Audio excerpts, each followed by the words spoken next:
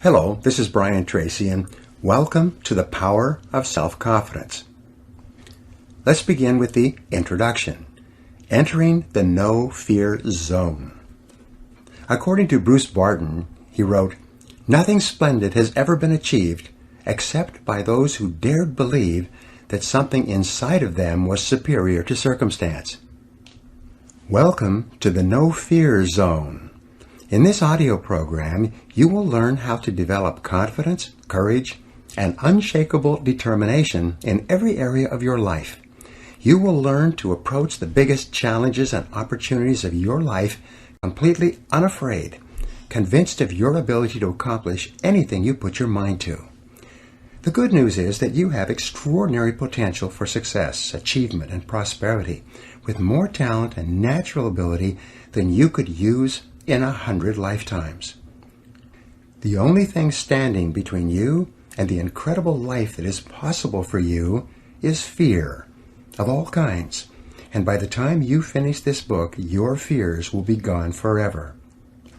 For more than 25 years, I've studied successful men and women, looking for the characteristics and qualities they have in common that have enabled them to achieve so much more than the average person.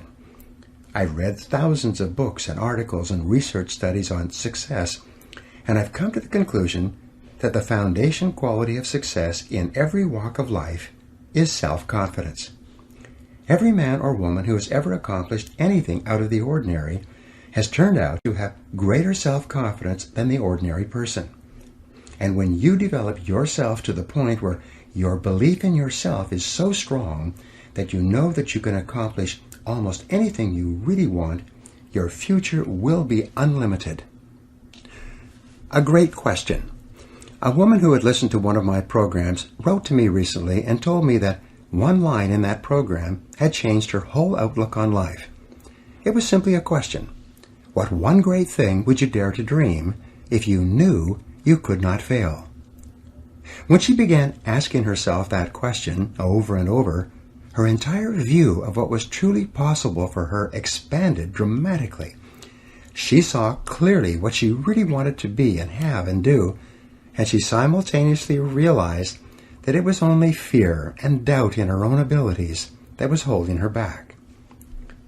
What would you do differently if you were absolutely guaranteed of success in any undertaking? What if some great force could endow you with the power to achieve any goal that you could set for yourself? To put it another way, what if you were completely unafraid of anyone or anything, and you felt completely free to act in any area in your own best interest? The fact is that if you developed the quality of unshakable self-confidence, your whole world would be different. Unlimited self-confidence.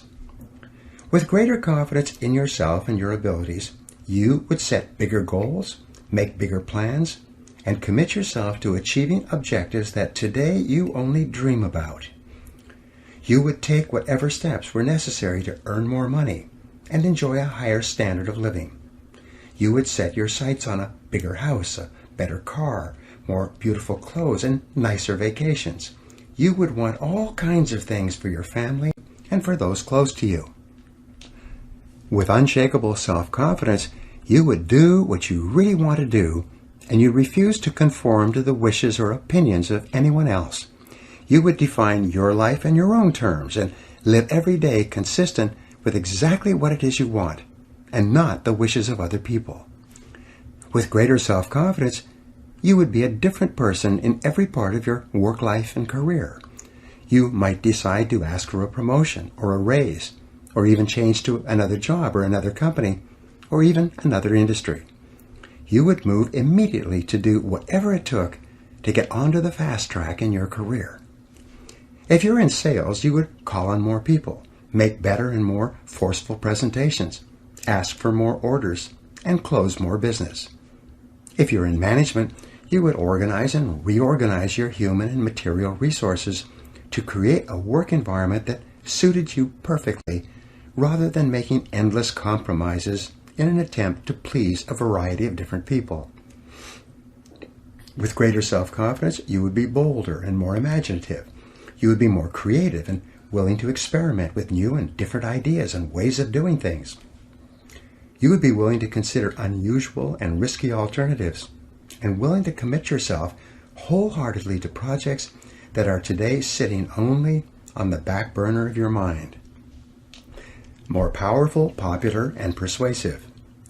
If you had unlimited self-confidence, you would be more powerful, popular, and persuasive with other people.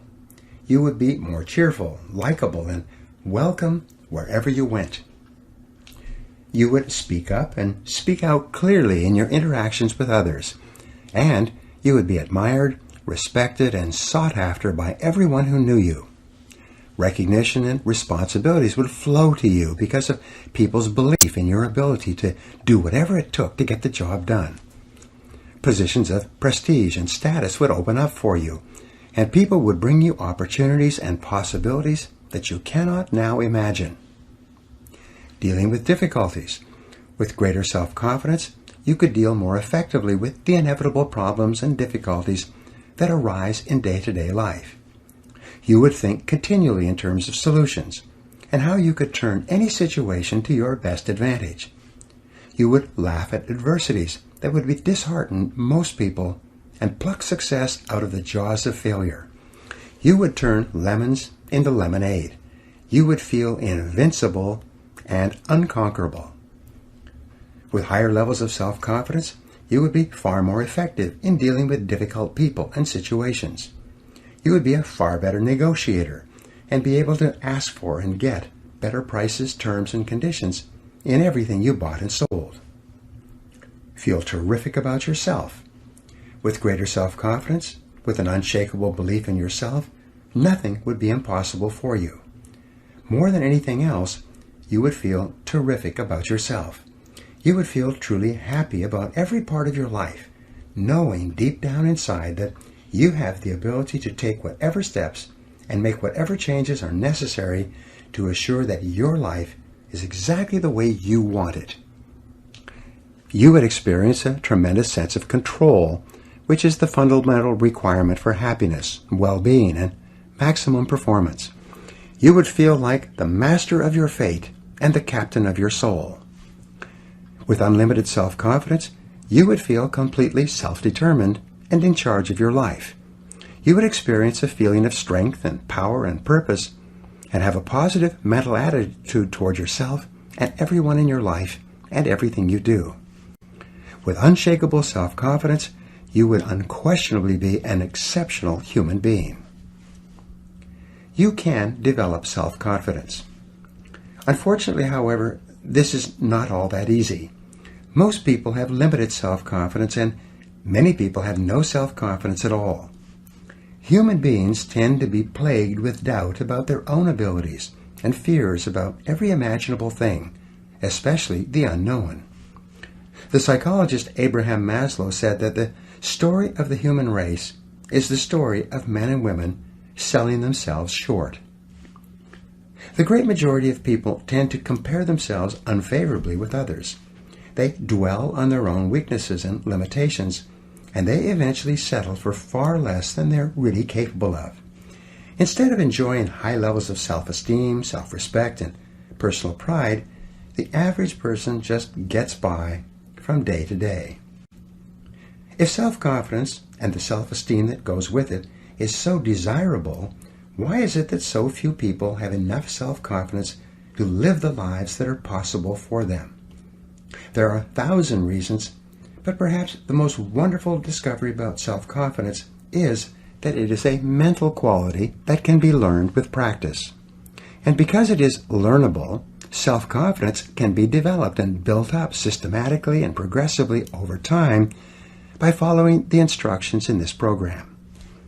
The good news is that everyone has a certain amount of self-confidence, more in some areas and less in others.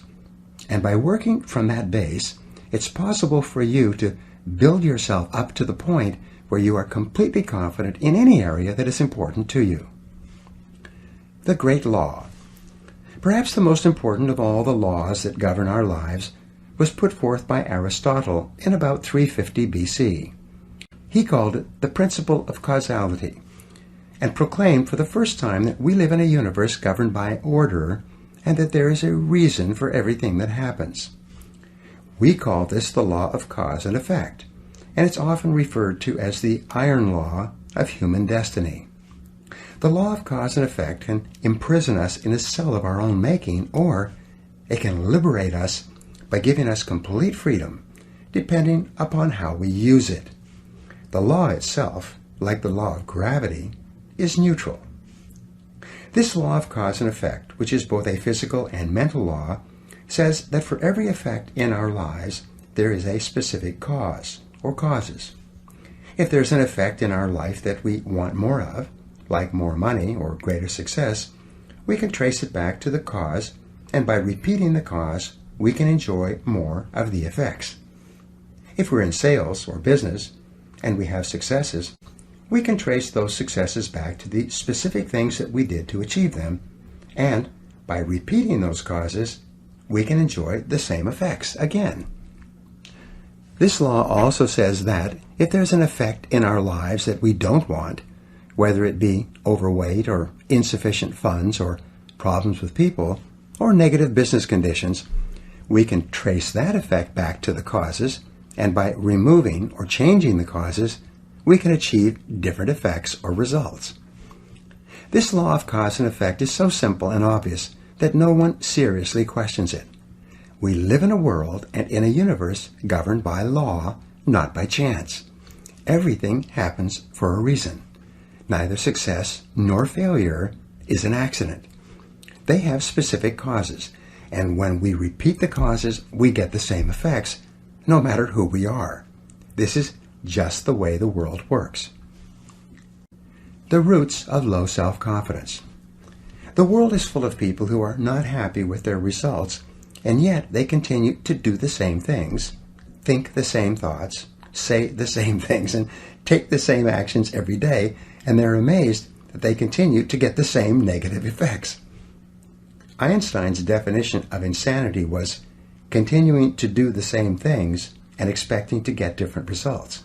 However, this is simply not possible. The law of cause and effect applies with equal validity to our levels of self-confidence. All around us, and throughout human history, there are and have been men and women with exceptionally high levels of self-confidence who have gone on to achieve extraordinary things. In studying the lives and stories of these people, we find that some of them started out with high levels of self-confidence, which they learned from their parents in early childhood. But most of them started off the same way we all start off, with deep down feelings of inferiority and inadequacy. Because of destructive criticism, lack of love, and other mistakes that parents make with us in early childhood, we grow up with diminished feelings of self-esteem, low self-confidence, and sometimes a feeling that I'm not good enough in comparison with others. With low self-confidence, many people today work extremely hard on the outside to achieve success, but when they do, deep down inside they feel like imposters. This so-called fear of success is really a feeling of unworthiness that we can't seem to get rid of no matter how much we achieve. Many successful men and women are repeating the line to the song, "Is this all there is?" when looking around them at their homes and cars. You want to be happy. What people want more than anything else is just to feel really good about themselves. We want to be happy and positive and have a sense of well-being. Above all, what we really want is peace of mind.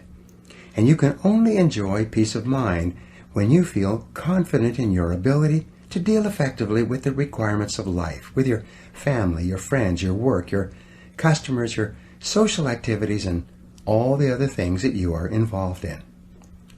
The law of cause and effect tells us that if we want to enjoy the effect of high self-confidence, we need only engage in the causes of high self-confidence. If we can find out what it is that other highly self-confident men and women think and say and do, and then do the same, we will eventually get the same results. We will eventually feel the same way. We will eventually become unstoppable. Mental marathon training.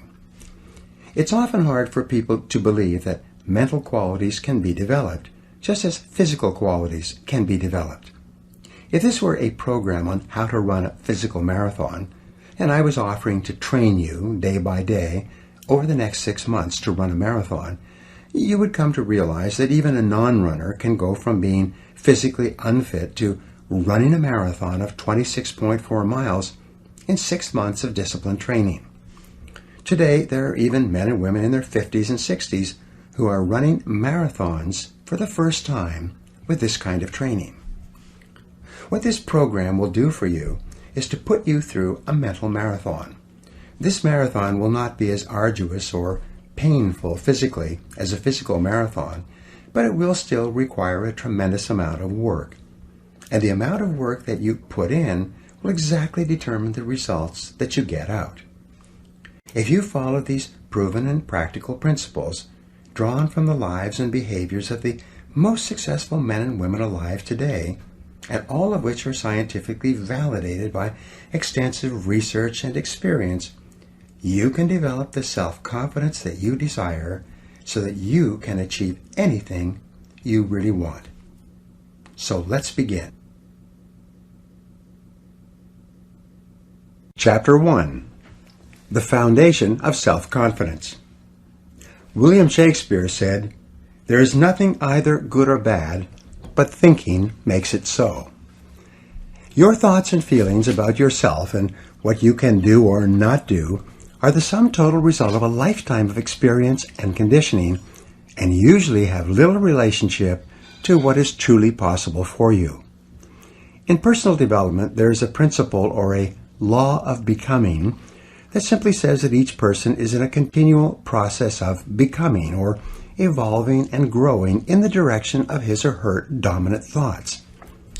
Your body is also in a state of becoming.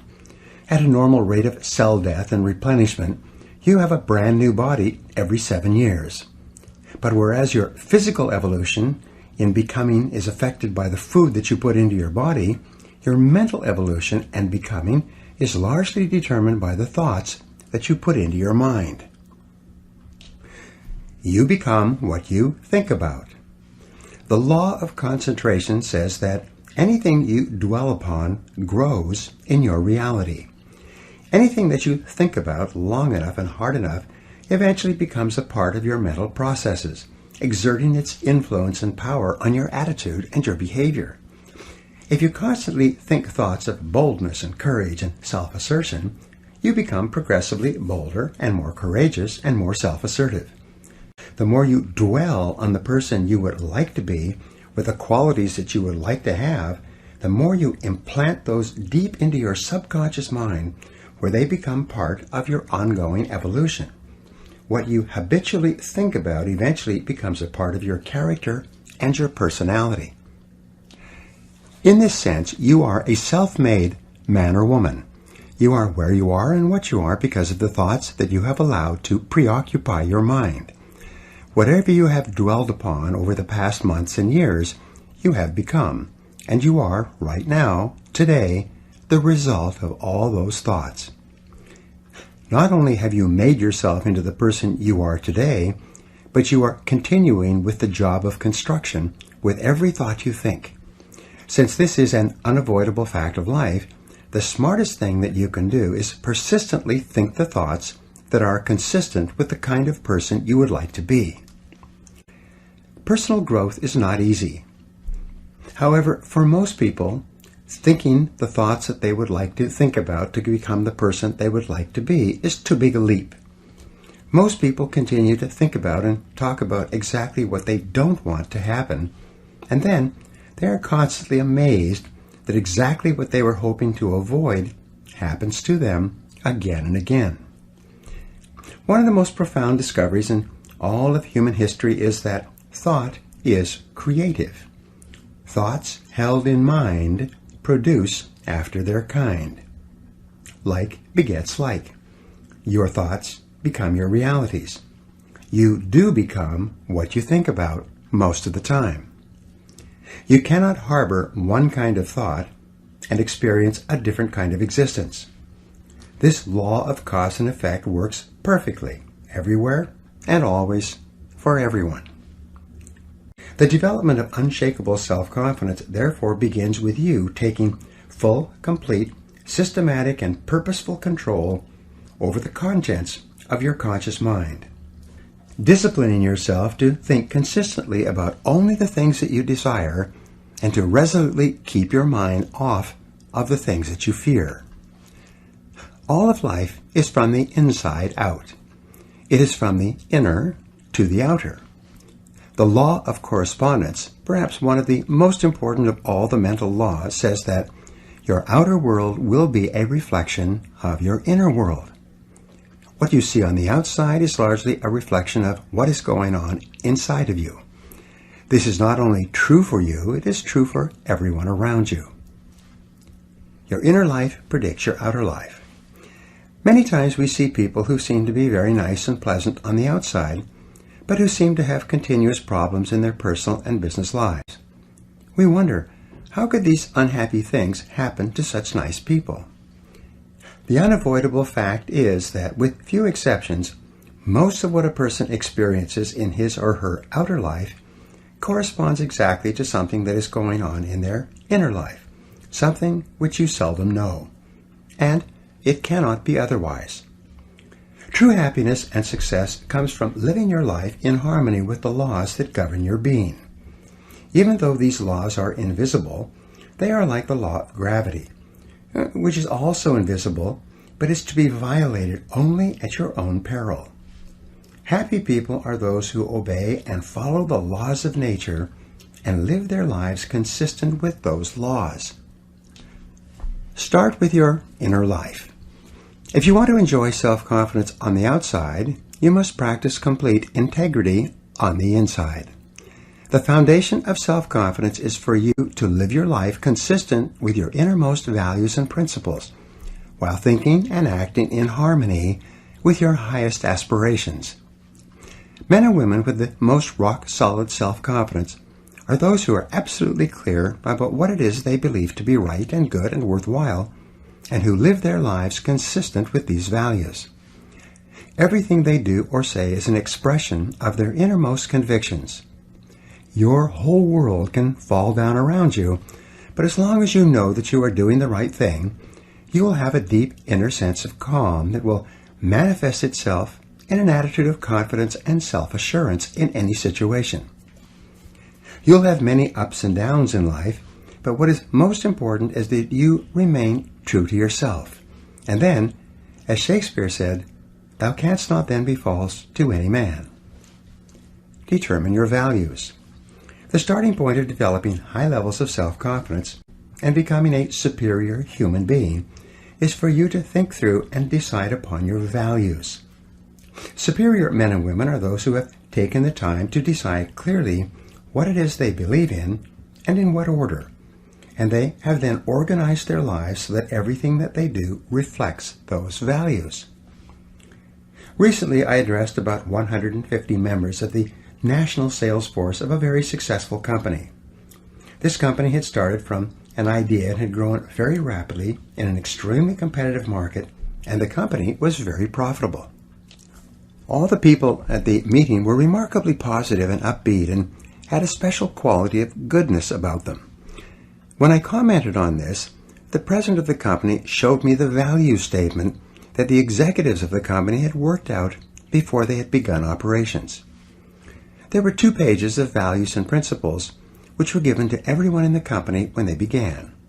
These 2 pages had been subsequently reduced onto plasticized cards that each person could carry in their wallet or purse. The president told me an interesting story.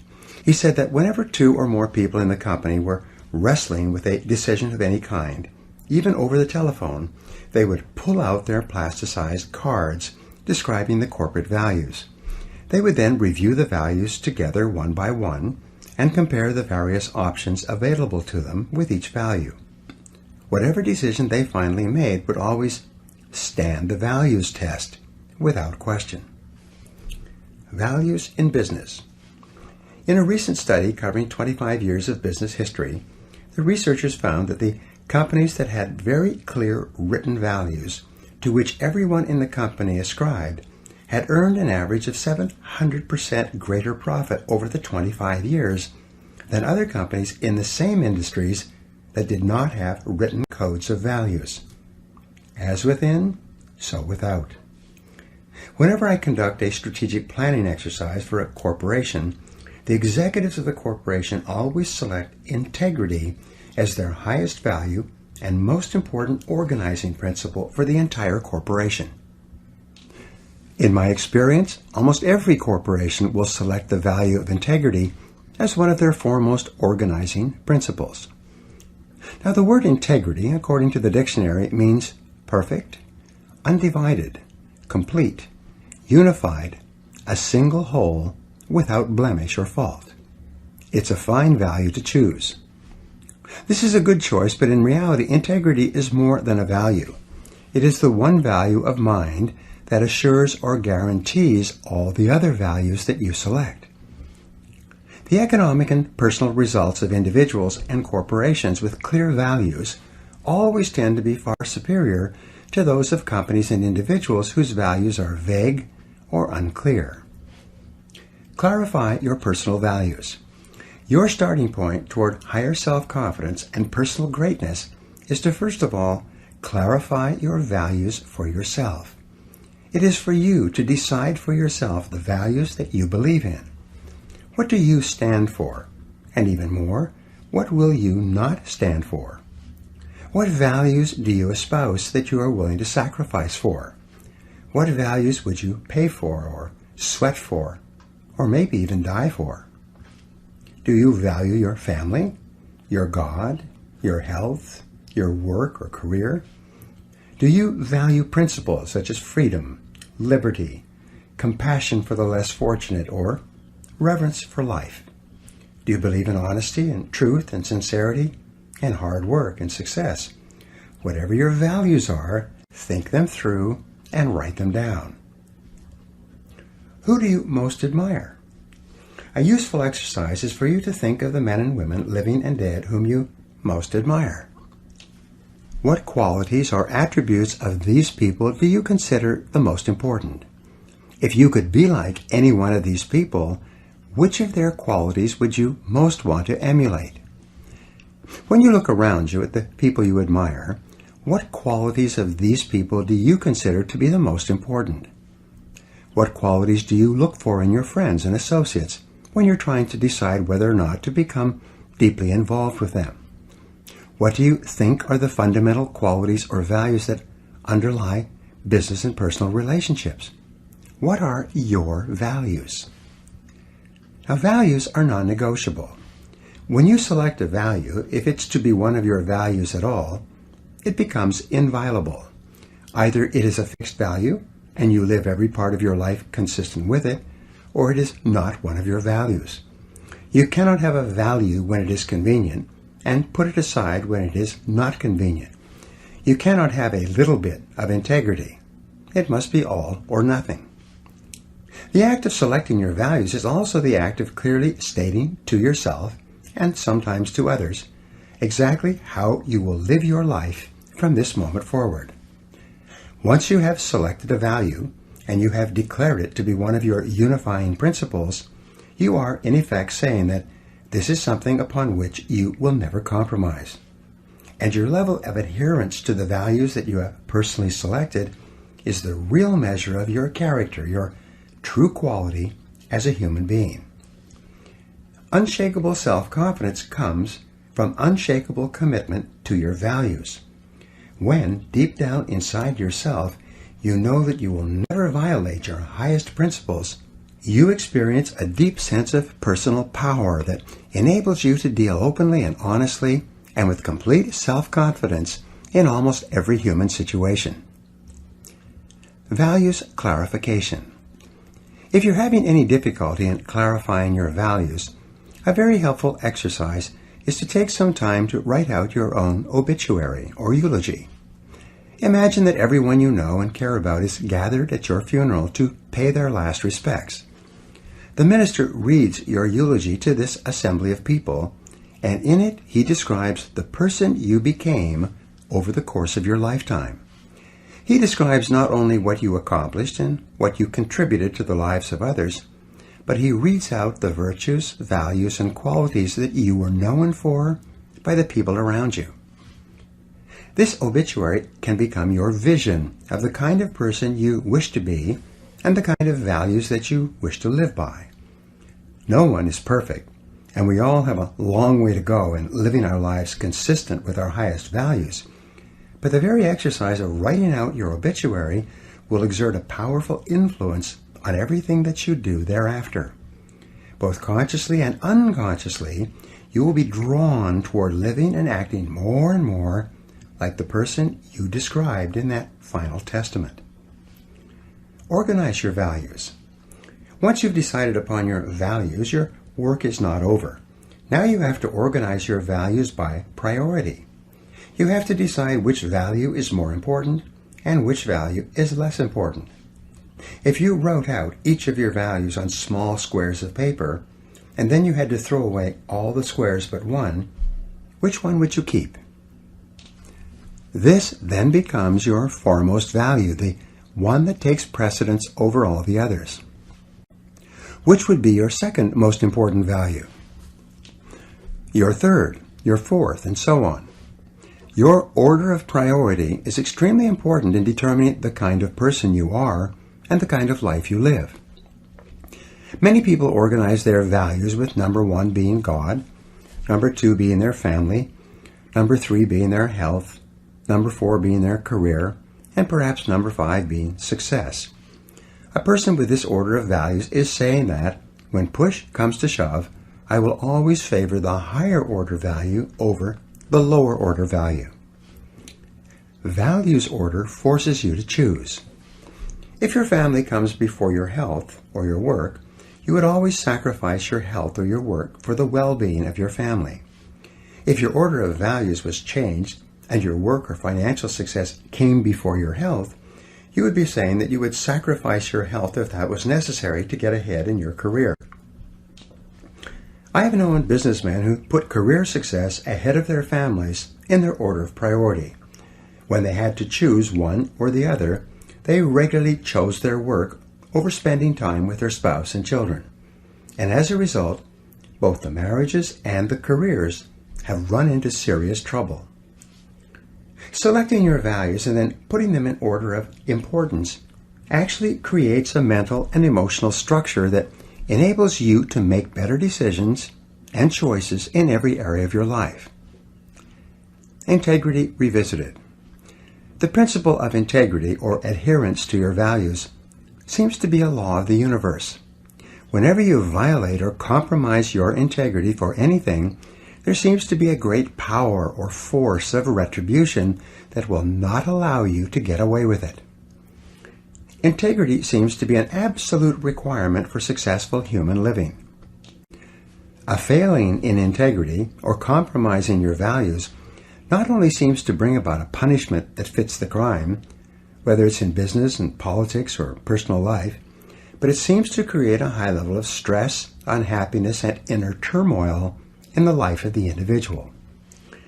This need for absolute integrity seems to require that you live in truth with all people and under all circumstances. Living in truth means that you never live a lie. It means that you never compromise your integrity for the sake of a job or money or a relationship. It means that you always do and say what you know to be right and true, no matter what the short-term cost or benefit. Living in truth means that you do not pretend or practice self-delusion. You face life, your relationships, and your circumstances exactly as they are, not as you wish they would be. Living in truth means that you never stay in a situation that makes you unhappy or which you feel for any reason is wrong for you. Set peace of mind as your highest principle.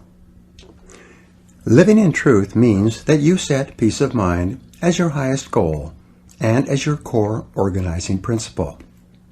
You select all your other goals to be consistent with it. You never compromise your peace of mind for anyone or anything else. You do and say only those things that feel perfectly right for you. You accept your own thoughts and feelings completely, whatever they are, and you systematically change each part of your life that is not giving you peace of mind. Only in this way can you enjoy the high levels of self-confidence that are experienced by the superior individual. Only by insisting that everything you do allows you to live in peace with yourself can you feel really terrific about yourself and get along wonderfully in all your relationships. Your values are only expressed in your actions. Living consistent with your values is the key to happiness, harmony, well-being, and high levels of self-confidence. And this brings us to the final point in this chapter, perhaps the most important point of all. It is that your true values are only expressed in your actions, in what you do. You can tell what you truly believe by observing what you do in any situation where you have to make a choice. Especially when you are under stress and pulled in two directions at once, with opposing demands or responsibilities, this is when your true values are revealed.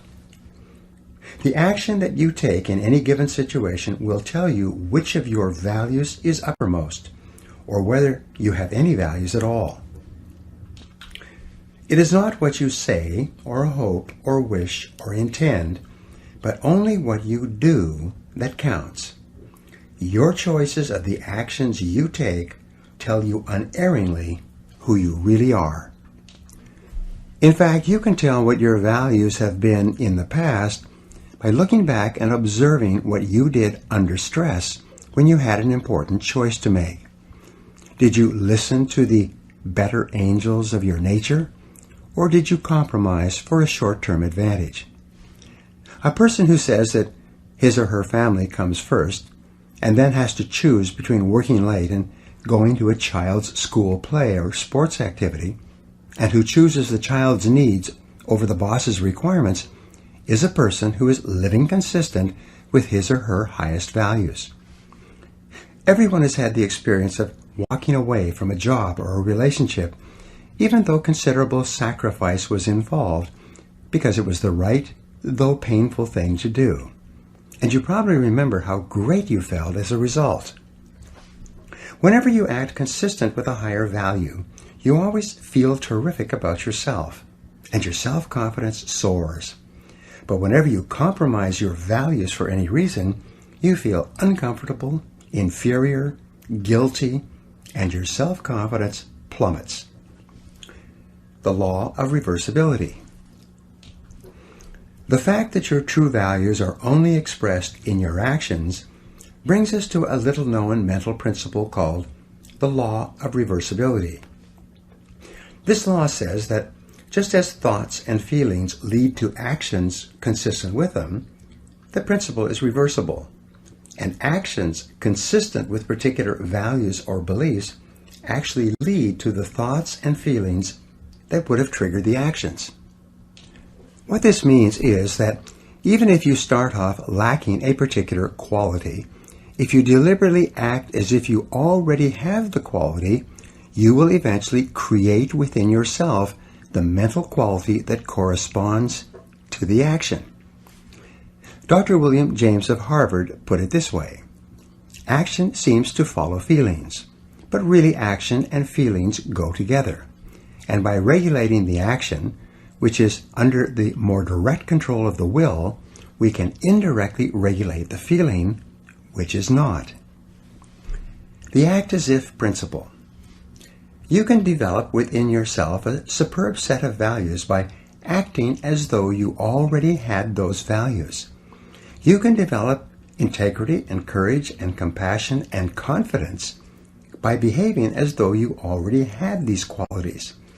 And the more you act the part, especially when you demonstrate these qualities under stress, or when you feel like doing or saying something else, the more rapidly these qualities become a permanent part of your mental makeup. The more you practice good values, the more rapidly you become a truly superior person.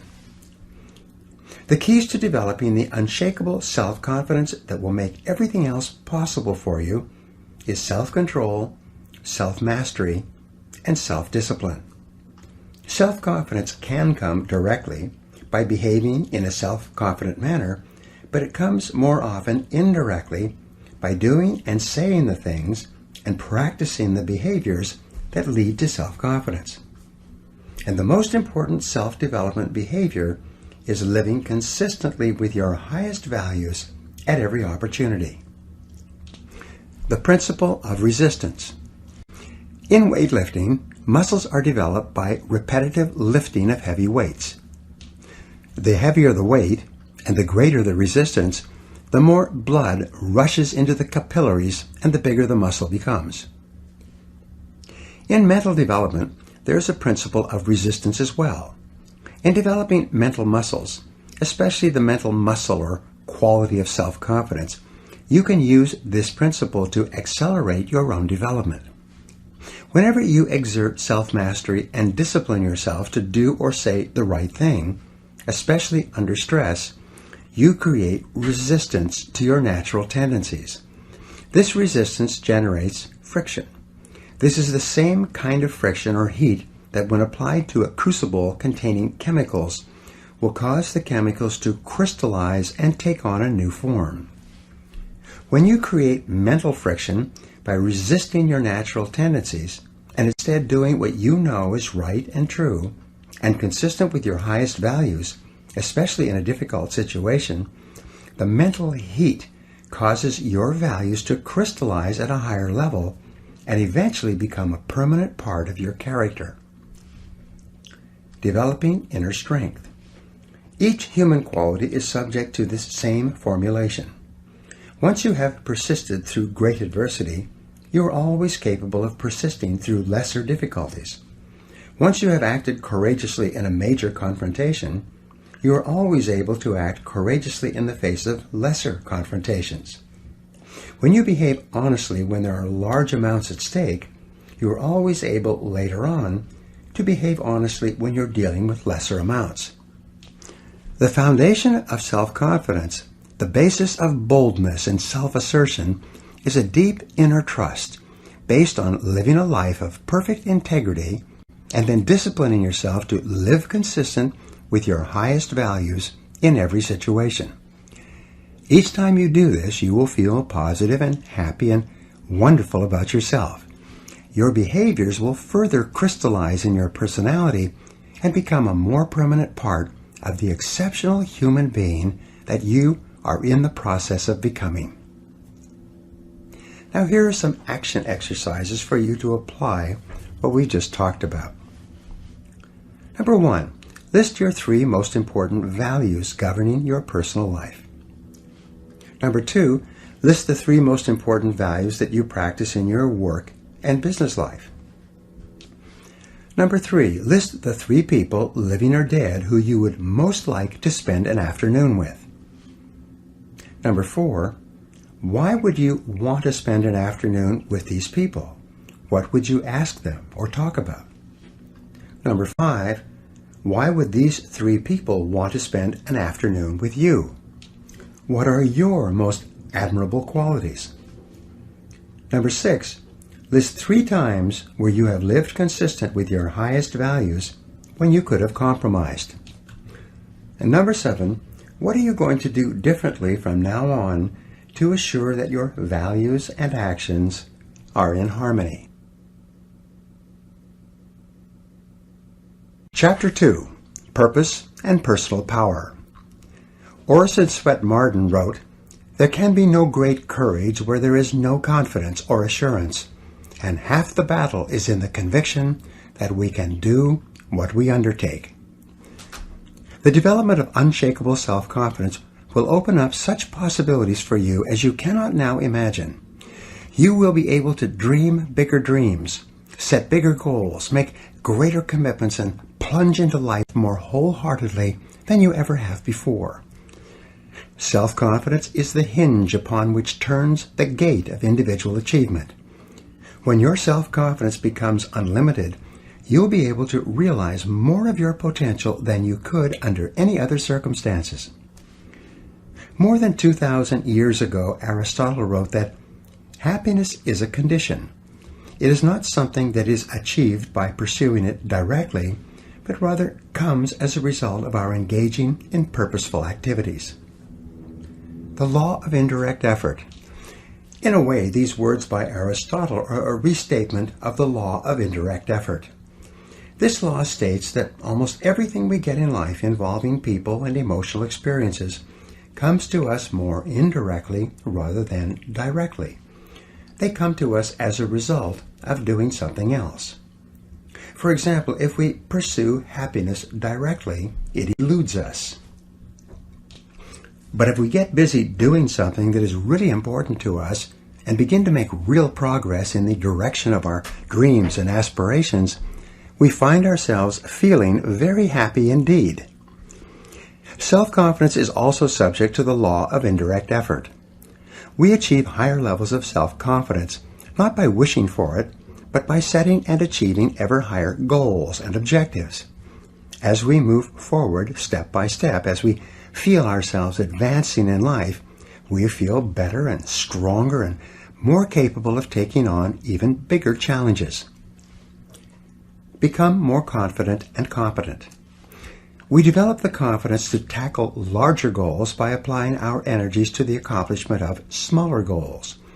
We build up our confidence as we move forward until we reach the point where there is nothing that we won't take on. In fact, the habit of setting and achieving ever larger goals is absolutely indispensable to the development of ever higher levels of self-confidence and personal power.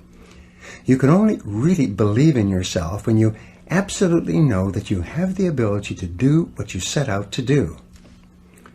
True self-confidence comes not from positive wishing or positive hoping or positive thinking. It comes from positive knowing, based on having proven to yourself over and over again that you have what it takes to get from wherever you are to wherever you want to go. Self-confidence is a state of mind. It is an attitude. And as an attitude, it is more important than facts. But it must be based on facts to be the kind of self-confidence that you can rely upon in a crunch. Your job is to do whatever it takes to convince yourself in your heart that you are absolutely unstoppable and that you can achieve anything that you put your mind to. Thought is creative. If self-confidence is an attitude of mind, it is based on mental principles and mental laws, foremost amongst which is thought is creative. You are not what you think you are, but what you think you are. As you systematically and deliberately change your thinking about yourself, your outer reality changes to conform with it. Your thoughts create your life, including and especially your thoughts with regard to your feelings of self-confidence. The reason why goals are so important is because of these mental laws, the consequences of which are inevitable and inescapable. You are happy and successful to the degree to which you conform your life and your thinking to these laws and live in harmony with them. The first law, which we have already discussed, is the law of cause and effect. This law is so simple and powerful that you need to remind yourself of it all the time. Everything that happens in your life, success or failure, wealth or poverty, health or illness, happiness or unhappiness, self-confidence or insecurity, are all subject to this law. The Bible teaches this basic law as the principle of sowing and reaping.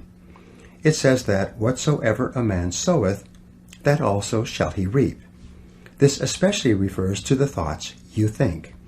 If you sow positive, optimistic, uplifting thoughts in your mind, you will reap positive, optimistic, uplifting events and experiences in your life. And it cannot be otherwise.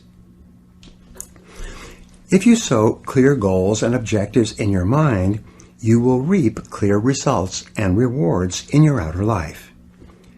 The law of attraction. A corollary of the law of cause and effect is the law of attraction. This is one of the most important of all mental laws in explaining what happens to you. This law says that like attracts like. It says that you inevitably attract into your life the people, ideas, circumstances, and opportunities that are in harmony with your dominant thoughts. Just like a magnet attracts iron filings, you attract whatever is consistent with whatever you are thinking about most of the time. Because this is a law, you cannot think one thing and attract something else. Whatever you are thinking about most of the time, you are drawing into your life from all directions. This is why fuzzy goals bring fuzzy results. Clear goals bring clear results. And since your level of self-confidence is directly tied to how effective you feel you are in achieving your goals, it's very important that you know exactly what it is you want and that you think of nothing else. The law of correspondence. Another mental law, also a corollary of the law of cause and effect, is the law of correspondence. This law says that your outer world tends to correspond to your inner world. Your outer world of health, wealth, and relationships will be a reflection of the way you think about each of these subjects. There is a saying that thoughts held in mind produce after their kind. Your thoughts and goals are like seeds, and your mind is like fertile soil. Whatever seeds, positive or negative, clear or unclear, you are planting into your mind will grow in your reality. Whatever you are reaping or experiencing today is the result of what you have sown in the past. Since your mind is not a vacuum, it doesn't remain empty. Like a garden, either flowers or weeds will grow. Your thoughts are the most powerful forces in your universe. They are both creative and causative. Every minute of every day they are forming the world around you. As Shakespeare said, nothing is, but thinking makes it so. Your life is what your thoughts make it. The law of concentration. Another principle that affects your life is called the law of concentration. This is an important principle in determining the development and maintenance of your self-confidence. The law of concentration, as mentioned earlier, says that whatever you dwell upon continually grows in your reality. Thinking about a subject, dwelling on it continually, is like watering and fertilizing a seed. Concentration causes it to grow faster in your experience. The more you dwell on any goal or subject, the more of your mental capacities are dedicated to making that goal or subject a reality. The law of concentration explains why unwavering dedication to a single purpose goes hand in hand with all great accomplishment. The ability to concentrate without diversion on a single subject to the exclusion of all others explains why ordinary people achieve extraordinary things. Peter Drucker once said that whenever you find something getting done, you find a monomaniac with a mission.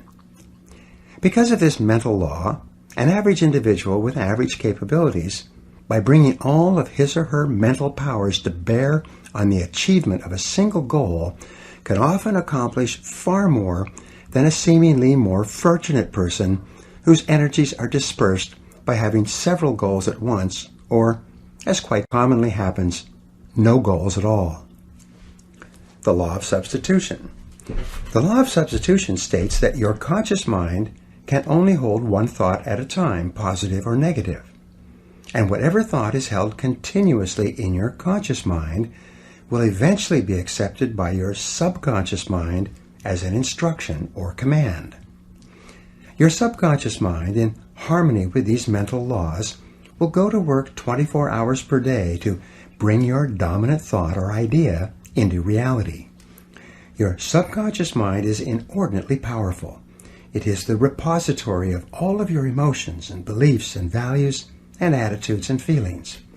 All your thoughts and feelings throughout your life are stored in your subconscious mind.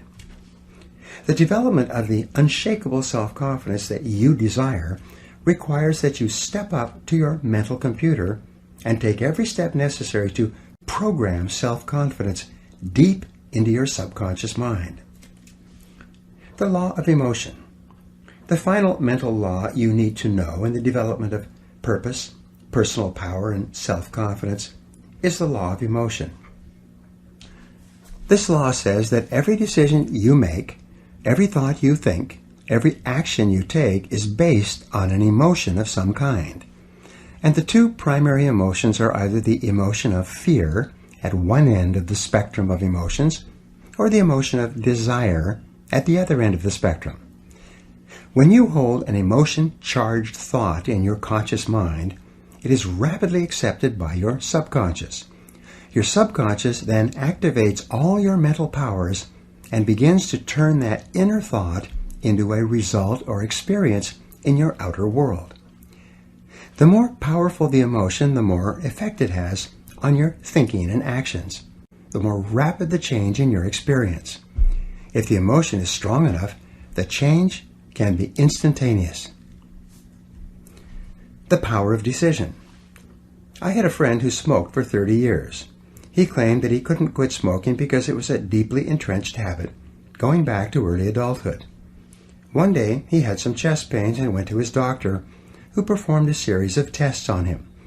When the results of the tests were in, the doctor sat my friend down and told him that he had a serious heart condition and that if he continued to smoke, he would be dead within 6 months.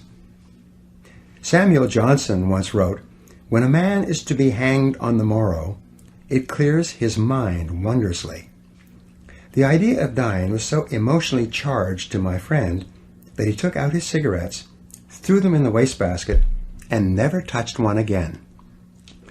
In a positive vein, if you're absolutely convinced that you are meant to be a great success in life, and that there's nothing in the world that could stop you from achieving great things, as long as you threw yourself wholeheartedly into every activity and persisted until you succeeded, you would become an irresistible force of nature. The depth of your belief and the strength of your conviction would dramatically increase the power of your personality. If you really believed in your ability to succeed greatly, you would become unstoppable. The 4 C's of inner confidence. You can develop this kind of belief, this inner confidence, by developing what I call the 4 C's. The number 1 C is clarity. Decide exactly what it is you want to accomplish and exactly the kind of person you wish to become. The second C is conviction. Develop the unshakable belief that you can do anything you put your mind to. The third C is commitment. Resolve to do whatever is necessary. Develop the willingness to pay the price in advance for any success you desire. And the fourth C is consistency. Resolve to work on your goals every day, morning, noon, and night, until they are accomplished. When you back your goals and actions with clarity, conviction, commitment, and consistency, you're on your way to developing the kind of confidence that will make everything possible for you. The importance of goals. The reason goals are so important in the development of self-confidence is because the very act of setting a major goal for your life activates all the mental laws in your favor. When you set a big goal, it will be as though all the switches were flipped on in your engine of accomplishment and the afterburners were turned on to your potential. Clear goals free you from the law of accident, the tendency for things to happen in a random and unpredictable way. Goals give you a clear sense of direction and the knowledge that your life is self-determined. Goals give you a sense of power, purpose, and focus. They make you feel that everything that happens to you is part of an organized plan that is taking you step by step toward the attainment of your highest ideals. Your ability to set goals and make plans for their accomplishment is the master skill of success, without which very little is possible. The habit of regular goal setting and goal achieving is probably more important than any other skill you could ever learn. The master skill of success. Over the years, I have personally witnessed thousands of examples among my students of the amazing powers of goal setting. Recently, I addressed about 600 members of a national association at their annual convention in Phoenix, Arizona. During this talk, I emphasized the importance of writing down exactly what it is they wanted and then making written plans to accomplish it. That was on a Saturday. About 5 days later, on the following Thursday, one of the attendees called my office to get my fax number. He said he wanted to send something immediately and he didn't want to wait for the mail. The letter that came in told this amazing story. The gentleman who wrote said that he had heard about goal setting many times and he was prepared to be unimpressed with the talk that I gave at the convention. However, exactly the opposite happened. He decided to sit down after the convention and seriously write out his goals for the following year. The letter went on to say that on Sunday he made out a list of 10 goals, both personal and financial, that he wanted to accomplish over the next 12 months. What astonished him was that he had accomplished 5 of the 10 goals by Monday, the next day, at 5 o'clock. He could hardly believe it. So he quickly wrote down 5 more goals to bring his list for the year back up to 10. And by Thursday, when he wrote this letter or fax, he had accomplished 5 more of the new list of 10 goals. He felt that he had made more progress in a week with clear written goals and plans than he had made in the previous year. Remarkable success stories. Another gentleman, a recent immigrant from Pakistan, was dead broke and sleeping on the ground when someone tried to help him by letting him listen to an audio program of mine on goal setting. It transformed his life. 4 years later, he had started and built 2 successful businesses and was worth more than $1 million. A woman who was going through a difficult period of her life with both personal health and financial problems decided to sit down and set some new goals and make some plans to resolve her difficulties. As a result, within 1 year, she got out of a bad relationship, joined Alcoholics Anonymous and quit drinking, lost 40 pounds, and tripled her income to more than $100,000 per year. And she attributed her successes to the power of written goals. There are countless other testimonies to the power of written goals. I receive them in person and via email every week from people all over the world. And before this program is finished, I will give you a simple goal-setting technique that can put your whole life into overdrive. Fear holds you back. Remember when I said that everything you do is the result of either fear or desire? Fear is and always has been the greatest enemy of mankind, and it's also the greatest enemy of self-confidence. It is fear that holds us back more than any other factor. Fear of all kinds works on us unconsciously to undermine and sabotage our best intentions and our greatest hopes. In fact, as you listen to these words, you are probably thinking of a fear that holds you back in some way. No matter what you do, fear will rear its ugly head and attempt to trip you up.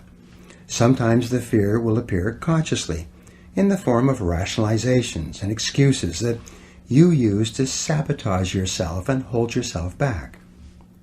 Sometimes you will find yourself avoiding goal setting by saying that, "Oh, I already know what my goals are. I don't need to write them down." Your subconscious mind will tell you, if you don't set any clear goals, you can't fail.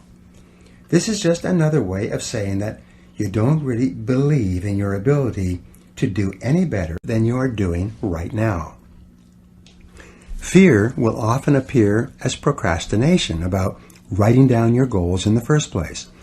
You will resolve to write out your goals and plans on the weekend, or on your vacation, or during the summertime, or when you can dedicate a few hours to it, or sometime in the indefinite future. Then, like 97% or more of adults, you'll never do it. You will start to rationalize and say, "Well, considering my situation, it probably wouldn't make any difference anyway." The comfort zone. If the greatest enemy of self-confidence is fear, then the greatest enemy of human achievement is the comfort zone. Psychologists have determined that each of us has a natural tendency to slip into a zone of performance and behavior where we feel comfortable, one that is easy and unchallenging, and then to stay there. We stop striving, we relax, and day by day we develop the habits that lead to underachievement and failure. We settle for far less than we're truly capable of. We engage in social networking, watch television, listen to music, socialize, and generally waste our time, and then we eventually convince ourselves that this is the very best that we can do.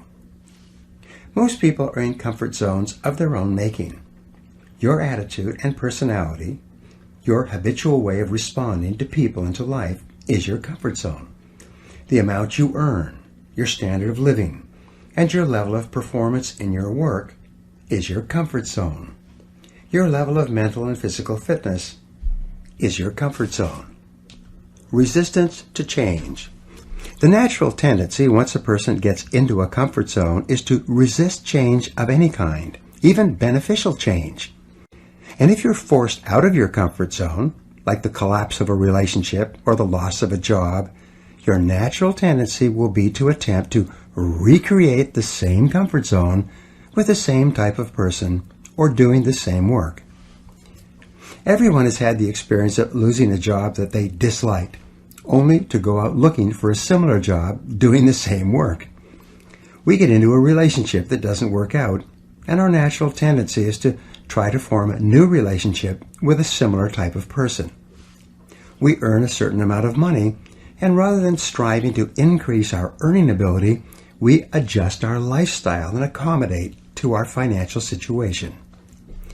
The tragedy of the comfort zone is that it first of all starts off by being comfortable, but it leads rapidly to complacency. Complacency eventually leads to boredom, to the question, is this all there is? Instead of life being an exciting adventure, it becomes merely a boring repetition of what happened yesterday. Eventually, the comfort zone leads through complacency and boredom to frustration and unhappiness.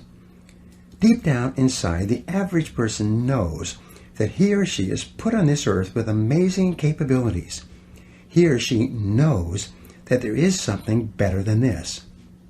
As Carl Rogers, the psychologist, once wrote, "There is within every organism an inborn drive toward the complete fulfillment of its inherent possibilities." There is a nagging something inside that tells each person that there is far more that he or she could be and have and do. And this feeling is within you as well. The attainment of personal greatness. Great men and women are those who absolutely believe that they are put on this earth to do something wonderful with their lives. They have a vision of something greater or better than their current circumstances. Personal greatness means having a sense of destiny and a conviction that your thoughts and your imagination are the only real limits to your possibilities. William James said, "Compared to what we ought to be, we are only half awake. We are making use of only a small part of our physical and mental resources." Stating the thing broadly, the human individual thus lives far within his limits. He possesses powers of various sorts which he habitually fails to use. The founder of Success magazine, Orison Swett Marden, once wrote, "There are powers inside of you which, if you could discover and use, would make of you everything you ever dreamed or imagined you could become." In a 5-year study of leaders, reported on in his book, Leaders, Warren Bennis discovered that each of them consciously avoided the comfort zone by continuously setting higher goals. They never allowed themselves to become complacent. They lived their lives fully extended, always striving to be and do more. To develop unshakable self-confidence, you need to see yourself and think of yourself as a leader, and to do what leaders do. You need to stretch yourself toward the outermost boundaries of your potential. You need to set goals that draw out of you the very best that is in you. You need to work toward objectives that cause you to feel a sense of mastery and peak performance. And it all begins with a pad of paper, a pen, and you. Imagine no limitations. The starting point of setting goals is for you to throw off all mental limitations and let your mind roam freely across the entire universe of possibilities. Your primary job at the beginning is to allow yourself to dream big dreams and determine exactly what it is you want out of life in every area and in every dimension. Decide what's right before you decide what's possible. Imagine that you can be or have or do virtually anything that you really want to do as long as you know exactly what it is. First, make up a dream list.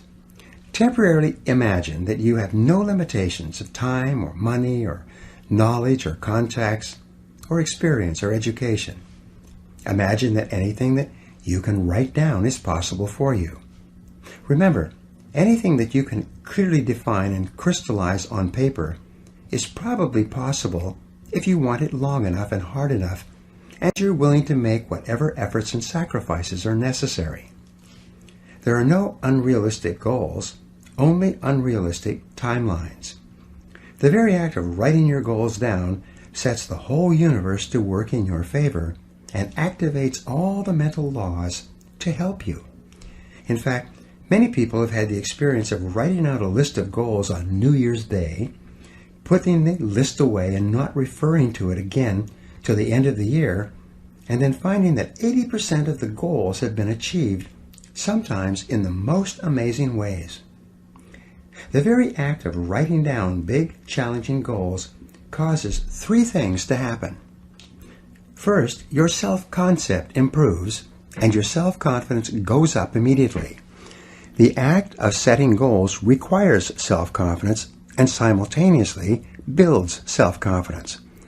Having the courage to write down what you really want improves your self-image and raises your self-esteem. The action itself generates a feeling of greater personal power and ability. Release your energy. Second, when you write down goals, you tap into your mental and emotional powers. Goal setting actually gives you a burst of physical and mental energy. Your heart rate and your respiratory rate speeds up. The very act of goal setting is inherently exciting. It sounds a little bit corny, but someone once said, "Feeling listless? Make a list." It's true. It's like stepping on the accelerator of your own mental and physical potential. And if you do it every day, the results can be amazing. Write it down. Third, commit it to paper. The very fact that you have committed a goal to paper dramatically increases the likelihood that you will achieve that goal. Your mind is structured in such a way that you cannot write down a goal clearly on paper, not on a computer screen, without simultaneously having the ability to somehow attain it. The most important question is, how badly do you want it? There are several mental exercises that you can use to set your goals. Number one, imagine that you have just won $1 million cash and that you can do or have anything you want with the money. What would you do first? Where would you go? What changes would you make in your life? If you had complete financial freedom, what would you do differently from what you are doing now? Number two, describe your ideal lifestyle. Imagine that you could live your ideal of the perfect life. What part of the country would you choose to live in? What kind of a company would you choose to work for or to start and run as your own? What kind of a home and car would you want?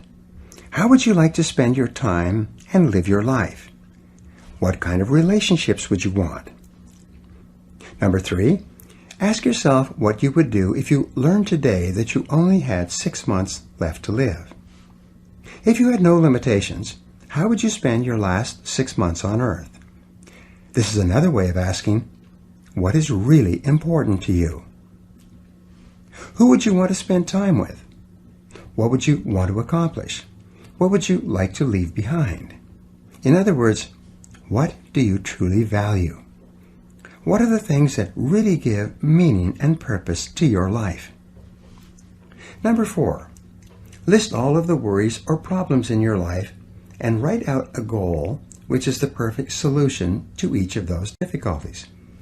If money is a concern for you, write out a goal that clearly defines how much you want to earn, how much you want to accumulate, and what you want to achieve financially over the next 3 to 5 years.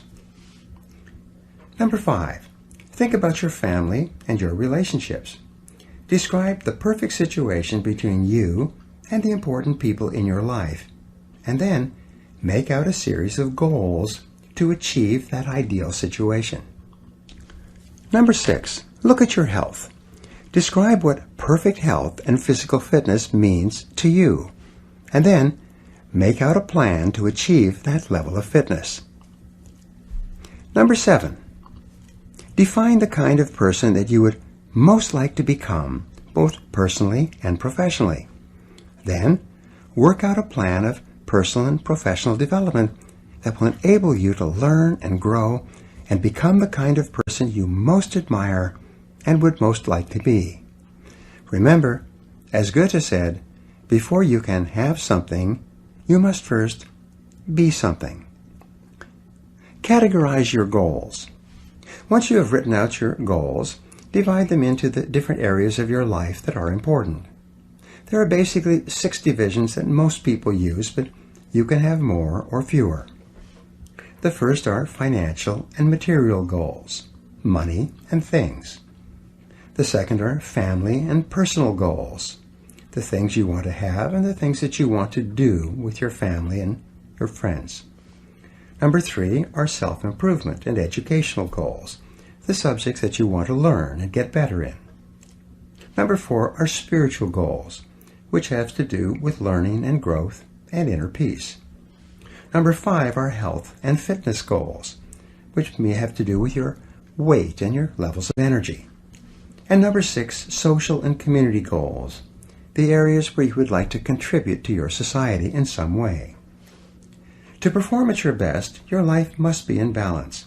This means that you need to have goals in each area so that you are moving progressively forward on something that is important to you all the time. Organize your goals. The next step, once you have all your goals in writing, is to organize them in order of priority.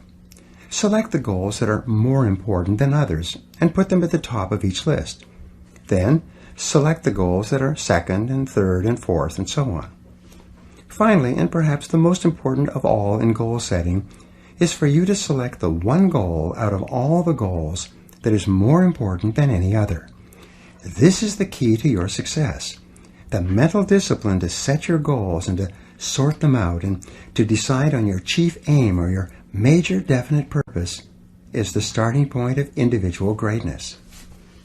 This major definite purpose is the one goal, the accomplishment of which will lead to the attainment of many of your other goals. This goal becomes the central focus for all of your other goals and activities. This goal is what enables you to bring all your mental resources to focus like a laser beam on one thing. Your forward progress on this one goal is what eventually generates the unshakable self-confidence that you desire. Focus and concentrate. This intense focus on one goal is not easy, but it is all important. Orison Swett Marden also wrote, "The giants of the race have been men and women of concentration, who have struck sledgehammer blows in one place until they have accomplished their purpose. The successful men and women of today are those of one overmastering idea, one unwavering aim, men and women of single and intense purpose." Martin also said that every great man has become great, every successful man has succeeded in proportion as he has confined his powers to one particular channel. Single-minded concentration in the direction of your dreams will intensify your desires and increase your emotional drive towards your goal. This intensity of concentration will activate the law of attraction and begin to attract people and opportunities into your life to help you to achieve your goal. The more you think about your goal, the more it will come to dominate and direct your life. The more you think about it, the more rapidly you will move toward it, and it will move toward you. Make it measurable and time-bounded.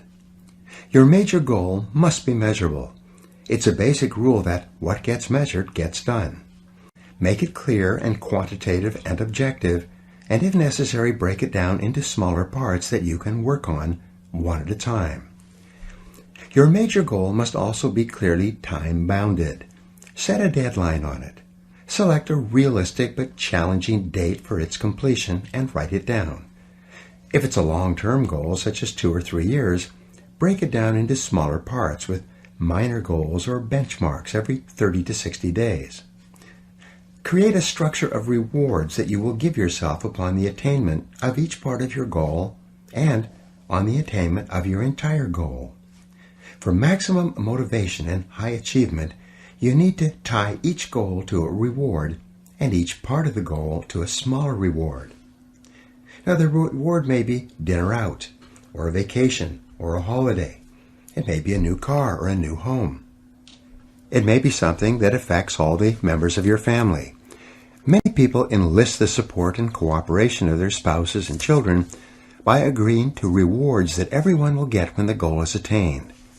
Rewards make the process more fun and interesting, and they act as an inner drive that propels you forward when the going gets rough. Make your plans. Once you've determined your major and minor goals, you construct your plans by making detailed lists of everything that you will have to do to achieve each goal, and then organizing the lists by time and priority. What will you do first? What will you do second? What is more important? And what is less important?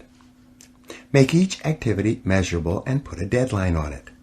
Select the very first thing that comes to your mind to do and get started. By setting goals, making plans, and getting started, you will join the top 3% of adults in the world today, and your success will be virtually guaranteed. A final point with regard to goals is this: keep your goals confidential. You build confidence and personal strength by keeping your goals inside of you and by channeling your efforts purposefully each hour and each day toward their attainment. Many people make the mistake of talking too much about their goals. Too much talking causes their energies to dissipate and their motivation to decline. It weakens their resolve. They lose the force and the power they would have had if they had kept their goals to themselves and instead concentrated on purposeful activities. As Henry Ford said, you can't build a reputation on what you're going to do. A simple technique. Let me now give you a simple technique that has transformed my life and the life of almost every person who has ever used it. It is simply this: get yourself a spiral notebook, the kind used in school for taking notes. Begin each day by sitting down with this notebook and writing out your main goals in the present tense as though they were already a reality. Use strong, definite words like I earn, I achieve, or I am. You can write other things in this notebook if you like, but the most important action is that you take 5 minutes each day to write and rewrite your major goals without referring back to what you wrote yesterday. Handwriting your goals is called a psychoneuromotor activity. Each time you write out your goals, you drive them deeper into your subconscious mind. You increase the intensity of your desire and the depth of your belief. You activate the mental laws of concentration and attraction and correspondence. You focus your mental powers and increase your confidence that the goal is achievable. By rewriting your goals every day, they become clearer and stronger and take on a power of their own. This exercise impresses your goals so deeply into your subconscious mind that they will eventually lock on, and you will begin to move irresistibly and unstoppably toward their achievement.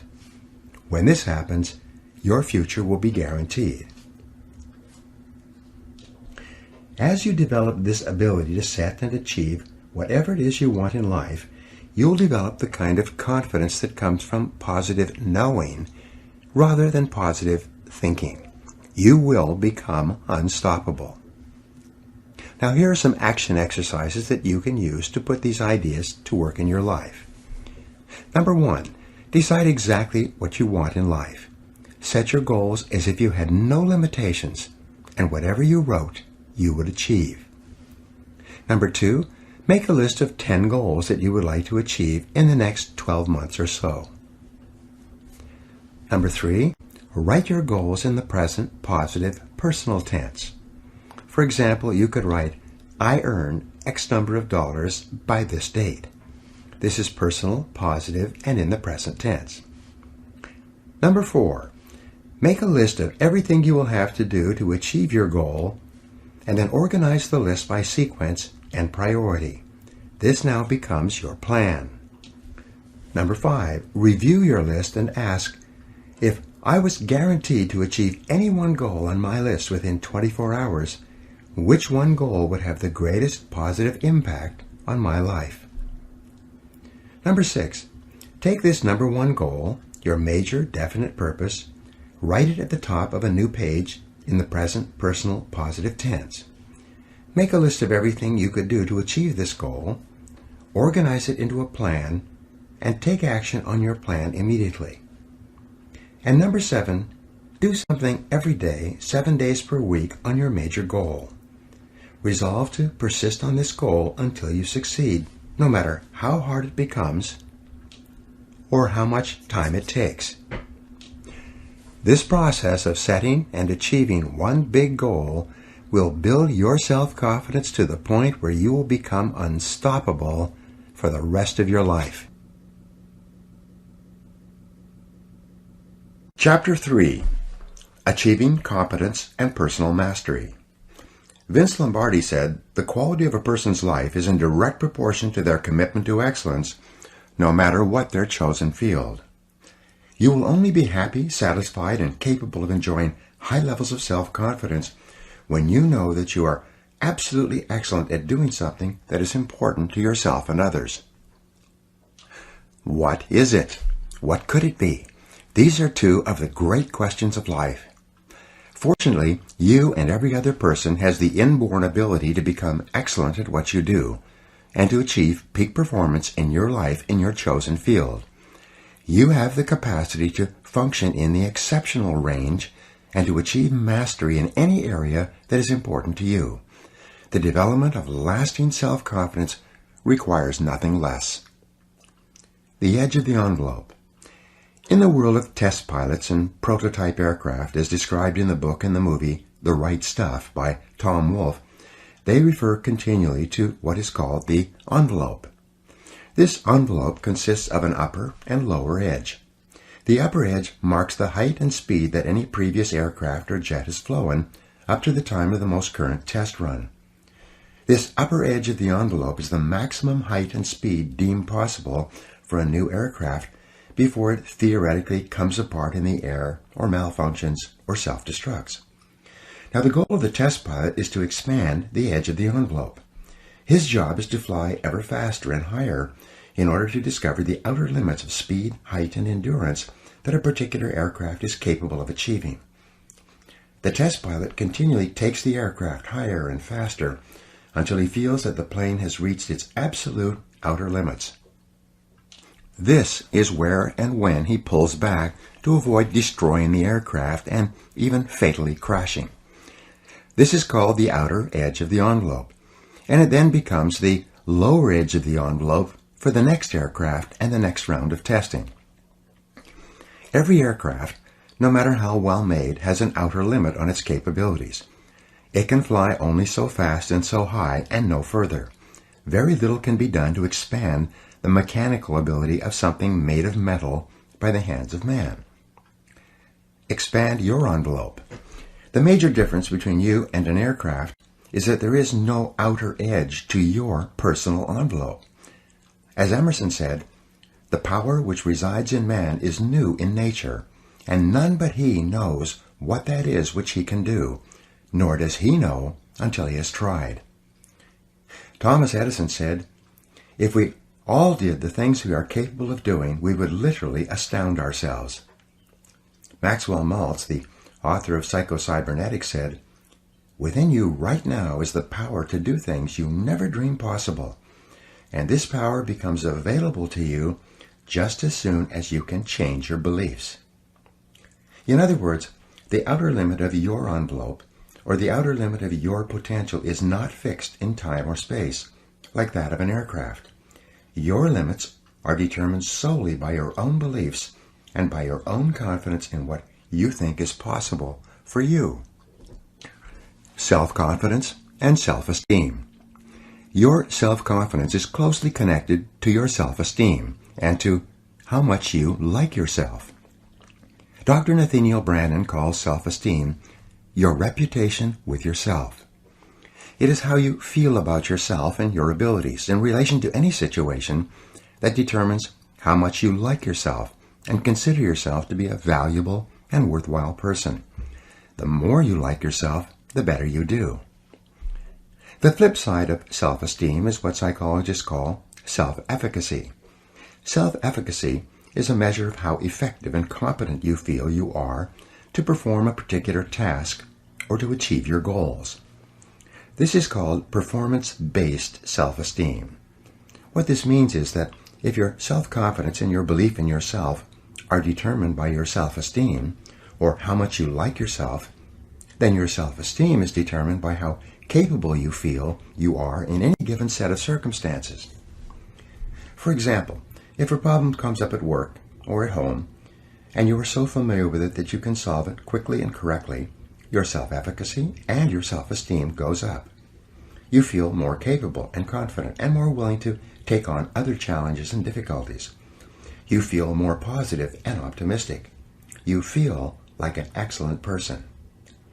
If, on the other hand, a problem or difficulty came up and you were unable to do anything to solve it, and you felt frustrated or ineffective, your self-esteem would suffer and your self-confidence would go down. You would feel negative about yourself and your abilities. You might even become angry or depressed. You would feel powerless rather than powerful. That's why they say, in playing poker, the winners laugh and tell jokes, while the losers say, shut up and deal. Build your own self-confidence.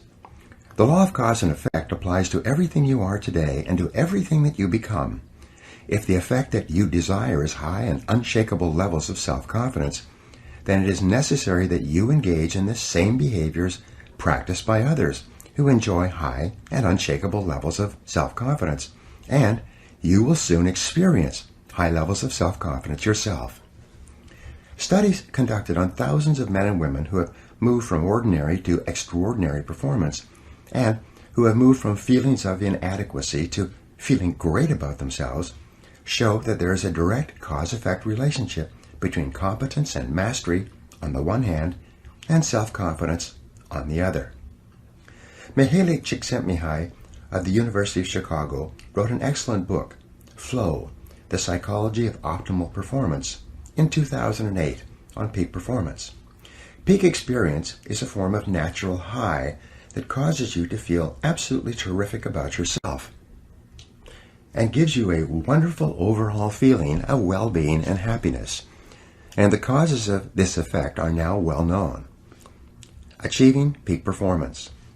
To attain this wonderful, healthy feeling of optimal performance, you need clear goals, challenging standards, regular feedback, total concentration, step-by-step success, and a feeling that you are expanding your capabilities to a new, higher level. When you have created a situation where you experience all of these, you sense that you are working at the outer edge of your own personal envelope. You feel that you are getting progressively better and better at something you are ideally suited to do, and that while you are still working within the range of your capabilities, you are stretching yourself at every moment. When you are caught up in this kind of experience, you often lose track of time. You become unaware of hunger, thirst, or fatigue. You feel calm and clear-headed and euphoric. Tests show that when you are in this state of flow, your brain releases endorphins, nature's happy drug, which causes you to feel happy and energized. Often when you are in this state, the rest of the world seems to slow down. You seem to function with extraordinary clarity. You seem capable of accomplishing great quantities of work in a shorter period of time, with great accuracy and few mistakes. You realize that if you could have this flow experience on a regular basis, you could do incredible things in your work and your life. Getting into the flow experience. Everyone has had this heightened experience at some time, usually when they have been under a tremendous amount of stress or pressure to get a lot done in a short period of time. But at the same time, they had clear goals and a strong belief that they were capable of meeting the challenge. At this point, they kicked into flow and felt as though they had taken off and left the ground. You have had this experience yourself in the past. Often, it was so extraordinary that you remembered it for many months or even years. And here's the point. Men and women who achieve extraordinary things in life are merely ordinary men and women who have learned how to put themselves into flow and to function at peak performance more often than the average person. And what someone else has done, you can do as well. In every study of success and self-confidence, in every situation where a person enjoys high levels of self-esteem, self-respect, and personal pride, we find that they all have one thing in common. And that one thing is that each high-achieving man or woman is in the right place at the right time, doing exactly the work that he or she is uniquely qualified to do. Not only are these people the happiest and highest performing men and women in our society, but you personally will never be truly happy and truly satisfied until you take your rightful place among them. Find your true place. One of the greatest joys of human existence is to find your true place, the job or occupation that is ideally meant for you, and then to throw your whole heart into doing it and doing it well. The most fortunate people in our society are those who are so totally absorbed in their work that they don't know where their work ends and their play begins.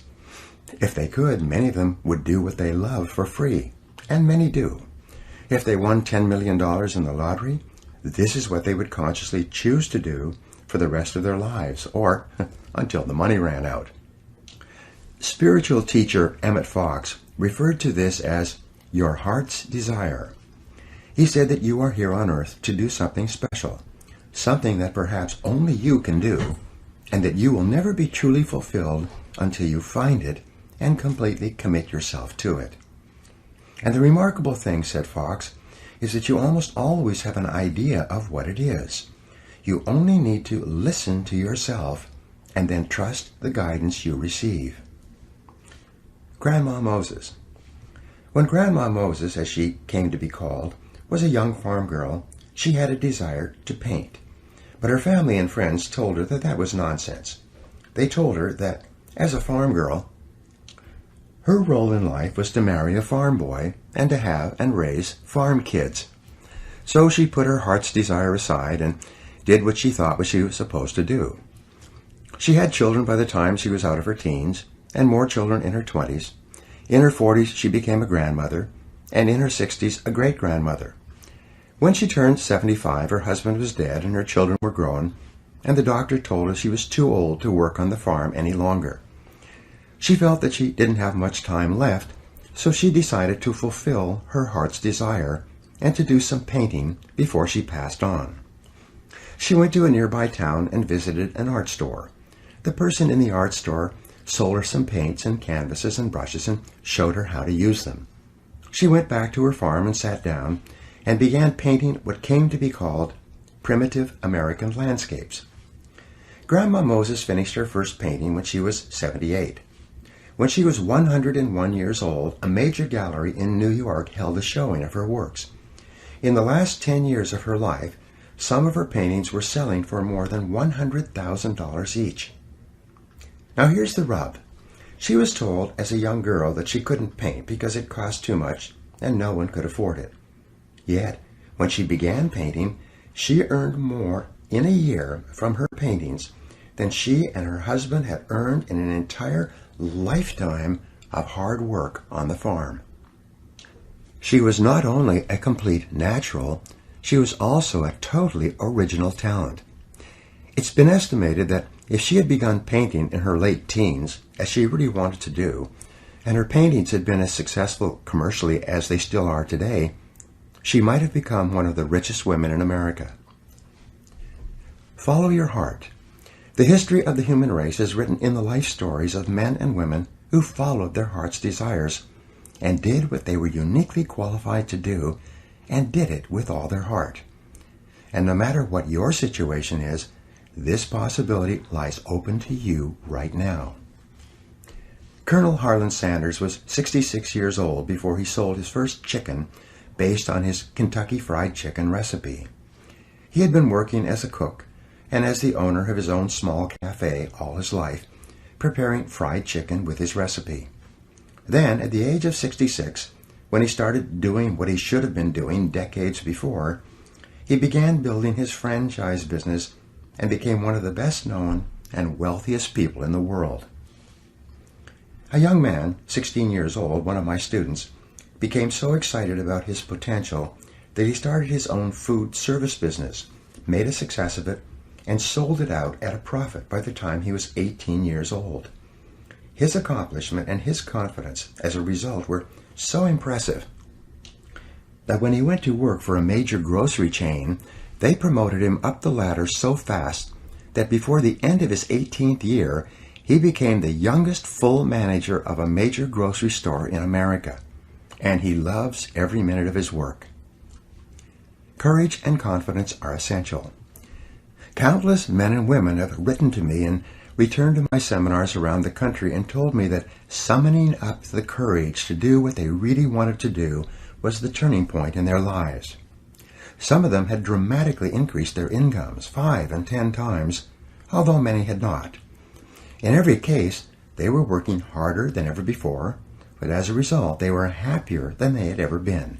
Their postures are strong and straight. Their eyes shine, their voices are clear, their language is positive, and it's obvious that they're really enjoying their lives. They have a calm, quiet confidence in themselves that is unmistakable and makes them stand out from others around them. Your development of competence and mastery, and the self-confidence that goes with it, actually begin with self-analysis and self-awareness. Socrates said that the beginning of all wisdom and understanding is contained in the words, "Man, know thyself." And in analyzing yourself to determine what it is that would be ideal for you to do, there are 6 approaches you can use. First, ask yourself these questions. 1. What talents, skills, and abilities do you have that seem to be natural to you? 2. What have you been able to do easily and well in the past that seems to be difficult for other people? 3. What subjects in school and what parts of your work have you naturally gravitated toward? 4.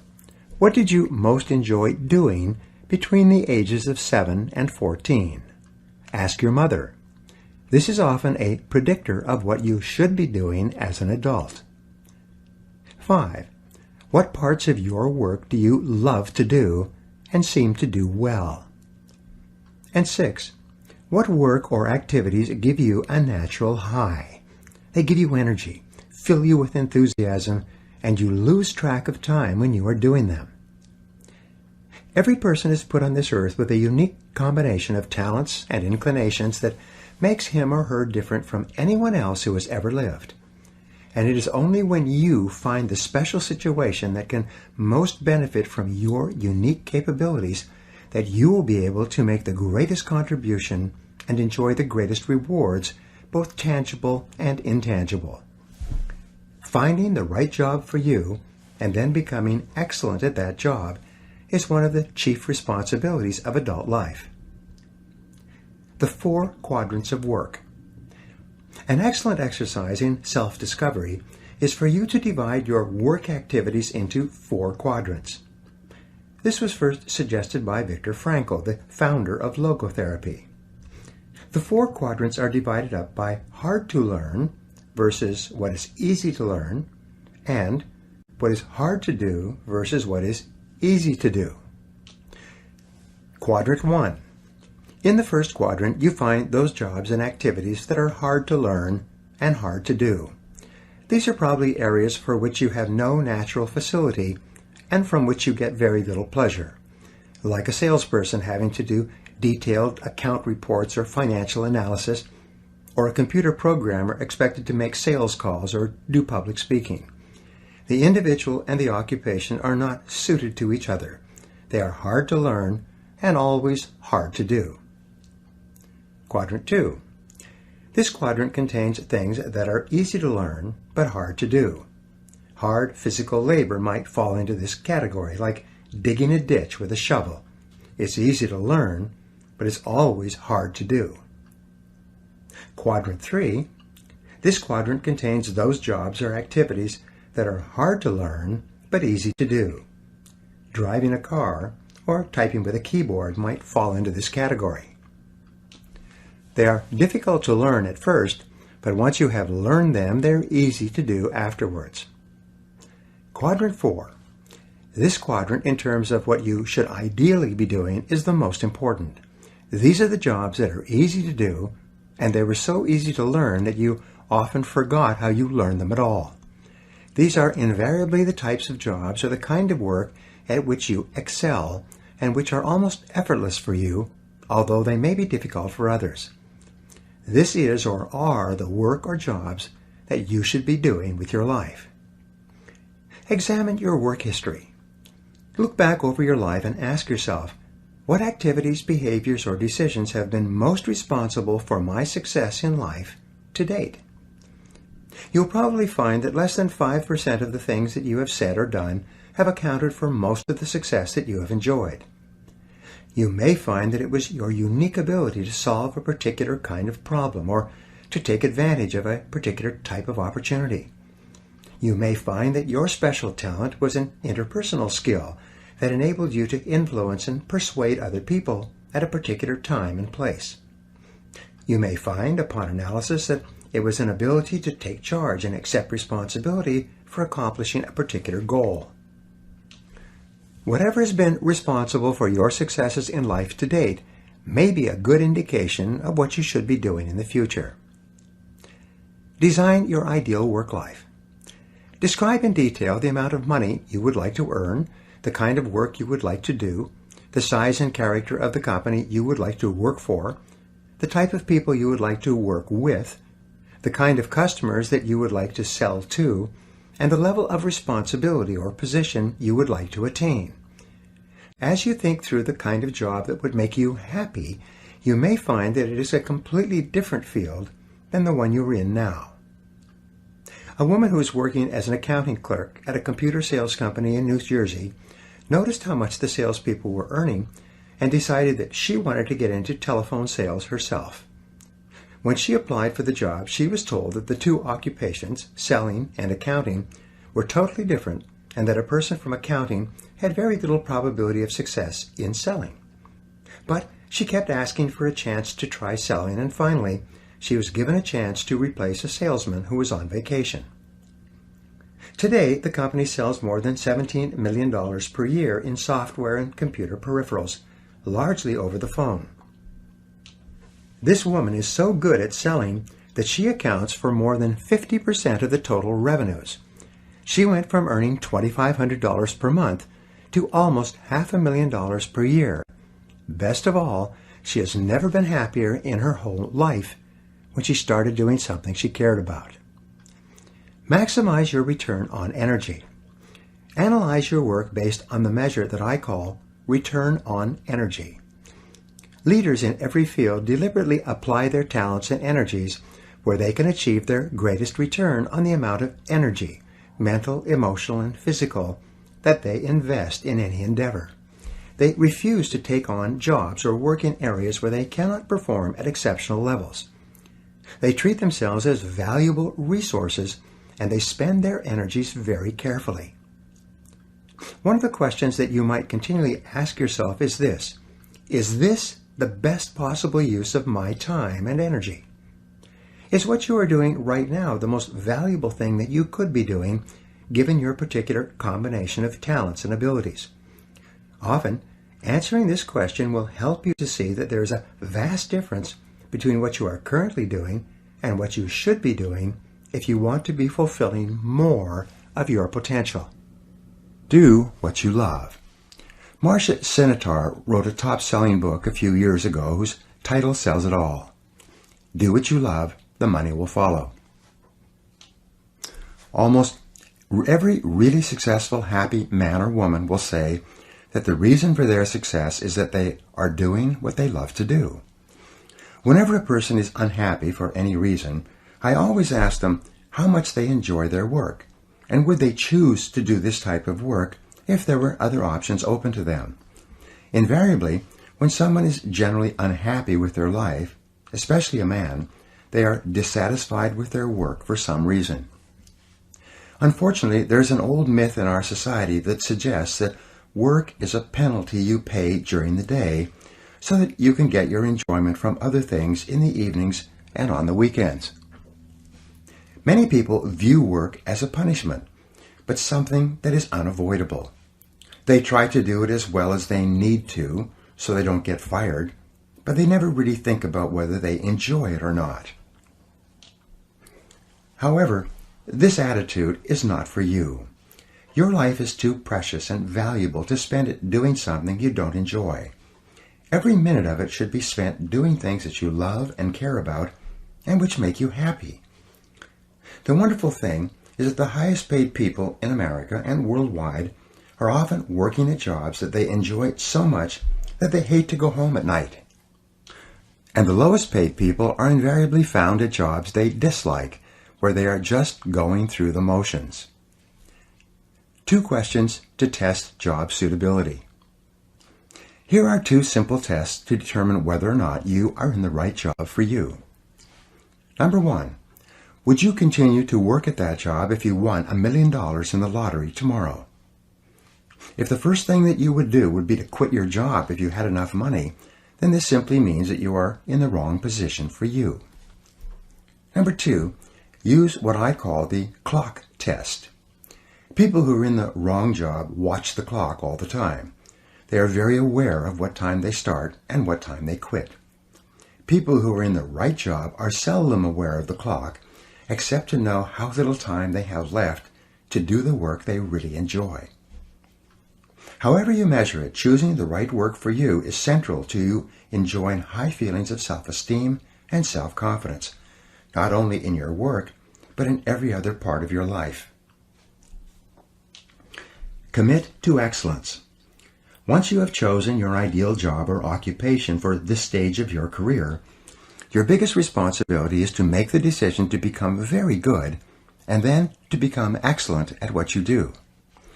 In a lengthy study on successful Americans, the Gallup organization discovered that expertise, or being recognized by your peers as one of the very best in your field, was one of the essential ingredients for success in American life.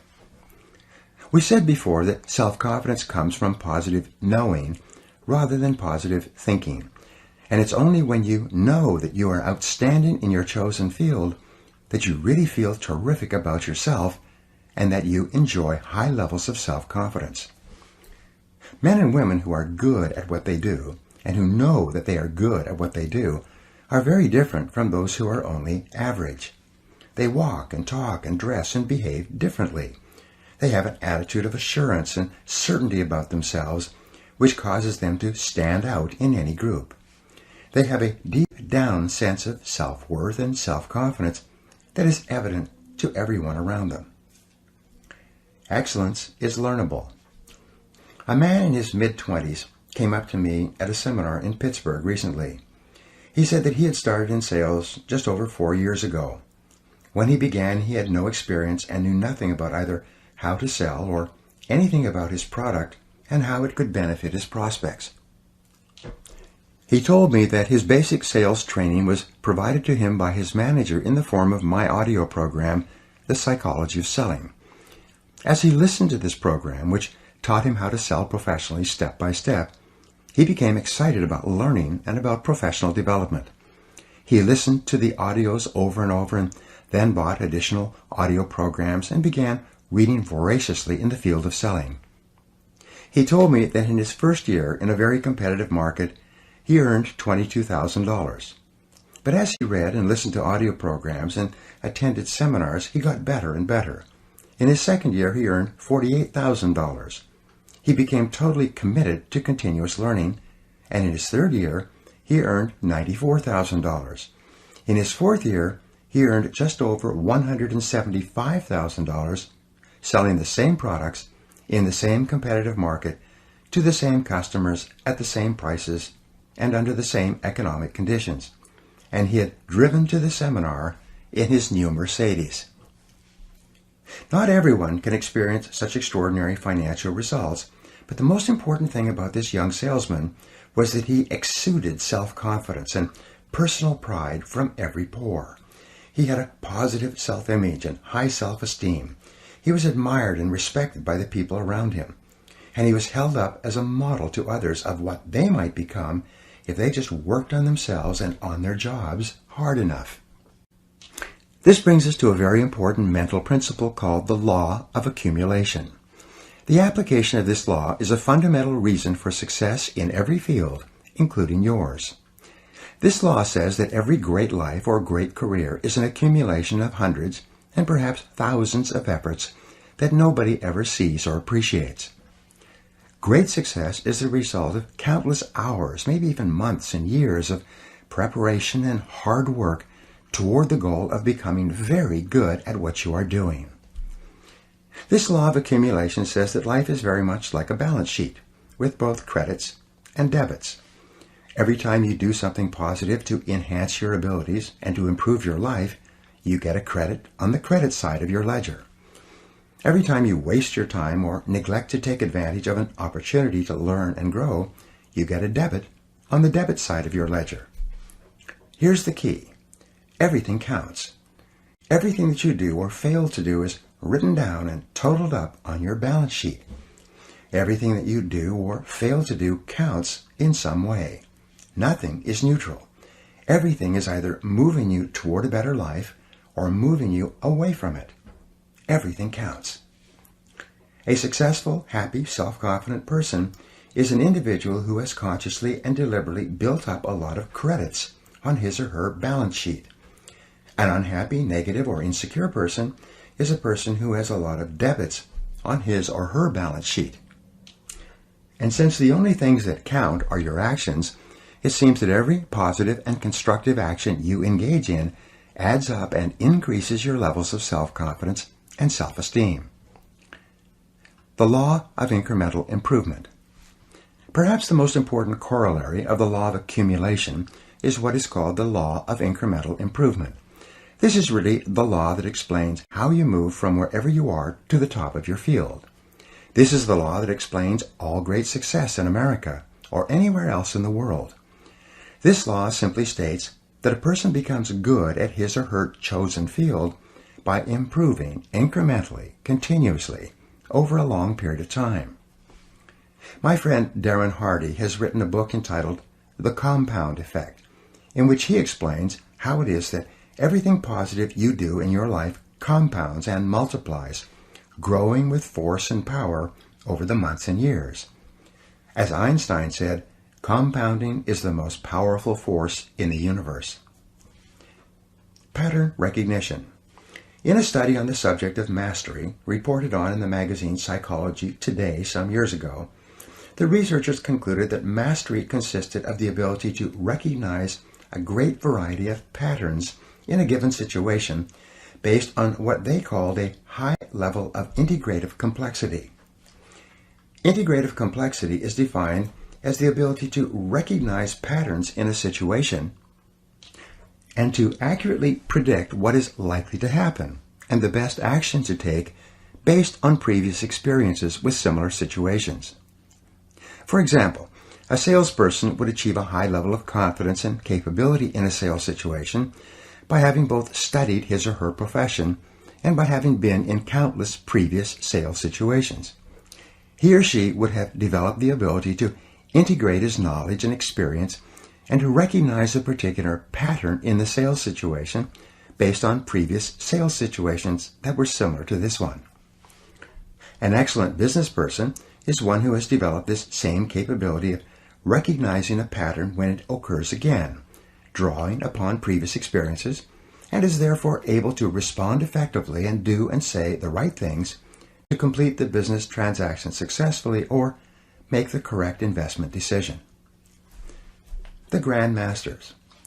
The researchers found that a Grand Master in chess, for example, was able to recognize as many as 100,000 different patterns or layouts on the chessboard and had developed a strategy to deal with each one. A national chess champion was able to recognize perhaps 50,000 patterns. A tournament chess player was able to recognize perhaps 10,000 patterns on the chessboard, and so on. Their conclusion was that it takes several thousand hours of research and practice to achieve and perform at exceptional levels in any complex field or any difficult occupation or profession. Although there are prodigies, people who succeed in a short period of time, these are very rare. Malcolm Gladwell, in his best-selling book Outliers, quotes the extensive research that shows that it takes several years on average for a person to become excellent in his or her chosen field. According to Gladwell, mastery in any field requires 10,000 hours or 7 years of hard work, or both.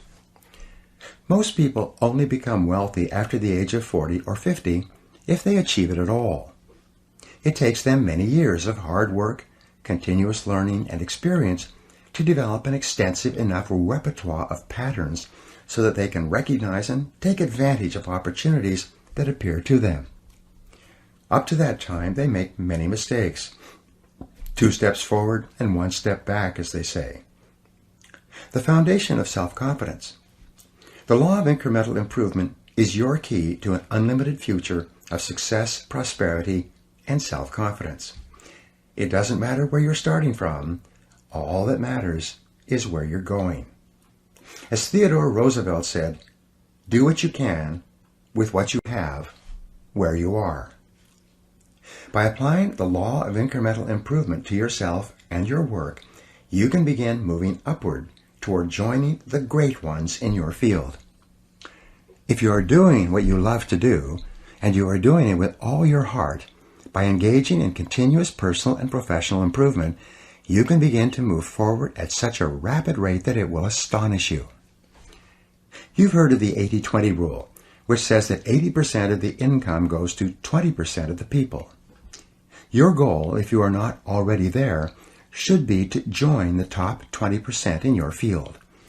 If you're in the top 20% already, your job is to get into the top 10%, and then the top 5%, and then the top 4%, and so on. Your goal should be to be the best. Your goal is to be recognized by those around you as outstanding in your field. Your goal must be to pay any price, overcome any obstacle, and make any effort necessary to become excellent in your chosen career. And in just a moment, I'll show you how. Moving to the top. There is one small problem that you need to deal with before you become one of the best in your field. Earlier in this book, I said that most of us grow up with feelings of inferiority and inadequacy. Because of low self-esteem and selling ourselves short, many of us never even think about becoming excellent at our work. It never even occurs to us that we have the ability to learn anything we need to learn to be able to do an outstanding job at anything we put our minds to. The fact is that, generally speaking, you have the capability to excel at anything that is really important to you. If anyone else has achieved a high level of competence in your field, then so can you.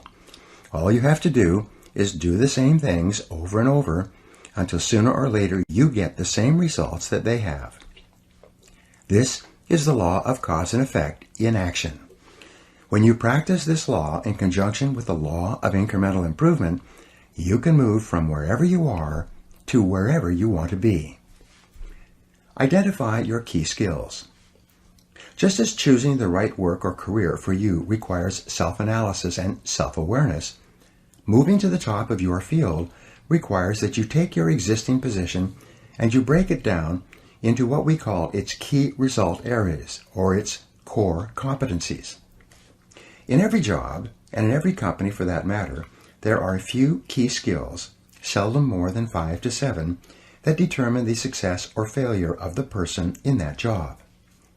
Wherever an individual is having trouble in his or her career, it is usually because he or she is weak in one or more of these KRAs, or core skills.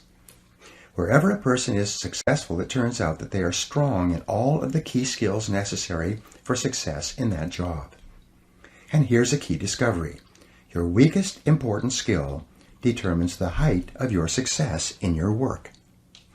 You could be excellent at 6 out of 7 of your key result areas, but your weakness in the 7th area can hold you back for years. Analyze your skill levels. Your first job is to break your work down into its component parts, its basic skills, its basic key result areas, and then honestly analyze your level of competence in each one by giving yourself a grade on a scale of 1 to 10. For example, if you are in sales, your key result areas or core skills might be prospecting, establishing rapport, identifying problems accurately, presenting solutions, answering objections, closing the sale, and getting resales and referrals from satisfied customers. A weakness in any one of these areas could be fatal to your success and your income. If you're in business, your key result areas could be leadership and management, strategic planning, marketing and sales, staffing and delegating, financial controls and administration, and production and quality controls. Each situation may be slightly different, but the same concept applies. Success begins by analyzing the individual parts of your performance and then by making a plan to become very good in each area. Deliberate practice. One of the most important breakthroughs in personal performance and career success is described in Jeffrey Colvin's top-selling book, Talent is Overrated. Colvin shows that most people start their careers with limited marketable skills and then develop from there. It turns out that those executives who got to the top early in their careers developed the habit of identifying the most important skill they could develop at that stage of their career. They would then dedicate themselves to mastering that skill, one skill at a time. Once they had developed a key skill, they would then identify the one skill that could help them to advance even further.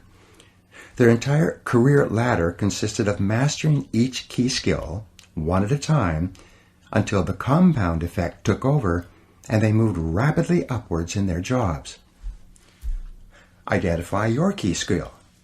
A good exercise is to ask yourself, what is my limiting skill? What is it that I do or don't do that is determining the speed at which I succeed and move ahead in my job? What is the performance bottleneck or choke point in your work? What limits you or holds you back from getting to where you want to go? Sometimes taking the time to develop one limiting skill will put your entire career onto the fast track. A manager in one of my seminars asked me privately why it was that he was continually passed over for promotion at his engineering firm, even though his boss acknowledged that he did excellent work. I asked him about the qualities and activities of the highest paid engineers in the company. It turned out that they, along with accountants, architects, and many other professionals, were rainmakers. They had the ability to make presentations to clients and to sell them on the idea of giving work to their firm. He then told me that he was terrified of public speaking and any kind of selling. I told him that if he wanted to move up in his firm, he should take a course in public speaking, overcome his fears, and begin bringing in business to his company. A year later, I was giving another management seminar which he attended. He had taken my advice, joined Toastmasters, and taken a Dale Carnegie course, and had become a fluent and popular spokesman for his company.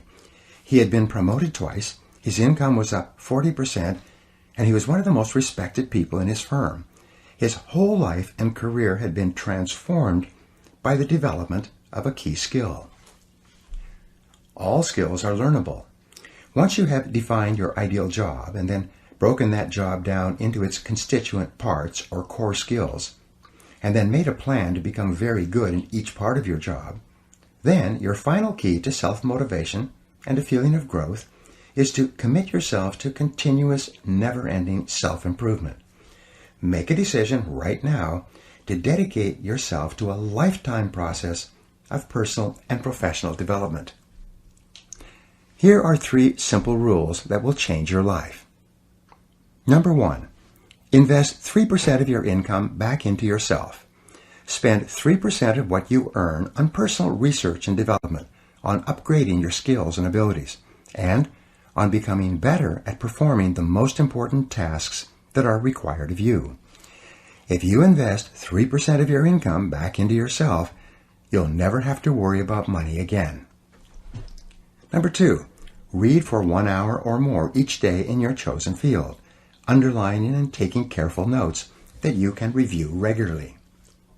A simple technique is to read and underline with a red pen, and then go back and transfer all of those key points into a spiral notebook. You can dictate the key points and have them typed up for you, or use dictation software that translates your voice, and which you can then print out. You will then have a synopsis of the most important ideas in any book. When you review them, which only takes about 10 minutes or so, 5 or 6 times, you memorize all the key points. This method is used by some of the most successful men and women in America.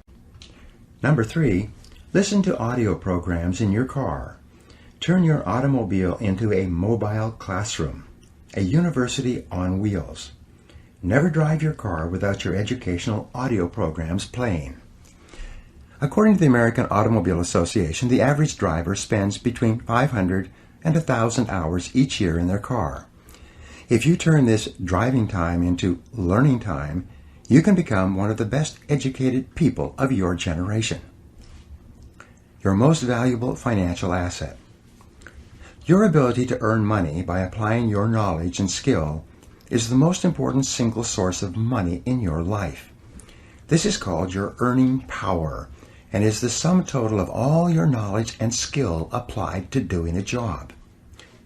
Your earning ability is your ability to get results that someone will pay you for. This capacity represents as much as 80 to 90% of your total net worth.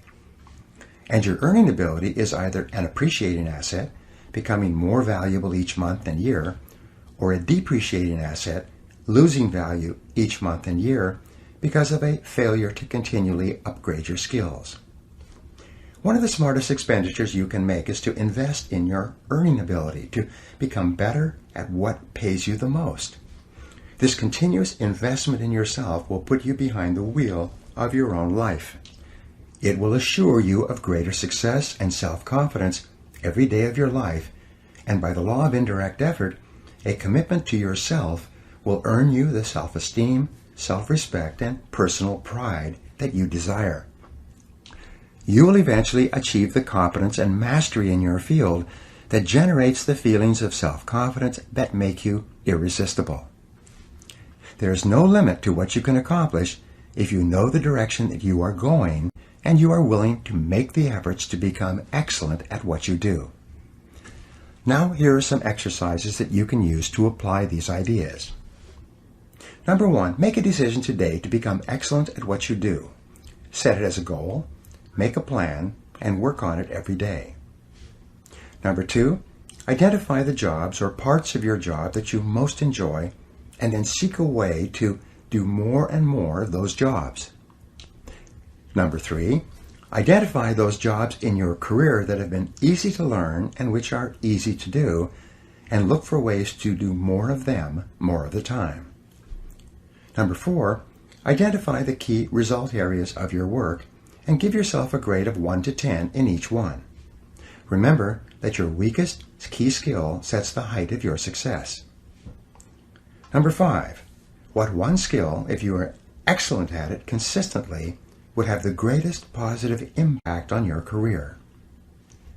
Number 6, develop a continuous learning plan for yourself and dedicate yourself toward getting better and better at what you do. And number 7, identify the most important result or results for which you are paid and resolve to get more and better of those results every day. Chapter 4. the inner game of self-confidence. Confidence doesn't come out of nowhere, said Roger Staubach. It's a result of something, hours and days and weeks and years of constant work and dedication. Aristotle wrote in his famous Nicomachean Ethics that the common aim of mankind is to be happy, however each person defines happiness. One thing we know is that the more confident and the better we feel about ourselves, the happier we are and the more effective we seem to be in everything we do. Self-confidence, however, is really a state of mind based on your belief systems. Belief, or faith, enables you to act boldly in the face of uncertainty. Confidence enables you to face changes and difficulties and unexpected setbacks with calmness and clarity, and allows you to respond more effectively under any circumstances. The law of belief. The law of belief, an important corollary of the law of cause and effect, says that your beliefs become your realities. You do not believe what you see, but you see what you already believe. William James of Harvard said that belief creates the actual fact. In the Bible it says, according to your faith, which is your innermost belief, it is done unto you. If you believe strongly enough and confidently enough, your outer world will tend to conform to a pattern consistent with these beliefs. In fact, your world today is largely an outpicturing of your innermost beliefs and convictions. You behave on the outside based on your beliefs on the inside. You see the world around you based on your beliefs about reality, whether they are correct or not. How can you determine your true beliefs? Simple. You can tell what you really believe by observing what you do and what you don't do. You can tell what you believe by listening to your opinions, your conversations, and by noting your decisions. When you truly believe yourself to be an exceptional human being, possessed of remarkable capabilities, you will walk and talk and act that way, and your inner convictions will become your outer realities. As the Bible says again, all things are possible to him that believeth. The power of belief. There's a story about a man many years ago whose business was in serious trouble. He had lost some big sales, he was deeply in debt, and his suppliers and creditors were closing in on him. He didn't know whether he should continue struggling or just declare bankruptcy and let his business fold. He decided to go for a walk in the park that evening and think it over and decide what to do. He was standing in the park on a small bridge looking down at the water when an older man appeared out of the darkness. Seeing his downcast look, the older man stopped and demanded to know what the matter was. For some reason, the businessman told him all about his financial problems and how close his business was to collapsing, even though it was a good business and had a good potential future. The older man listened intently and then said, "I think I can help you." He pulled a checkbook out of his pocket, asked the man his name, and wrote out a check for him, pushed it into his hand, and said, "Take this money. Meet me here exactly 1 year from today, and you can pay me back at that time." Then the older man turned and disappeared into the darkness. The $500,000 check.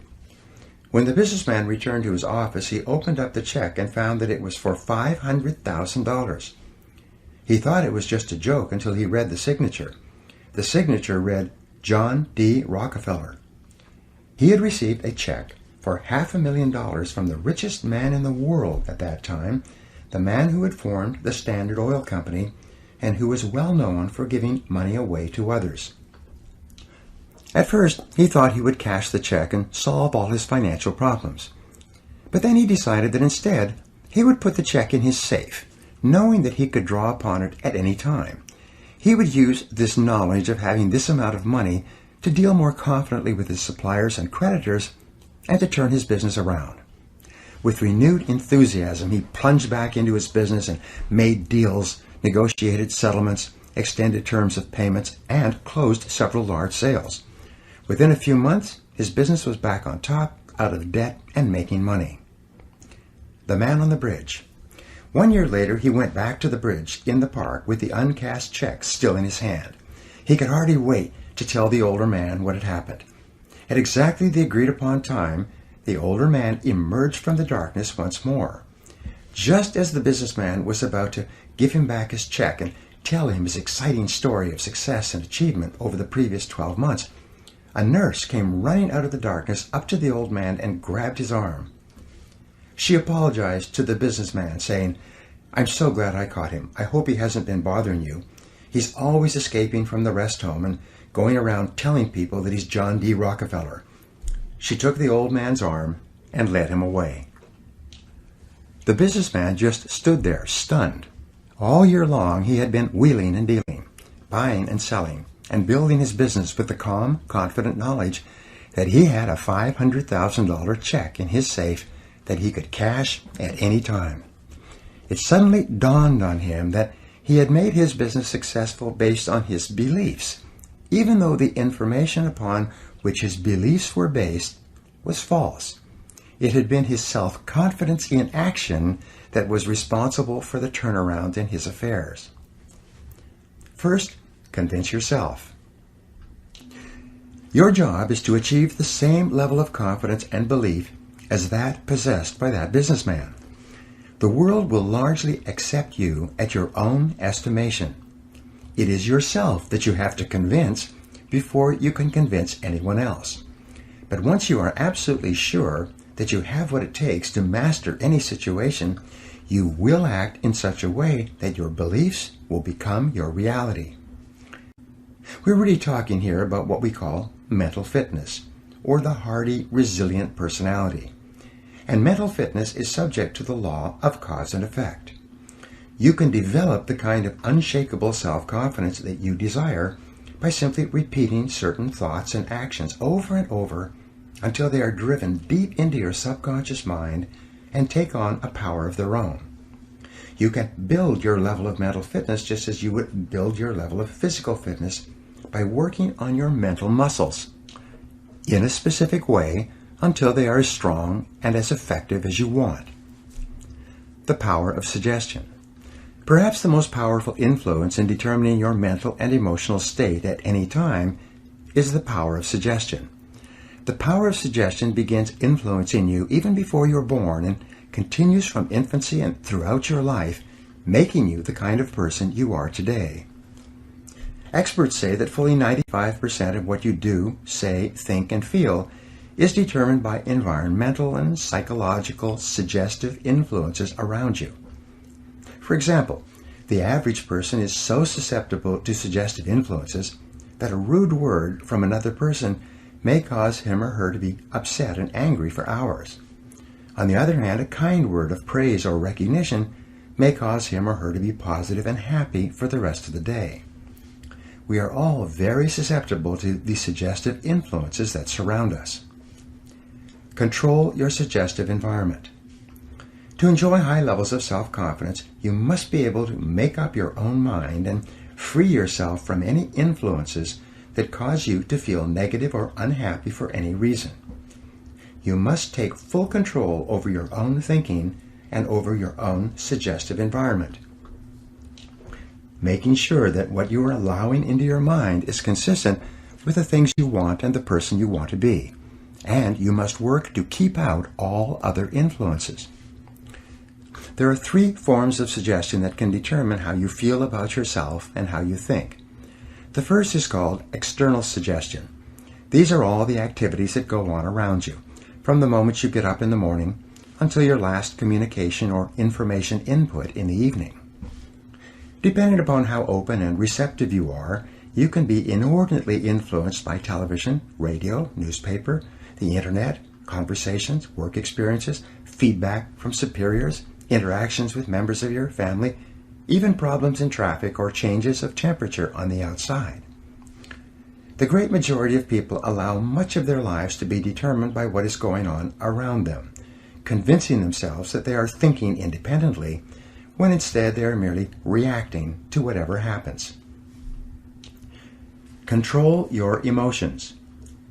This is why the negative emotions that upset and disturb you are usually unconscious, unthinking reactions that are triggered by external events.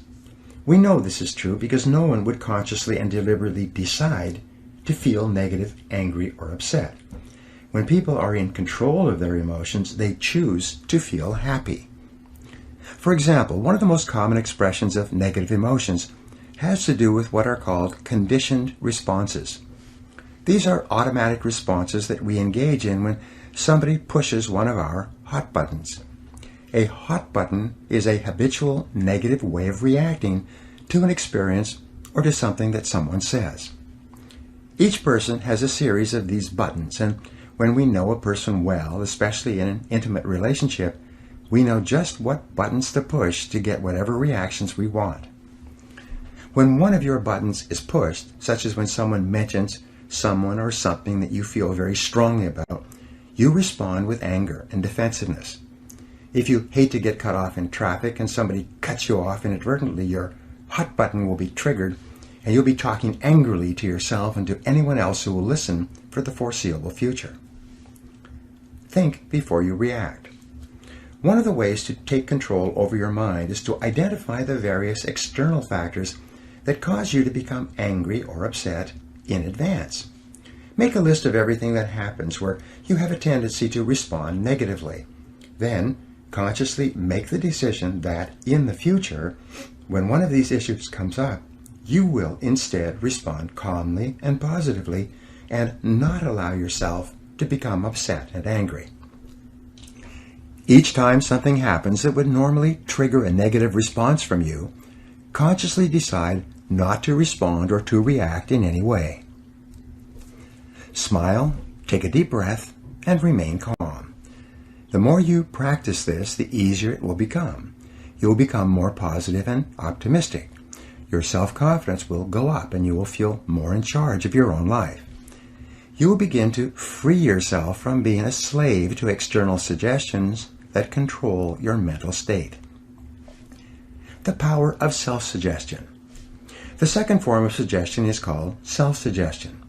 Self-suggestion is when you put both hands on the controls of your own mental life or step up to the keyboard of your own mental computer and consciously program your subconscious mind with the thoughts and feelings that you desire.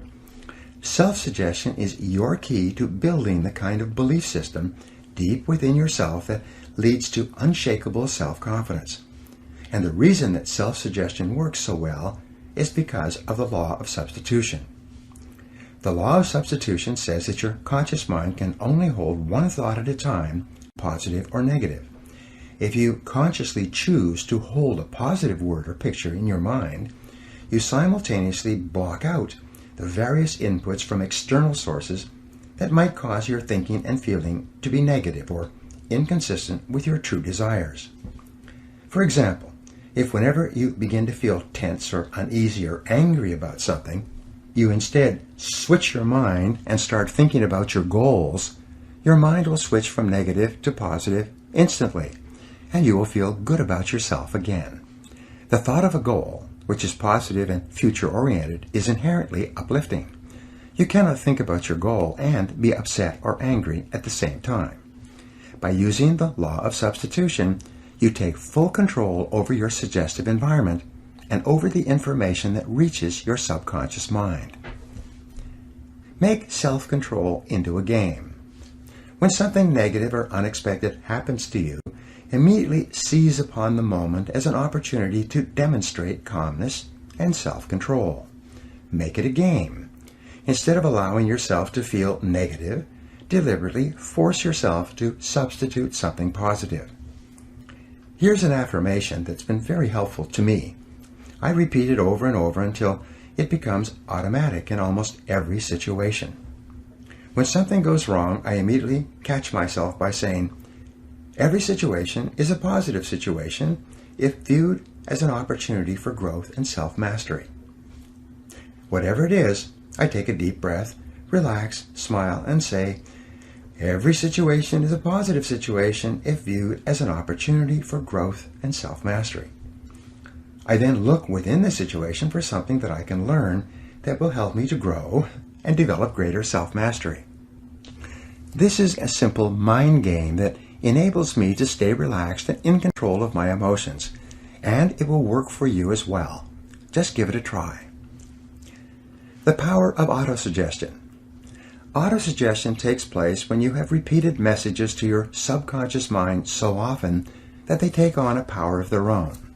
They function automatically.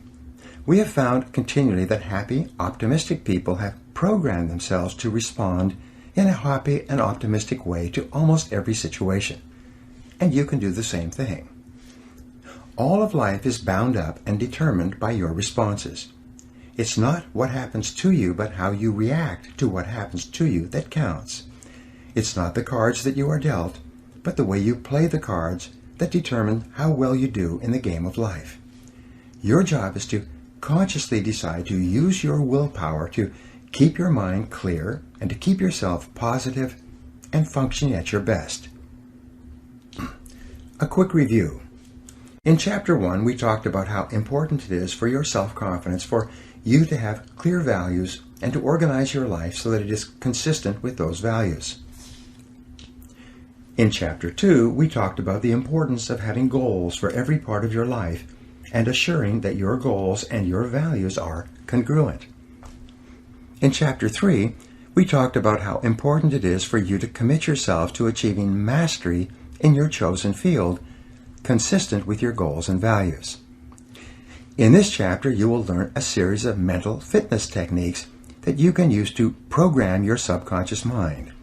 You will learn how to develop the absolute conviction and confidence that you can achieve anything you set your mind to, and you will learn how to make this self-confident response an automatic reaction to anything that happens. Take charge of your life.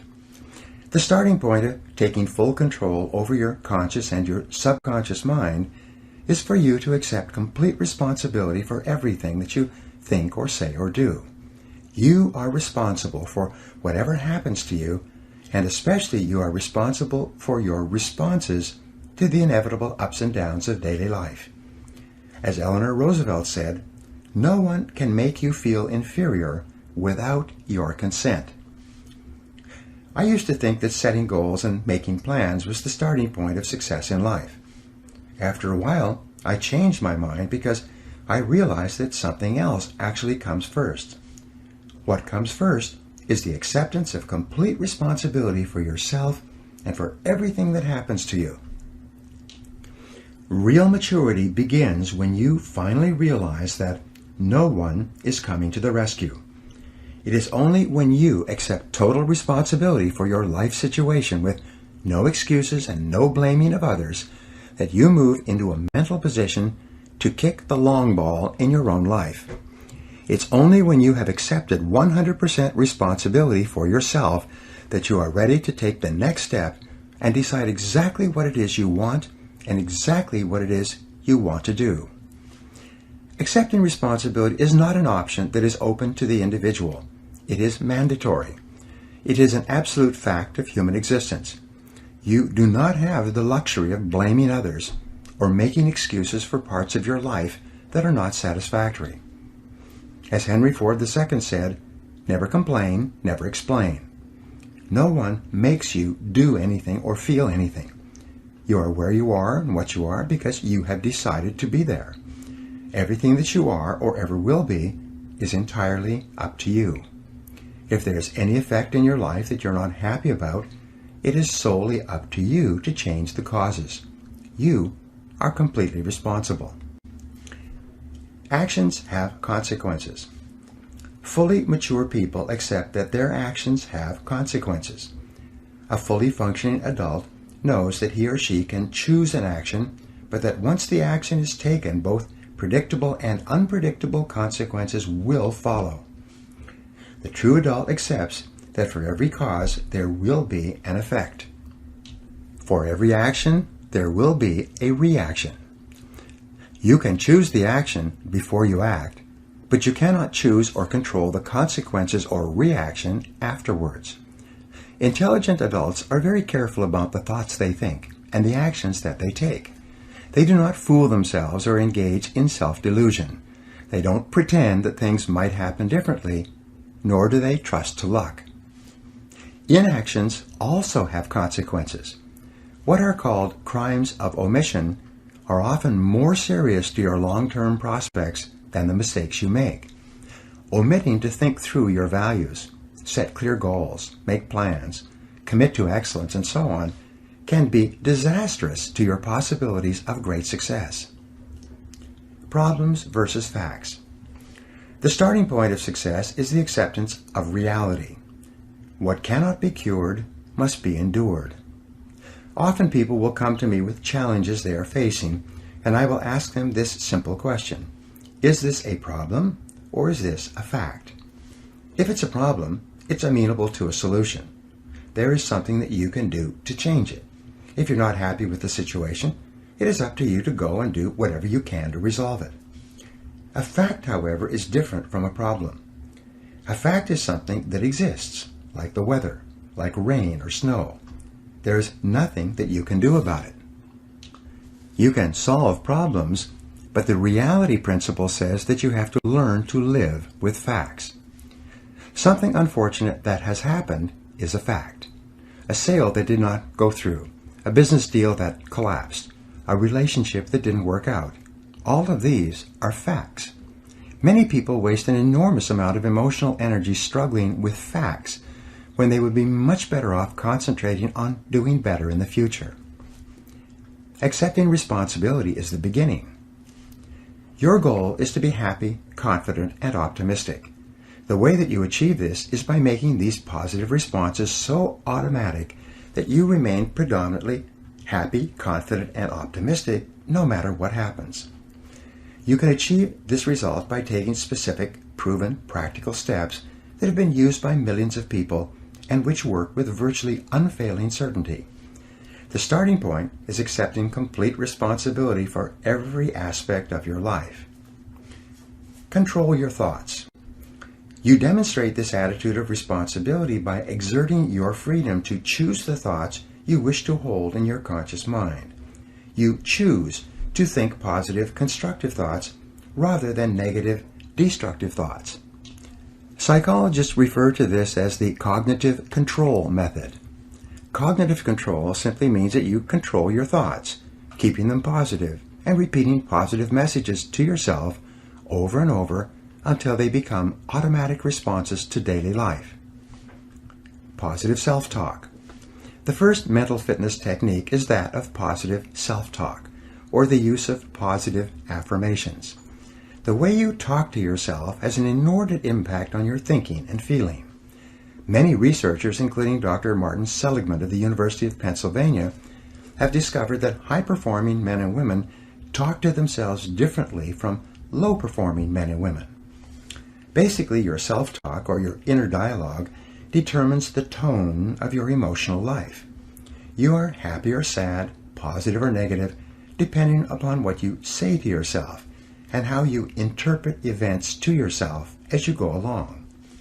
For example, if you're cut off in traffic and you immediately become angry and begin thinking about how stupid and irresponsible and what a bad driver the other person is, you will trigger a very different reaction than if, when you are cut off in traffic, you excuse the other person by thinking to yourself that he or she must be late or distracted or must not have seen you. It may be exactly the same external event, but the way you interpret it and your ensuing conversation with yourself will determine whether or not you experience positive or negative emotions about the situation. Your interpretive style.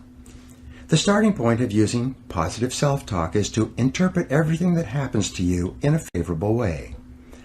Become what wealthy W. Clement Stone called an inverse paranoid. Imagine that the whole world is in a giant conspiracy to help you to be successful and happy. Imagine that everything that happens is happening to teach you something valuable and to move you closer to achieving your most important goals. Just as a paranoid is convinced that there is a conspiracy against him, an inverse paranoid is convinced that there is a conspiracy for him or for her. Practice the wonderful mental quality of serendipity. In the fairy tale, the three princes of Serendip traveled around finding that every apparently negative or calamitous event they witnessed turned out to be positive and beneficial in the end. Make it a game to look for the good in every situation. Practice positive expectations. The law of expectation says that whatever you expect with confidence becomes your own self-fulfilling prophecy. When you develop an attitude of positive self-expectancy, you become a more optimistic and cheerful person. Whatever happens, you immediately interpret it in the best way possible. In Napoleon Hill's famous book, Think and Grow Rich, he wrote that one of the characteristics of the most successful men and women in America is that they always look for the opportunity or benefit within every setback or obstacle. Because of the law of substitution, if you're looking into every difficult situation for the lesson you can learn, or for the possible opportunity it might contain, your mind will remain positive and you will continue to function at your best. Talk to yourself positively. Whenever you think of an upcoming event, talk to yourself in positive language. Perhaps the most powerful affirmation of all for building self-confidence is for you to repeat over and over 50 or 100 times per day the words, I can do it, I can do it, I can do it. These simple words are the verbal antidote to the fear of failure, which, as you know, is the great destroyer of self-confidence and probably the primary reason for failure in adult life. But you can diminish the fear of failure in any situation by repeating, I can do it, I can do it, I can do it. Whenever you think of an event that causes you to feel nervous or insecure, whenever you have something coming up that fills you with trepidation, exert your powers of self-talk and self-suggestion by saying, I can do it, to cancel out and override any negative emotions associated with it. Control your thoughts and feelings. The most powerful affirmation for building self-esteem are the words, I like myself, I like myself, I like myself. These simple words, repeated often enough with energy and enthusiasm, will eventually be accepted by your subconscious mind. As your subconscious mind accepts this message of self-liking, your self-esteem goes up, and your ability to perform and your levels of effectiveness improve in every area of your life. If you want to do your work better, just say, I love my job, I love my job, I love my job. In their best-selling book, Success Through a Positive Mental Attitude, W. Clement Stone and Napoleon Hill recommend that you repeat several times a day the words, I feel happy, I feel healthy, I feel terrific. One of my favorite affirmations, whenever I'm worried about anything, is to cancel it by saying, I believe in the perfect outcome of every situation in my life. I believe in the perfect outcome of every situation in my life. You will find that it's almost impossible to worry and fret about anything while you're repeating this kind of positive message to yourself. Unlimited potential.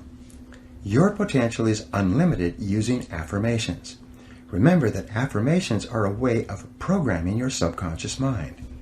By repeated affirmations, you can instill within your mind powerful, positive commands that will eventually determine your automatic thoughts, feelings, and responses.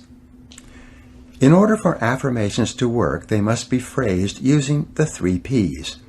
They must be in the present tense, positive, and personal.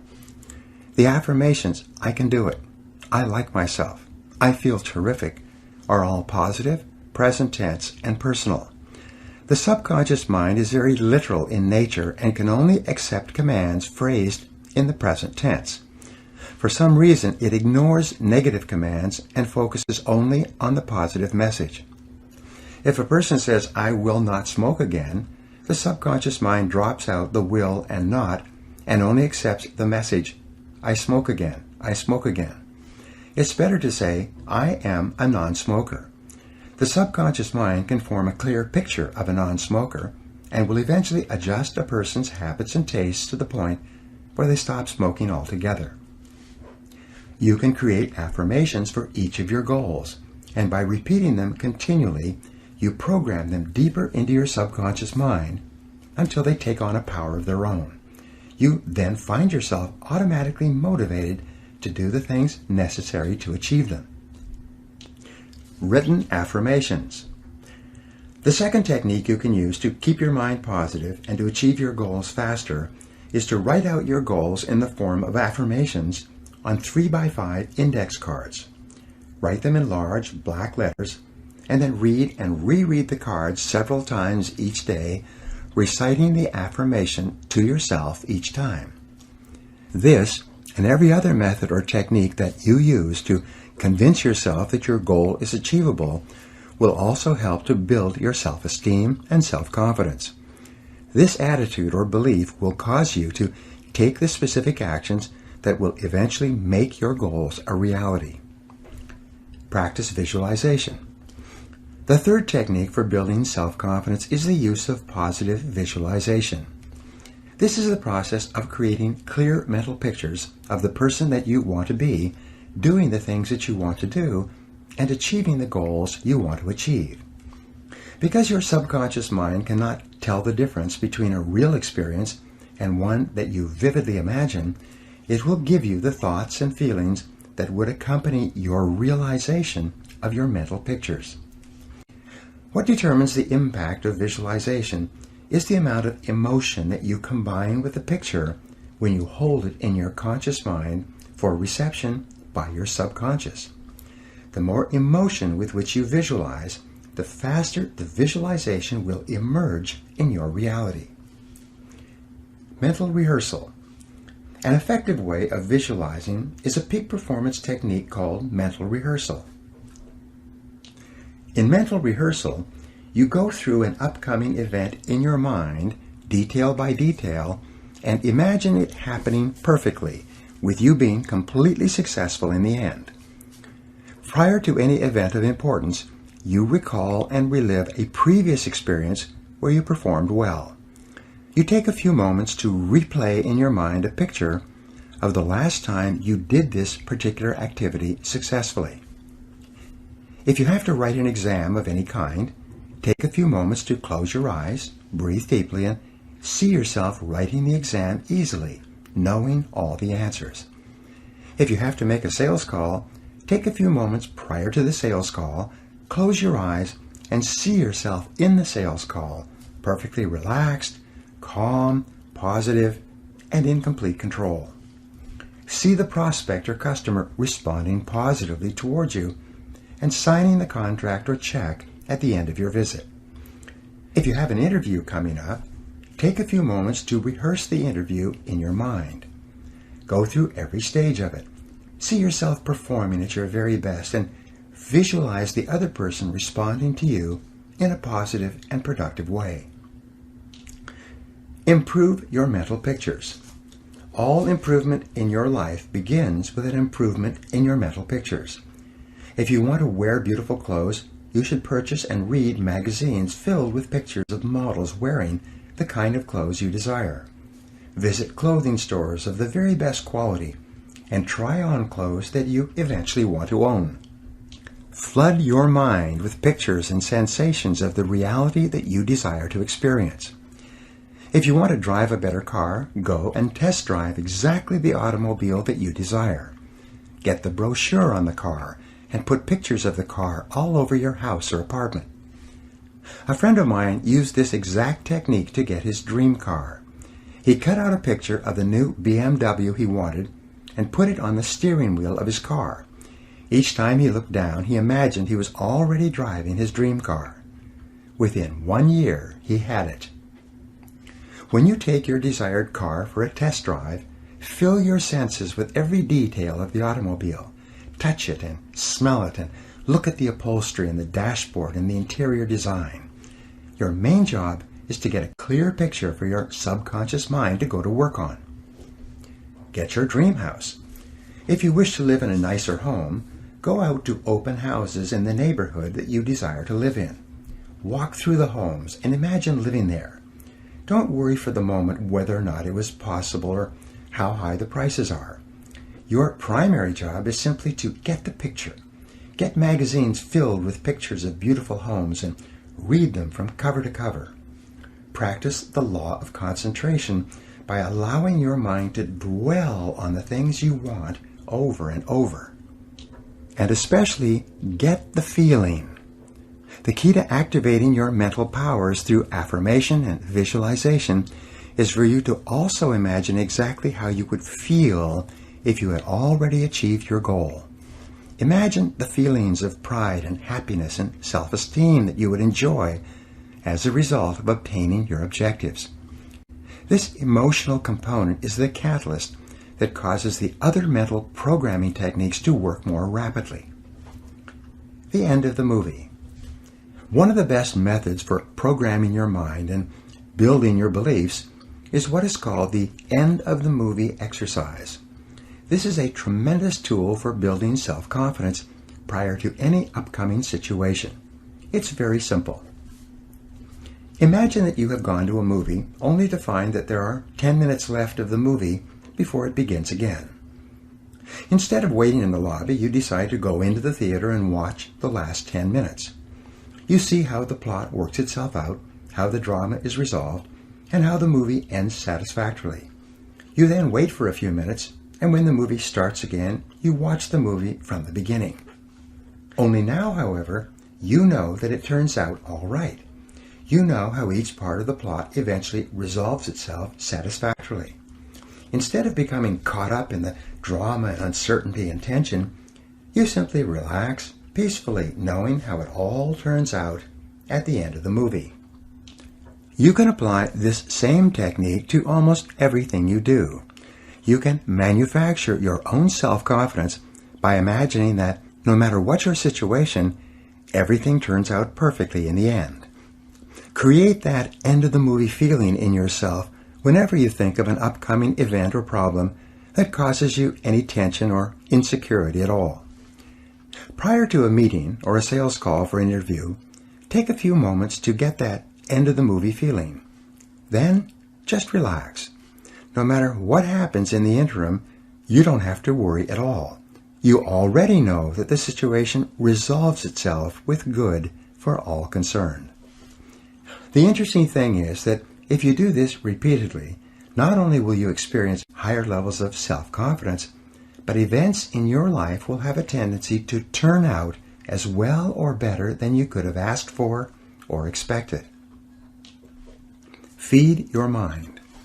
The fourth mental fitness technique, and another way to build your self-confidence, is to continually feed your mind with books, magazines, and audio programs containing positive and uplifting messages. Just as you become what you eat, you do become what you think about as well. Everything that you take into your conscious mind, positive or negative, is either raising or lowering your self-esteem or self-confidence. To practice cognitive control, you must be consciously aware of the suggestive influences around you and make every effort to assure that they are positive and consistent with your goals and desires. Get around positive people.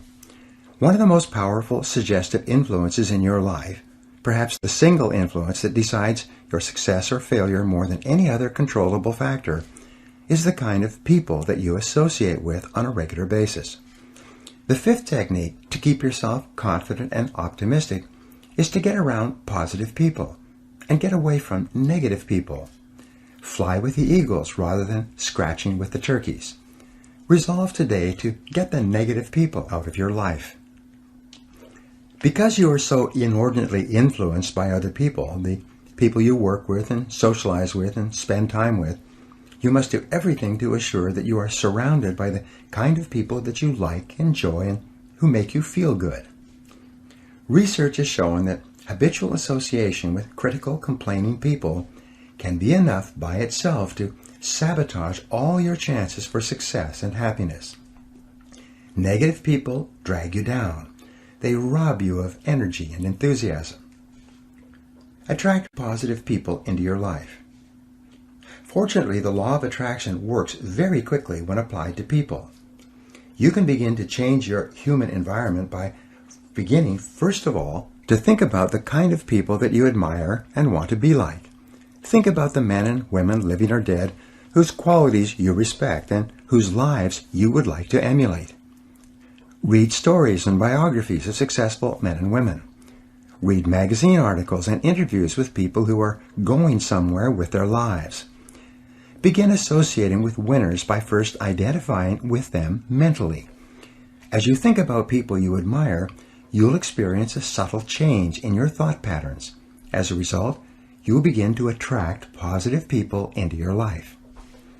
At the same time, you will activate the law of repulsion, and negative people will start to move away from you. Just as positive, goal-oriented people will start to find you interesting as you become a more positive person, negative people will tend to find you unenjoyable and uninteresting. In no time at all, your human environment will begin to change for the better. Everything counts. And by the way, if all these exercises in mental programming seem like a lot of work, remember that both actions and inactions have consequences. Like the law of sowing and reaping, whatever you sow or fail to sow is going to determine what you reap in the end. The law of accumulation reminds us that everything counts. Every positive step you take is moving you toward building a great life for yourself. Every positive word or thought or image is deepening your belief and increasing your confidence in your ability to achieve wonderful things. Finally, remember the law of reversibility. If you act in a manner consistent with high performance and high self-confidence, those very actions will generate the feelings consistent with them. Every positive, constructive action that you take in the direction of your dreams and goals will reinforce your belief in yourself and in your ability to accomplish your ideals. Take action continually. Keep your vision clearly before you and take continuous positive action every hour and every day. Develop a sense of urgency. Move quickly when opportunity presents itself. Maintain a bias for action. Fast tempo is essential to success. And the faster you move, the better you will feel. The faster you move, the more energy you will have. And the faster you move, the higher will be your self-esteem and self-confidence. The world can really be divided into two categories, the talkers and the doers. The world is full of talkers who seem to be convinced that if they talk about it enough, it's the same as actually doing it. But you are a doer, and it is always the doers who have been the movers and shakers throughout all of human history. It is the men and women who think, plan, and then take consistent, persistent action who make things happen. And when you engage in continuous action, not only will you feel terrific about yourself, but your ability to do whatever you want to do will grow by leaps and bounds. You will eventually become unstoppable. Now here are some action exercises you can do to apply these ideas. Number 1. Create a clear, exciting mental picture of your most important goal as if it already existed in every detail. Number 2.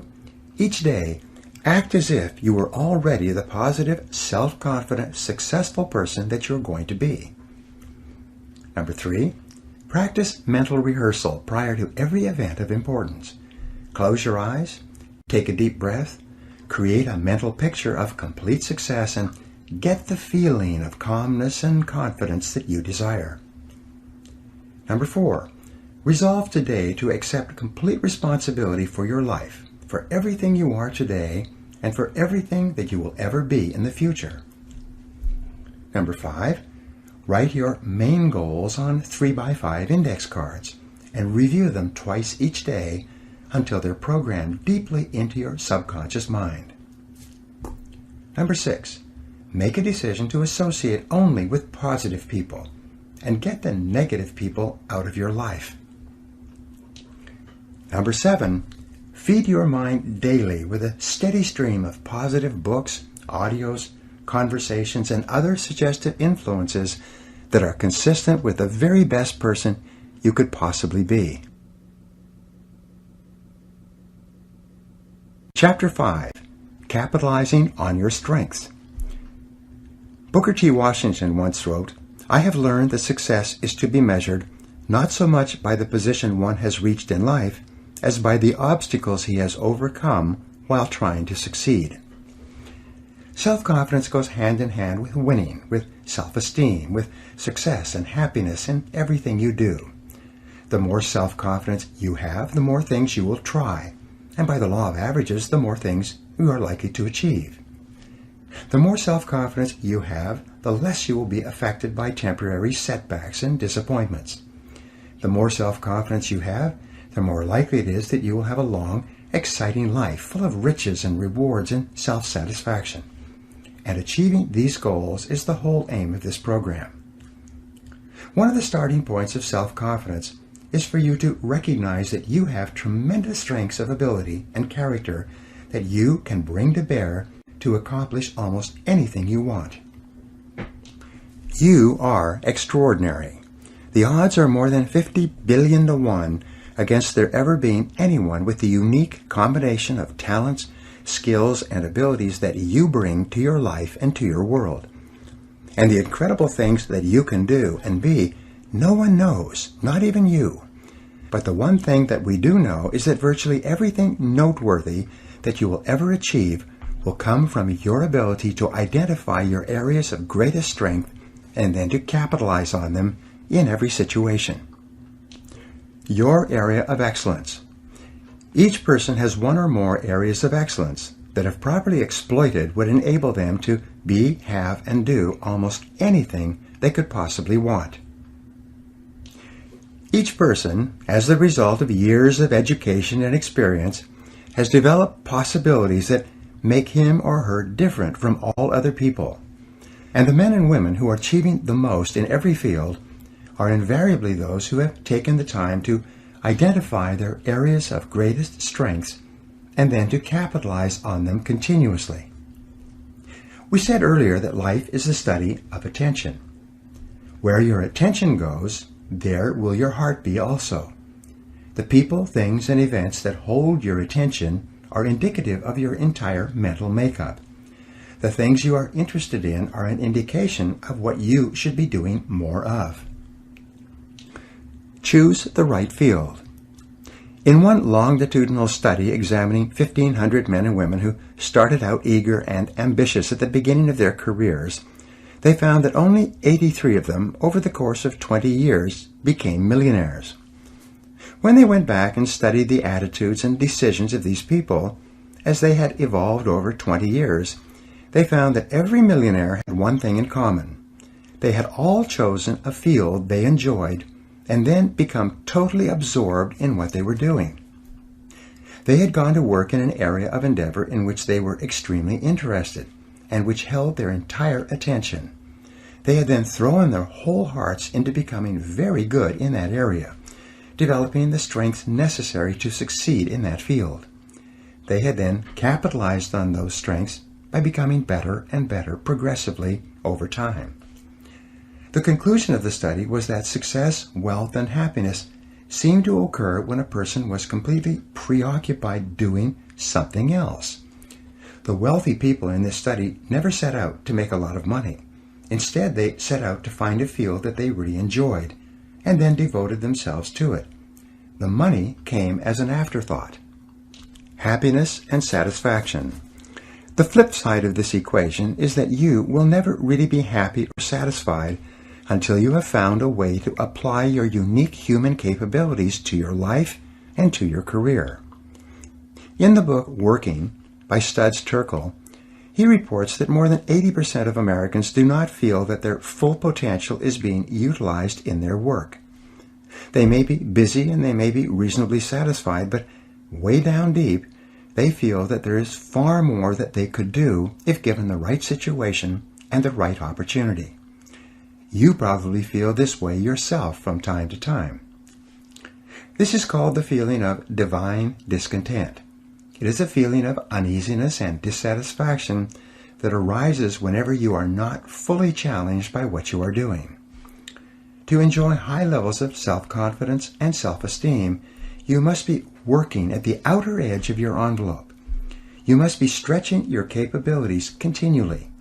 You must have a feeling that you are growing day by day with the challenges that your work is putting on you. Without that feeling of challenge and growth, you'll experience a nagging discontent. And this is a good sign.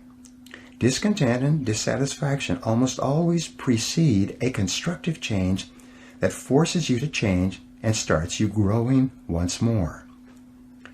living congruently. In Chapter 1, we spoke about how important values are to your self-confidence. Men and women with clear values who are living their lives consistent with their highest aspirations are those who have a deep down sense of self-confidence and well-being. We also said that the most important value you can have is the value of integrity.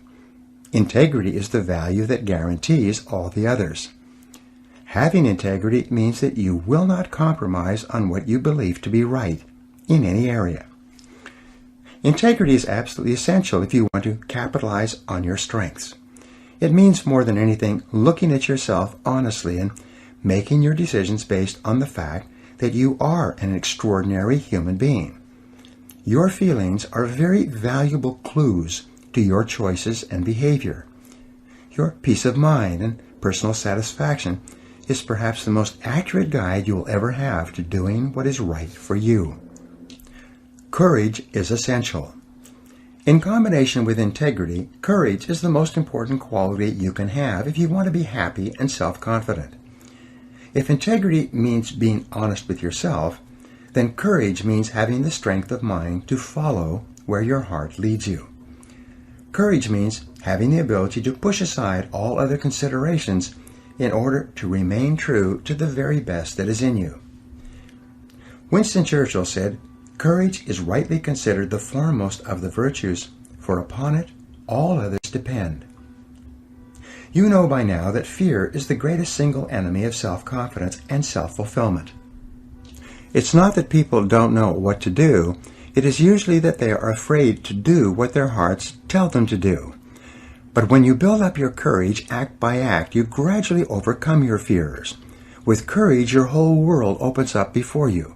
Your self-confidence increases. You reach the point where there are no longer any limitations on what you will attempt and what you will commit yourself to. Follow your heart. One of the greatest of the Impressionist painters was a man named Paul Gauguin. He lived in Paris, had a family, and worked in the post office for many years. But in the evenings he visited the cafes frequented by the Impressionist painters of Paris, getting to know them and asking them questions. He was fascinated by painting. The whole idea of painting absorbed all his attention. It was all he thought about, and yet with a family and a full-time job, there was no way he could devote himself to the painting he wanted so badly to do. One day, in a move that shocked everybody, he gave up his job as a postal inspector, left his family, and moved to the South Sea island of Tahiti. There he began painting, poor quality at the beginning, but gradually improving as he developed his skill. His paintings now are worth hundreds of thousands, even millions of dollars, and hang in the finest museums in the world. He is considered by many to be one of the most important painters of the last 300 years. In a way, he was like Grandma Moses in that he finally decided to follow his heart and concentrate on what he had been interested in for all those years. Be honest with yourself. To follow your heart, you don't necessarily need to make dramatic changes in your life or your relationships. What you do need to do is to see yourself honestly, as you really are, and have the courage to channel your energies and focus your strengths into your areas of greatest potential. And when you do this, you will soon realize that you have made one of the best decisions of your life. Each person has great strengths and potentialities, and each person is put on this earth to harness those strengths and apply them to benefiting themselves and mankind. The life stories of the great men and women of history are usually stories of people who discovered their strengths and utilized them to the fullest degree. Churchill was a great statesman and orator. Florence Nightingale was a tremendous organizer. Florence Chadwick was an incredibly strong swimmer. Abraham Lincoln was a far-sighted and compassionate politician and president. Mother Teresa was a truly loving human being with an infinite capacity to care for and support the sick and dying people of Calcutta. Joe Montana was a quarterback with an incredible throwing arm with the San Francisco 49ers. All around you, you see men and women who have grabbed their major talents, like catching a pass in a football game, and are running for the goalposts. And you can do the same if you have the courage to follow your heart. compensating for weaknesses. No discussion of strengths would be complete without a discussion of weaknesses. Strong people have strong weaknesses as well. In fact, most people have far more weaknesses than they have strengths. You may be strong in a few areas, but weak in hundreds of other areas. Weaknesses are an inevitable and unavoidable fact of life. As Peter Drucker said, all innovations must be simple if they are to work, because there are only incompetent people to carry them out. The one thing that we will always have in abundance is incompetence. Drucker wasn't being unkind. He was being realistic and pointing out that most people are incompetent, or at best average, just in different areas. The challenge with human weaknesses is that unhappy and unsuccessful people have a tendency to focus on them. They become preoccupied with their weaknesses and think about their lacks of talent and ability too much of the time.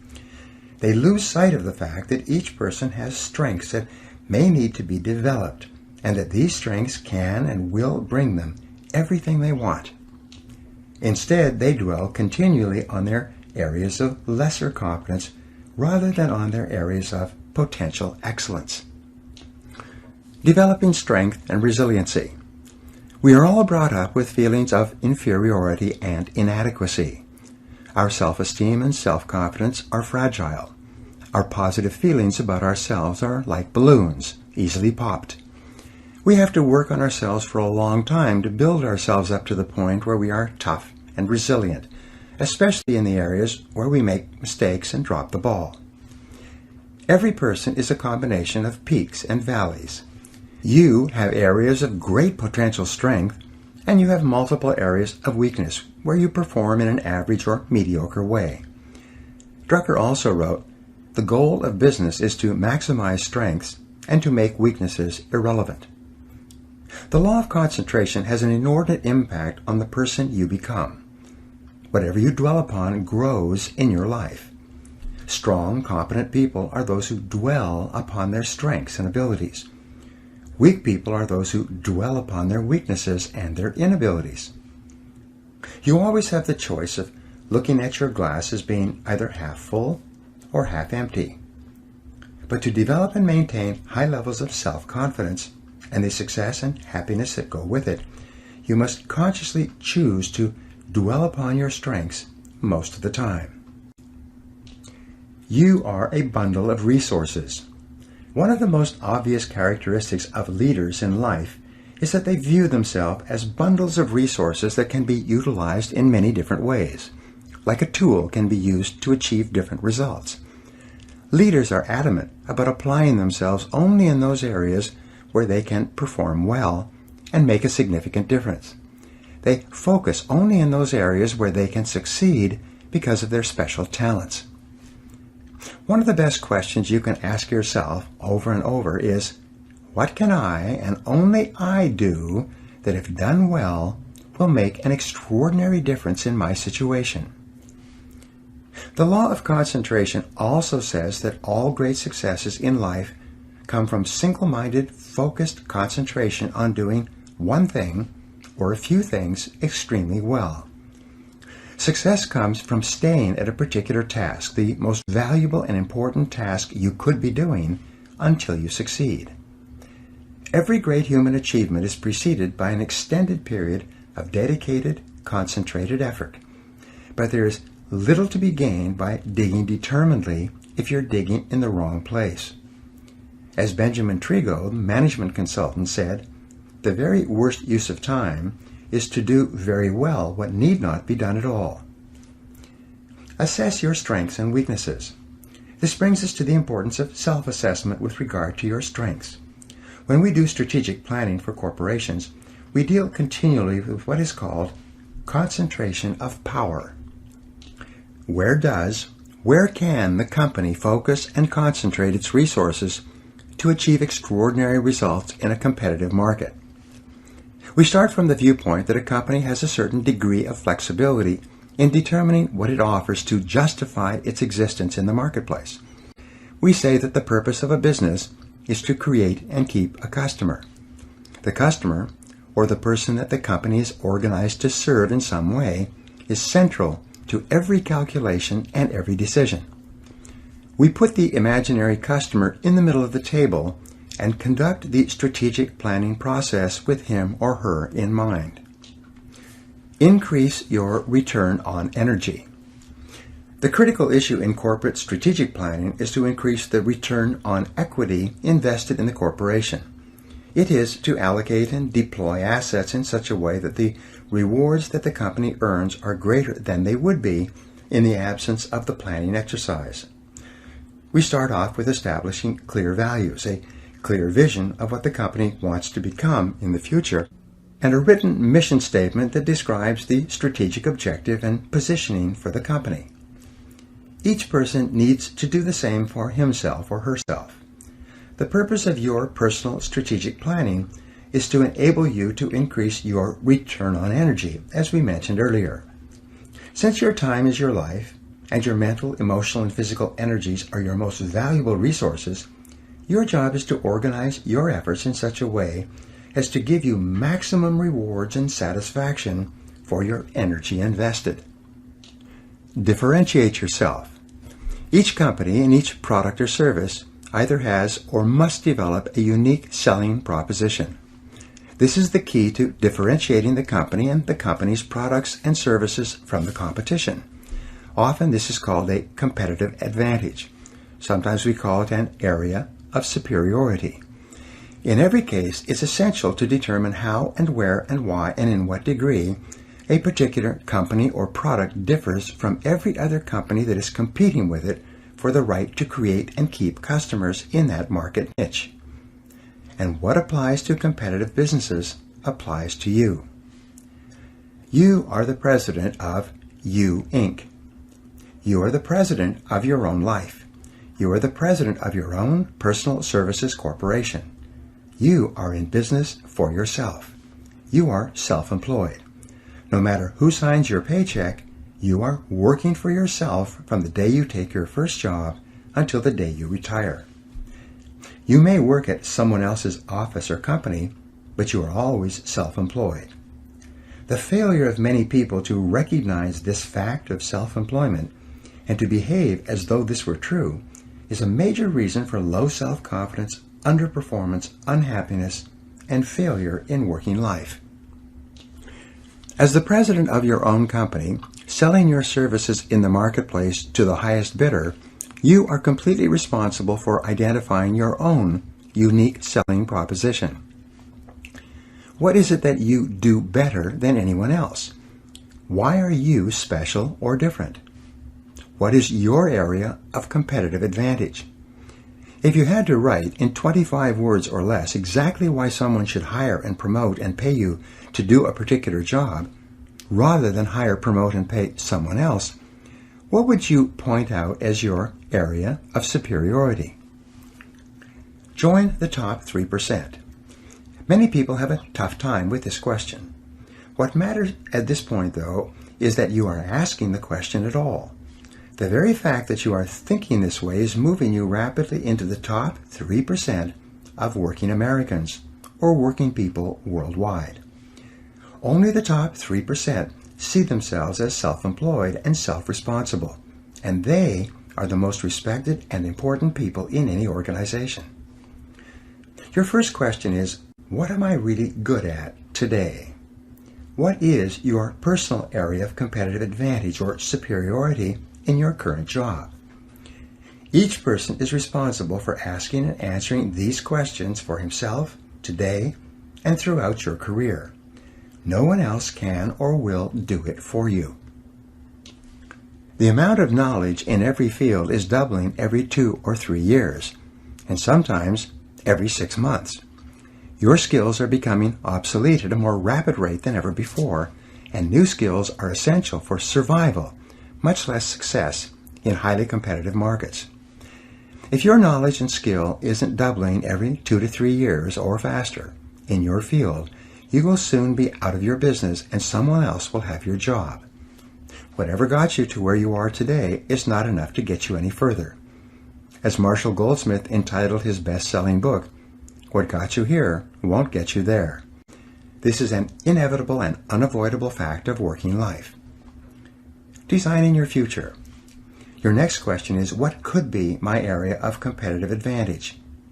Of all the areas where you might be able to develop an area of superiority and become really good, taking your values and goals into consideration, what could it be sometime in the future?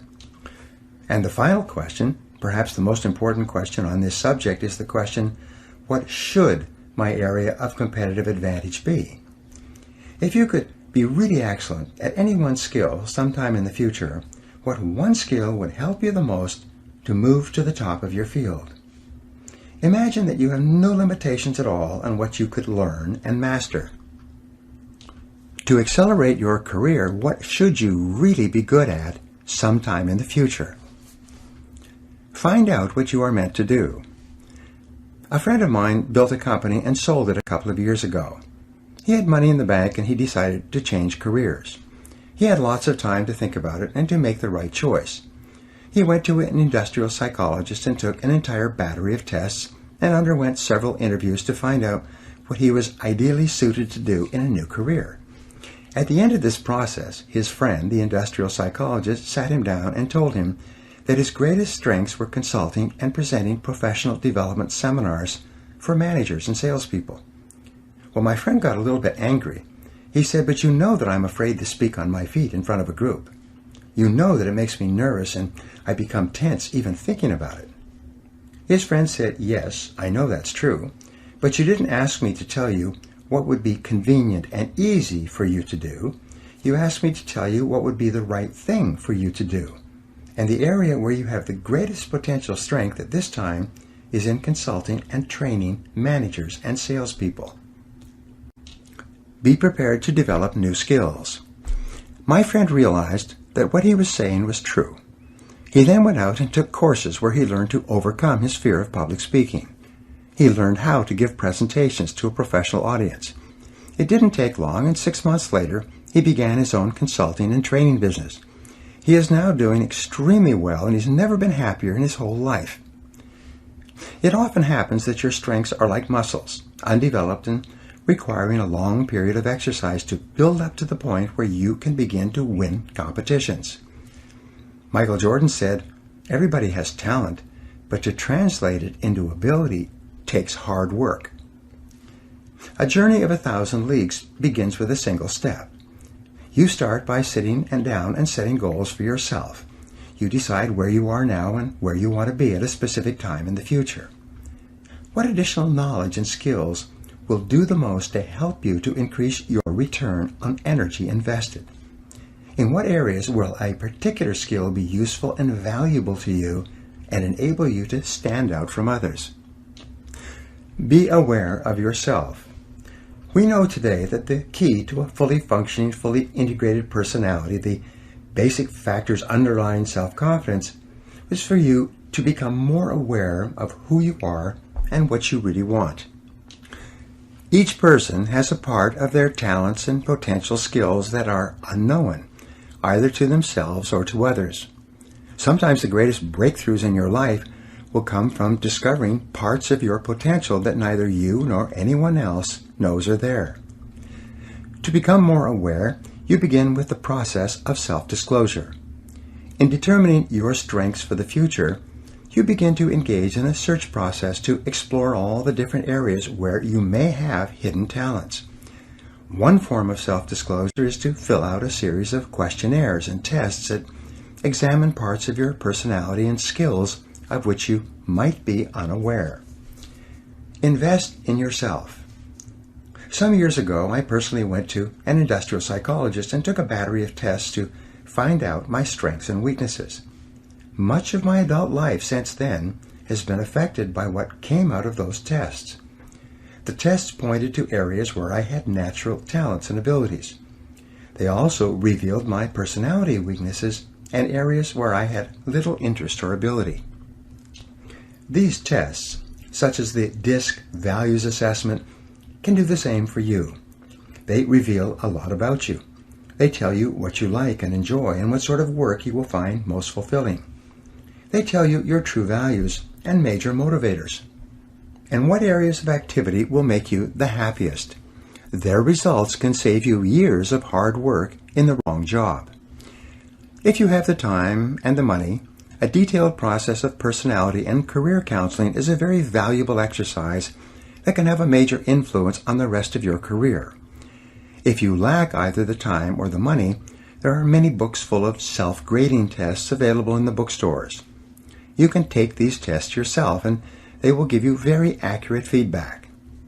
There are several companies that have developed entire batteries of self-grading assessment instruments, each of which can give you insights into your strengths and weaknesses in particular areas. Self-analysis and self-disclosure. There are also a series of exercises in self-analysis and self-disclosure that you can complete yourself with just a pen and paper. These exercises can often open your eyes and help you to see possibilities that may surprise you. The first exercise is for you to realize that you have already done many things and played many roles in life. Starting in childhood, you have learned how to do and perform a remarkable variety of tasks. You have a tremendous number of skills and talents that you have developed over time, many of which you simply take for granted. Once, some years ago, I applied for a job as an extra in a movie. On the application form, one of the questions asked was, "What skills do you have that might make you more valuable as an extra in different scenes in the movie?" They gave me a checklist of about 200 different things that a person might be called upon to do in a movie. My job was to tick off all the activities with which I had a previous experience. As I went down the list, I still remember being astonished at the incredible number of things that I had learned to do without even thinking about it. They ranged from a variety of sports to driving a variety of vehicles to riding horses to holding babies to washing dishes, climbing ladders, swinging on ropes, swimming, diving, jumping, tumbling on the ground, and so on. Perhaps one of the reasons why so many people have such low self-confidence is because they've never sat down to make up a list of how talented and capable they really are. List all your current skills and abilities. The first exercise for you is to write down a list of everything that you do on a regular basis. Write out all your roles and the parts you play, from the time you get up in the morning until the time you go to bed at night. If you play sports or exercise with various equipment, write it out. If you're a parent, cook, dishwasher, a driver, a shopper, a reader, a writer, a worker performing various jobs, a buyer, a seller, a negotiator, a teacher, a manager, a salesperson, a typist, a telephone answering person, and whatever else you can think of, write it down. Be as detailed as possible. Walk through your day, minute by minute and hour by hour, and write out everything that you do over the course of a day, a month, and a year. When you've completed this list, you'll be astonished at how many skills you have developed and which you use on a regular basis. Cluster your roles and activities. The second part of this self-disclosure and self-analysis exercise is for you to make a new list where you begin to cluster the various things you do into categories. One of your categories may be as a parent. Under the parent heading, write down all the things you do as a parent that are part of parenting. As a wife or husband, write down everything you do as a wife or husband that you perhaps would not do if you were not married. If you're a manager or a salesperson, or if you hold any other position, write down everything that you do in your job, day in and day out. You might use a heading entitled Friend, and under this heading you would write all the things you do as a friend. You phone people, visit, write letters, socialize, go out for dinner, meet after work, and so on. If you play sports, put sports as a heading and write down all of the physical activities that you engage in. If you're interested in reading, write down all of the subjects that you read about on a regular basis. Set priorities on your roles. When you've completed clustering all of your roles and activities into groups, the final step in this exercise is to set priorities on each group. Which group of activities is most important to you? Which group of activities is second most important to you? If you were going to be sent to a desert island for an indefinite term, and you could only take 2 or 3 of these activities with you, which ones would they be? When you have numbered your clusters or groups by priority, you will have created a very clear picture of who you are and what is valuable to you in life. Your next questions might be: 1. What do I need to do in each of these areas in order to get the very most satisfaction and enjoyment from this area? 2.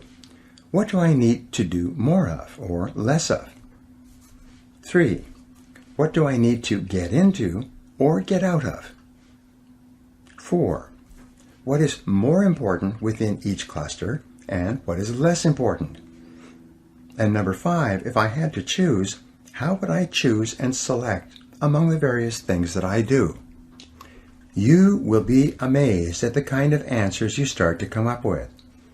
In my experience, you will first be surprised at the clusters that appear at the top of your list and the clusters, some of which take up an enormous amount of your time, which are not really very important to you at all. For you to really know yourself, you have to take the time to analyze yourself like this on paper. Ask for input from others. A second exercise which is very helpful in learning more about yourself and which has been a turning point in the lives of many people is to turn to someone close to you and ask him or her what they think you should do with your life. Ask a person you trust what he or she thinks are your strong points and your weak points, your strengths and vulnerabilities. What advice would someone who cares about you give to you about the kind of work you should be doing and the kind of talents you should be developing? Even people who don't know you very well will often be able to give you insights about yourself and your possibilities that will be extremely accurate and might even be in areas you hadn't even thought about. Once, I was driving with a business associate to an appointment that was some way out of town. We had a chance to talk as we were driving along, and I was wrestling with what I should do at the next stage of my career. I was seriously considering getting into the business of professional speaking and giving seminars, and eventually producing audio programs. On a lark, I turned to him and asked him, in all honesty, if I was going to change careers, what do you think I would be good at? An important insight. He sat and thought for a while, and then he turned to me and said, "Brian, I think you would be very good at speaking and training and giving seminars. You do a lot of reading and research, and you seem to enjoy sharing your ideas with other people. The best use of your time would be to be sharing your ideas with audiences." Up to that time, I had seldom spoken publicly, and I had never given a seminar before. I won't say that that incident alone was the turning point for me, but it was the final assurance that I needed to make the decision to become a professional speaker and trainer. This business associate, a casual acquaintance of mine, could see it clearly. Today, I address more than 250,000 people each year, all over the United States, Canada, Europe, Asia, Australia, and New Zealand. I've spoken on every island in the Caribbean and in Mexico. So, it must have been the right decision. Determine what motivates you. A third method of self-analysis is to apply the work of Dr. David McClelland of Harvard to assessing your own areas of greatest potential. McClelland developed a method of interviewing people to find out what sort of jobs they would be best at doing. His conclusion was that people fall into 3 basic categories. You can usually tell whether or not a person will be suited to a particular job by finding out whether or not they fall into one of these 3 areas. The method of interviewing, which you can do on yourself, consists of asking the job candidate detailed questions about previous peak experiences or moments of personal pride in his or her past. The categories were determined by analyzing what most motivates a person.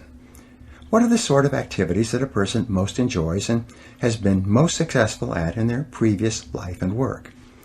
There are basically 3 motivational profiles, and each person falls into one of them, as do you. The first is called the achiever profile. The achiever is a person whose greatest sense of accomplishment comes from achieving something that is almost exclusively an individual activity. A person who enjoys climbing a mountain, or completing a course of study, or running a race, or overcoming any obstacle to win through by himself or herself would be classified as an achiever. There are specific strengths that achievers have and specific jobs that achievers would be best at. One of these would be in the field of selling, because selling is an individual activity. The people who are the very best at selling are those who most enjoy individual activities and individual accomplishment. The second type of motivation is the leader profile, or that of power. A person with a strong power orientation is one who enjoys getting things done through others. Power in this context refers to being able to influence and coordinate the activities of others over a period of time to complete a complex task. A coach of a sports team or a manager at work who really enjoys what he or she is doing would be a person who is most motivated by this kind of power or influence. The third kind of motivation is called affiliation. A person with an affiliation motivation is one who most enjoys working harmoniously with other people as part of a team. This person enjoys both supporting others and being supported by others. He or she enjoys cooperating with others toward a common goal and seeing the goal achieved successfully. Questions to ask. When you apply this test to yourself, you ask yourself the following. 1. What do I like to do more than anything else? 2. What have I done in the past that has given me my greatest feelings of self-esteem and personal pride? 3. What have been my personal peak experiences in life? Whatever you seem to have enjoyed the most is a good indication of where your strengths lie. Your strengths may be completely hidden, but by asking yourself these questions and facing the answers unblinkingly, you will begin to uncover those strengths. When you uncover a potential strength in yourself and begin to develop it so that you can use it in your life, you begin to feel really terrific about yourself. Make a real difference. Your most important job is to apply yourself where you can make the greatest positive difference. This will be the area where you get your highest return on energy. When you are working and expanding your capabilities in an area of your greatest strengths, you feel terrific about yourself. You feel like a winner. You enjoy wonderful feelings of self-confidence and self-esteem. Accept your weaknesses. It's also important for your happiness that you develop a proper perspective on the inevitable weaknesses that you will have in almost every area. Here are some insights that may be helpful to you. The first insight is that almost every weakness can be viewed as a strength inappropriately applied. If you use one of your strengths where it is neither required nor helpful, it can be actually a weakness in that it interferes with your ability to get the result you desire. Sales versus management. I had a gentleman working for me at one time who was direct and extremely aggressive. He started in sales and was very successful and was promoted into a management position. As a manager, his aggressiveness made him the kind of person that no one wanted to deal with. What I had forgotten was that his major skills lay in selling, in an area of individual achievement. His aggressiveness was a strength in selling, but a weakness when he was put into a management position where his strength could not be used properly. Many of the so-called weaknesses that you might have are merely strengths being used in the wrong place and for the wrong purposes. Situational weaknesses. A weakness may simply be situational. There's an old saying that when you go into the woods, you must expect the mosquitoes. Sometimes you will be criticized for the things you do, and you may conclude that you are weak in these areas. But it may be that criticism just comes with the territory. I speak on sales, management, and motivation to a great number of people. Occasionally people come up to me or write and tell me that they didn't like my talk. Even though more than 99% of the emails and letters that I receive are highly favorable, there are inevitably people who, for some reason, are not happy. These are the inevitable mosquitoes that go along with my profession. You will find that there are inevitable complaints and criticisms that go along with whatever you do. They may not be indicative of a weakness at all, merely an opinion or an observation by another person. You may be hypersensitive. You may have a personality weakness that has been caused by a previous experience. Someone may have taken advantage of you in the past, and you may be hypersensitive to being taken advantage of again in the future. You may have been raised with destructive criticism and have therefore developed a very thin skin as a result. The slightest suggestion that a person does not completely approve of your behavior might cause you to react negatively. This may be seen as a personality flaw or weakness, when, in reality, it's merely a result of your previous reinforcement history. It may also be something that will be helpful for you to decide to get over. Amenable to education. Your weakness may be amenable to education. Often the only thing holding you back from extraordinary accomplishment is a little bit of learning. If you take the right courses, listen to the right audio programs, and read the right books, that may be all you need to do to become exceptional in your field. Your supposed weakness may be irrelevant. It may be that someone else expects you to have certain qualities and abilities that you simply don't have and that you are not interested in or capable of developing. Often the disappointment of others can cause you to feel that you are deficient in some way, when in reality, that particular skill or ability is not important to you anyway. Weaknesses are good indicators. And finally, what appears as a weakness can be a key indicator of the type of work or activity that you should not be engaging in. It may be that you don't enjoy that area of endeavor at all. If you try to do a job or task and you consistently do it poorly, this may be a way of nature telling you that this is the wrong field for you. Strengths and weaknesses. The most important point to remember with regard to your strengths and weaknesses is that everybody has both. There are areas where you are strong and there are areas where you can become extraordinary in your performance. There are areas where you are weak, and you probably should not be spending any more time there than is necessary to assure that you are good enough not to hold yourself back. Take the time to analyze yourself carefully. By practicing self-disclosure with yourself and others, both in written and spoken form, you will develop a higher level of self-awareness and self-honesty. As you become more knowledgeable about your strengths, you'll become more self-accepting of who you really are. And as your level of self-acceptance increases, and you begin to respect yourself for your unique talents and abilities, your level of self-esteem and self-confidence will go up as well. When you minimize or downplay your weaknesses and simultaneously identify and maximize your strengths, you will become a peak performer in everything you decide to do. Now, here are some action exercises that you can use to apply what you've just learned. Number 1, decide today that you are going to become very good at what you do, that you're going to join the top 10% of people in your field. Number 2, identify the most important skills you have, those skills that are most important to your doing your job in an excellent way. Number 3, determine your natural strengths and abilities, those jobs and tasks that you do well and most enjoy. Number 4, what is your competitive advantage? What is it that you do better than almost anyone else? What should it be? What could it be in the future? Number 5, what sort of work motivates you the most? What activities give you the greatest sense of personal satisfaction?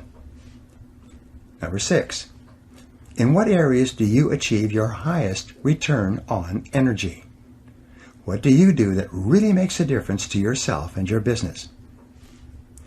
And number 7, take some time with a pen and paper to complete one or more of these exercises explained in this chapter, so that you can be sure that you are doing exactly the right work for you.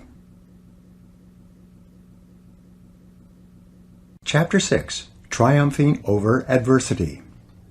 The miracle or the power that elevates the few is to be found in their industry, application, and perseverance under the promptings of a brave, determined spirit. Mark Twain. True self-confidence comes from positive knowing rather than positive thinking. Your goal should be to develop the kind of unshakable self-confidence that makes you an unstoppable force of nature. Your job is to take every step possible to Make yourself so positive that you become irresistible and able to accomplish any goal that you set your mind to. And one of the most important things you need is an absolute faith in your ability to overcome any adversity that the world can throw at you. Persistence is essential. Napoleon Hill wrote that persistence is to the character of man as carbon is to steel. He also said that before success comes in any man's life, he is sure to meet with much temporary defeat and perhaps some failure.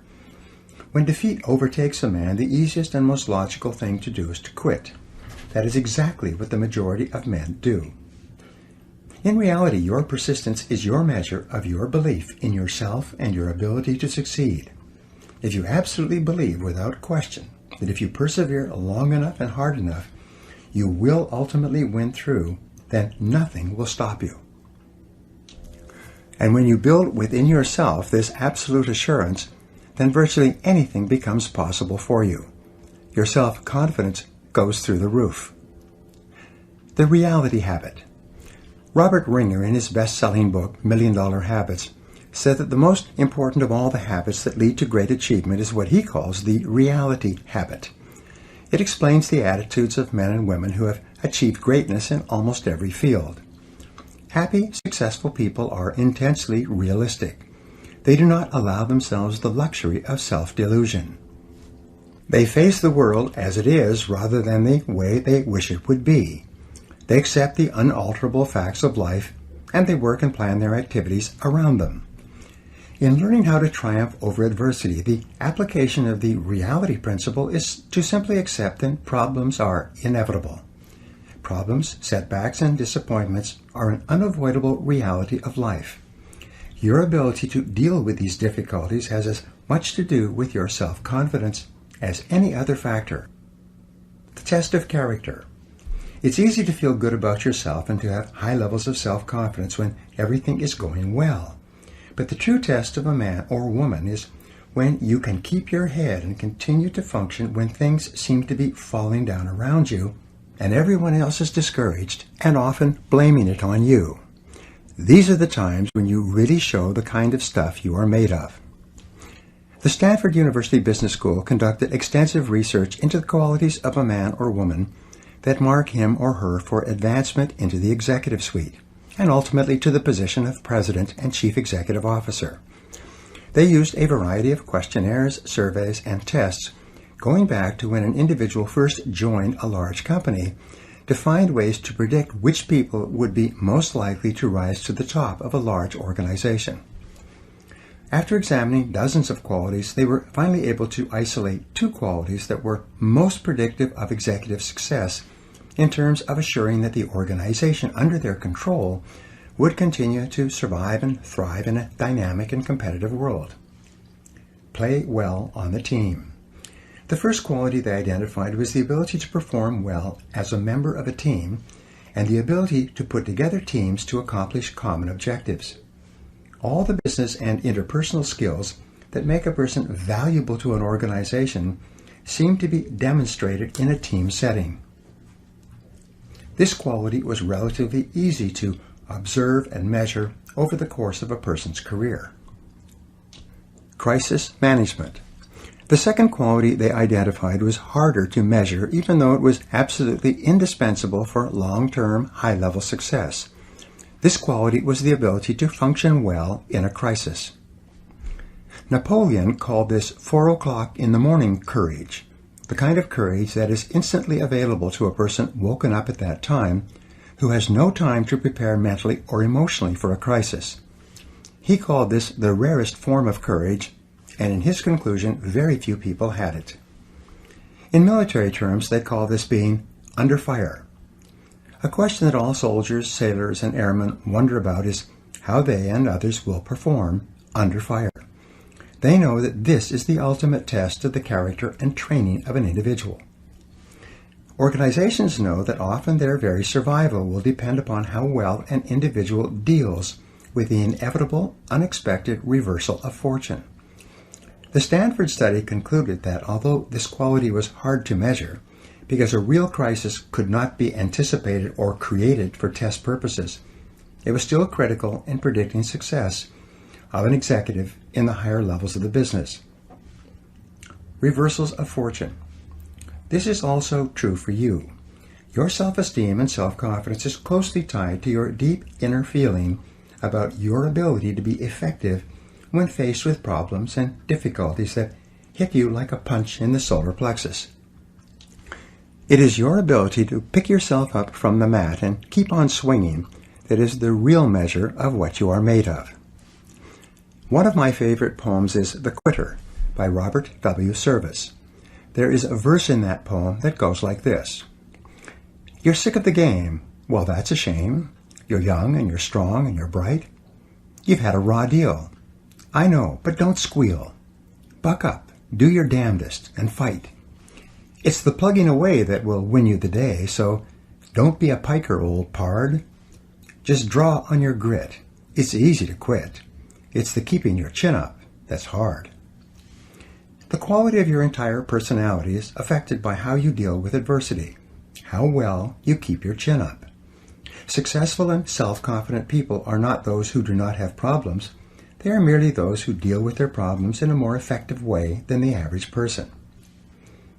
B.C. Forbes, the founder of Forbes magazine, wrote that history has demonstrated that the most notable winners usually encounter heartbreaking obstacles before they triumph. They won because they refused to become discouraged by their defeat. And so can you. The challenge-response theory. In 1952, historian Arnold Toynbee was awarded the Nobel Prize, largely as a result of his work in studying the life cycles of civilizations. He estimated that in human history, there had been 21 great civilizations, 20 of which had broken down over time. He considered the American civilization to be the 21st. His writings were meant to illuminate and give guidance to modern historians and politicians so that they could better assure the survival and success of their nations, and in the case of the United States, the perpetuation of the American Republic.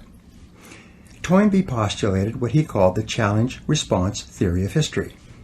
He said that every large civilization began as a small group of people that eventually found itself facing a challenge from the outside. In most cases, this challenge was composed of enemy forces bent on its destruction. But in some cases, the challenges came from weather or geography. Deal with the challenge effectively. When faced with the challenge, if the small group of people responded in a positive and constructive way, they would overcome the challenge, and in so doing, they would grow. But in growing, this group or tribe would trigger another, even larger challenge, usually aggression from other tribes. Once again, the group would have to reorganize itself internally to face the even larger challenge. If it again responded in a positive and constructive way and overcame the challenge, it would continue to grow.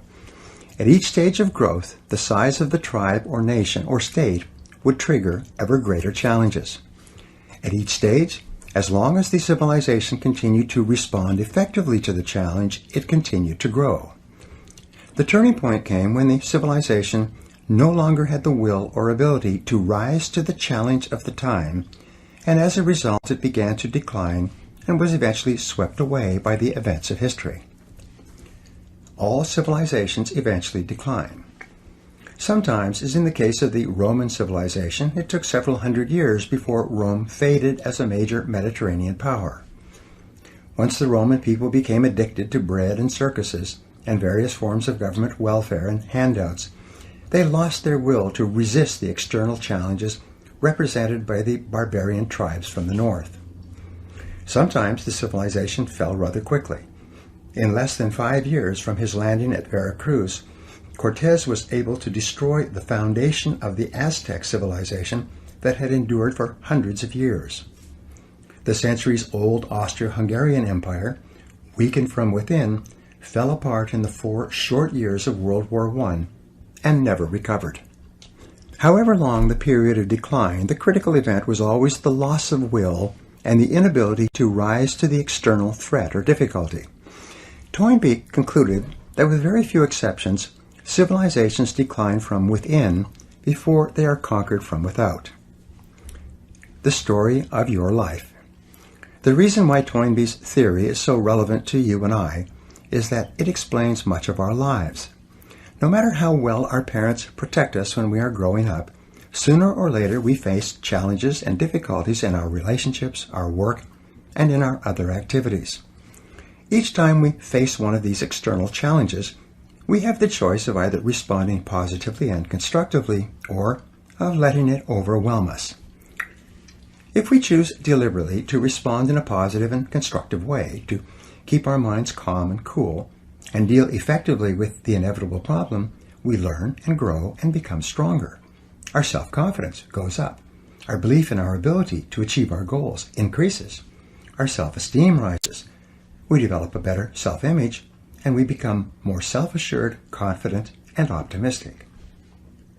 The rise and fall of a business. Every small and large company goes through the same cycle of challenge and response. If a small company is capable of rising to the inevitable setbacks and reversals it experiences, it continues to grow and, in so doing, triggers even greater challenges, reversals, and setbacks. Peter Drucker said, "A company stays in business as long as it continues to make enough money to pay for its mistakes." One business consultant estimated that every 3 months a small business has a crisis that, if not responded to properly, will lead to the collapse of the enterprise. You and I are similar to small businesses in many respects. Fortunately, an inability to respond will not lead to something as final as a business collapse. But if, for any reason, we don't get on top of the challenges, but rather let them get on top of us, our self-esteem and self-confidence will decrease, and our ability to deal with subsequent difficulties will diminish dramatically. Your responses determine your future. Almost everything that happens to you is determined by your responses to the ups and downs of daily life. Your responses are the result of everything you have learned and experienced over time. Thomas Huxley said, "Experience is not what happens to a man, it is what a man does with what happens to him." Your life and everything about you is demonstrated in the way you react. It's not in what happens to you, it's how you respond to it. This is why the Stanford study was quite clear about this quality when it stated that the proven ability to function in a crisis is the absolute prerequisite for promotion to a senior position. In a way, what we are really talking about here is character. One of your aims in life should be to develop your character, to become a better and finer and stronger human being. And the development of character, essential to your long-term happiness and well-being, requires that you go through the crucible of setback and temporary defeat and emerge victorious. Problems and difficulties come unbidden. You probably make every effort to organize your life in such a way that you minimize the unexpected and usually unpleasant surprises that may occur. You use your intelligence, education, and experience to arrange your life and affairs so that you avoid adversity whenever and wherever possible. You probably plan and prepare carefully in advance to assure that things go smoothly at home and at work. You are especially careful with your health and with the well-being of members of your family. You are thoughtful about the things that you can do to assure a greater likelihood of success in your business or career. You lock doors, insure properly, drive carefully, and otherwise reduce your potential exposure to unhappy events. Almost everyone does this, except for those who are thoughtless and irresponsible. Yet, in spite of making every effort to avoid adversity, you experience adversity nonetheless. Adversity comes to you unbidden. You tend to be blindsided by adversity. It befalls you in spite of your very best efforts to the contrary. Adversity and character development. But yet, in the absence of adversity, you cannot develop a stronger character. You cannot become a better person.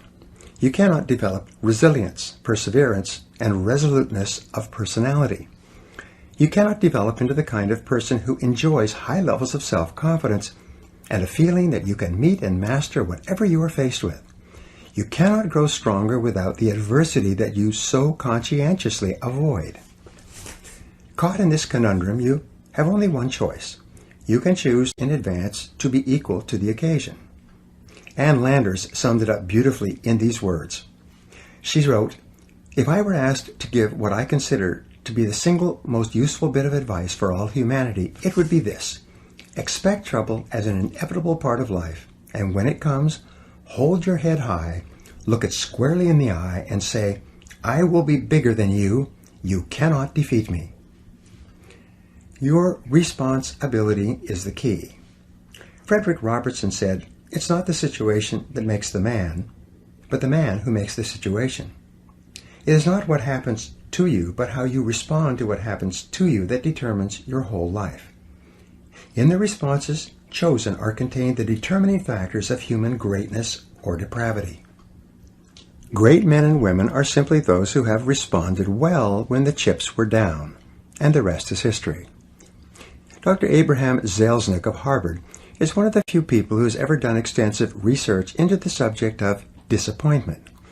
What he found in studying the way that different people respond to disappointment was that you could largely tell how high and how far a person was going to go in life by simply observing how they reacted when they faced frustration and setbacks in reaching their goals.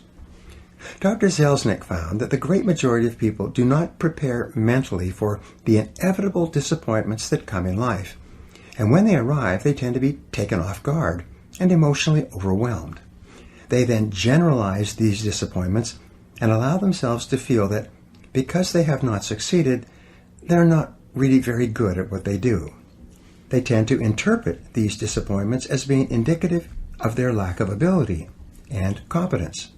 As a result, they become easily disappointed in themselves, and they lose the courage and confidence that they need to press forward. Often they become depressed, and in the majority of cases, they gradually give up.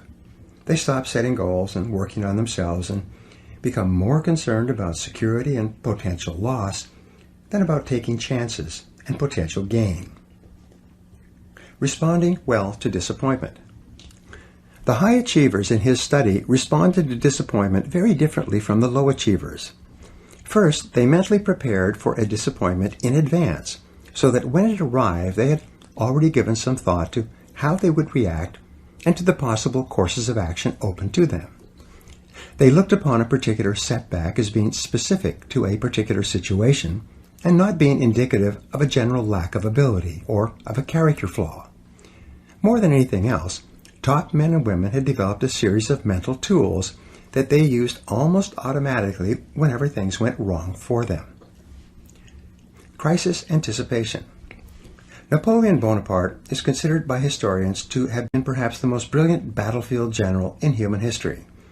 In a military career spanning 25 years and involving hundreds of battles, large and small, he lost only 3 battles. It was said that his very presence on the battlefield was worth an additional 40,000 soldiers to the French army because of the boost in morale that it gave them. Napoleon was famous for taking the time to study the battlefield and to think through every possible eventuality of the pending battle. He prepared with no illusions and with an attitude that dealt with the worst possibilities and reverses that could occur. When the battle was underway and confusion reigned everywhere, a steady stream of messengers and officers would come to him with news and messages, requesting instructions on what to do next. His responses were always clear, concise, and immediate. No matter what happened, he had an order and an answer at the tip of his tongue. And the reason for this, and what helped to make him the master of all of Europe, was because he had thought everything through in advance. Advanced thinking and planning. This program on the power of self-confidence is meant to be practical and helpful to you. In the time ahead, I will share with you some of the best mental tools used by the most effective men and women in our society to cope with adversity. What I suggest is that you study these ideas, turn them over in your mind, and review them regularly until they become an automatic part of your thought processes. And when they do, I promise that you will take a giant step toward becoming unstoppable and toward enjoying the high levels of self-confidence that are possible for you. The concept of failure. The first mental technique is for you to reassess your entire attitude toward the concept of failure. You know that the fear of failure is the greatest single obstacle to success and happiness in adult life. You also know that this is a conditioned response which originated in early childhood as the result of destructive criticism and other mistakes that your parents made in bringing you up. Fortunately, it is a learned fear, and because of this it can be unlearned, thereby freeing you from the fears that hold you back and giving you the self-confidence that propels you forward. The starting point of eliminating this fear is for you to accept and realize that no success is possible without failure. All success is preceded by failure, usually great failure, repeated over a long period of time. Abraham Lincoln was considered one of the great failures of American politics, a man who lost his business, lost his sweetheart, and was defeated for election over and over again. However, by learning from every defeat, he won the final election and became one of the most important and respected presidents we have ever had. As Stanley Judd wrote, "Don't be afraid to fail. Don't waste energy trying to cover up failure. Learn from your failures and go on to the next challenge. It's okay to fail. If you're not failing, you're not growing." Double your rate of failure. You only learn how to succeed by failing, and no success is possible without it. Thomas J. Watson, the founder of IBM, was once visited by a young journalist who asked him how he could be more successful faster. Watson replied with these wonderful words, "Do you want to be successful? Then you must double your rate of failure. Success lies on the far side of failure." Every man or woman of great achievement has been at one time a magnificent failure. The greatest successes of our generation and of our history books are the stories of men and women who failed so many times that they finally learned how to succeed. On the David Susskind show some years ago, they had 4 men who had all become entrepreneurial millionaires before the age of 35. They asked them during a break to add up and calculate the total number of different businesses that they had started or tried before they found the business where they made their fortunes. It turned out that the 4 men had started an average of 17 businesses each, an average of 16 of which had been unsuccessful. But it was the 17th business that had made them rich. Now the obvious question is this: did those young men fail in each of their previous business experiences? And the answer is clear. They did not fail. They were learning how to succeed. Their previous business enterprises were the testing grounds where they learned the lessons necessary to achieve financial independence later. Our greatest inventor, Thomas Edison, was the most successful inventor of the 20th century, or of any century. He developed not only the electric light bulb, but the electric power company that made it possible to deliver electric current and sell electric light bulbs to every city, town, and village in America. He patented more than 1,000 devices at the U.S. Patent Office, almost all of which were brought into commercial production within his lifetime. Our way of life and the way of life of almost everyone in the world has been profoundly affected by his successes in the area of invention. But Thomas Edison was also an extraordinary failure as an inventor. He failed more times than any other inventor of his age. He failed thousands and thousands of times in attempting to find the proper filament for the first electric light bulb. He failed thousands of times more in attempting to find the proper plant from which to draw natural rubber. In his laboratories at what is now known as General Electric, he brought together some of the finest scientific minds of the age so that they could dramatically increase the number and speed of their failures. Success is a numbers game. Edison knew that success is a numbers game. It is based on intelligent effort and the law of probabilities. If you try enough different things in enough different ways, and you learn from each test or failure, then you must inevitably be successful. The fear of failure, on the other hand, causes people to try fewer and fewer things, thereby lowering the probability that they will ever achieve anything of consequence. In the same year that Babe Ruth hit more home runs than any other batter in America, he also struck out more than any other batter. When the ball was thrown, he swung with every ounce of strength he had, often spinning around and falling down on the ground as a result of his efforts. but he also set an American baseball record that was not broken for decades and became a legend that we still talk about today. Henry Ford, who was bankrupt at the age of 40 and who went on to become one of the world's richest men, wrote, "Failure is just another opportunity to more intelligently begin again." Dr. Joyce Brothers wrote that the person interested in success has to learn to view failure as a healthy, inevitable part of the process of getting to the top. Learn from every failure. Your job is not to fear failure or to avoid failure so much that you also avoid success.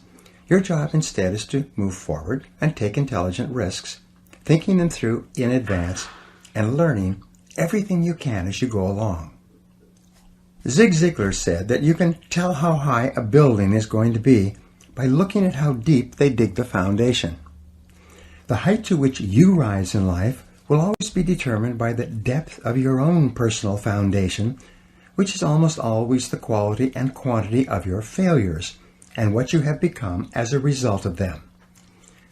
Napoleon Hill wrote, "When defeat comes, accept it as a signal that your plans are not sound. Rebuild those plans and set sail once more toward your coveted goal."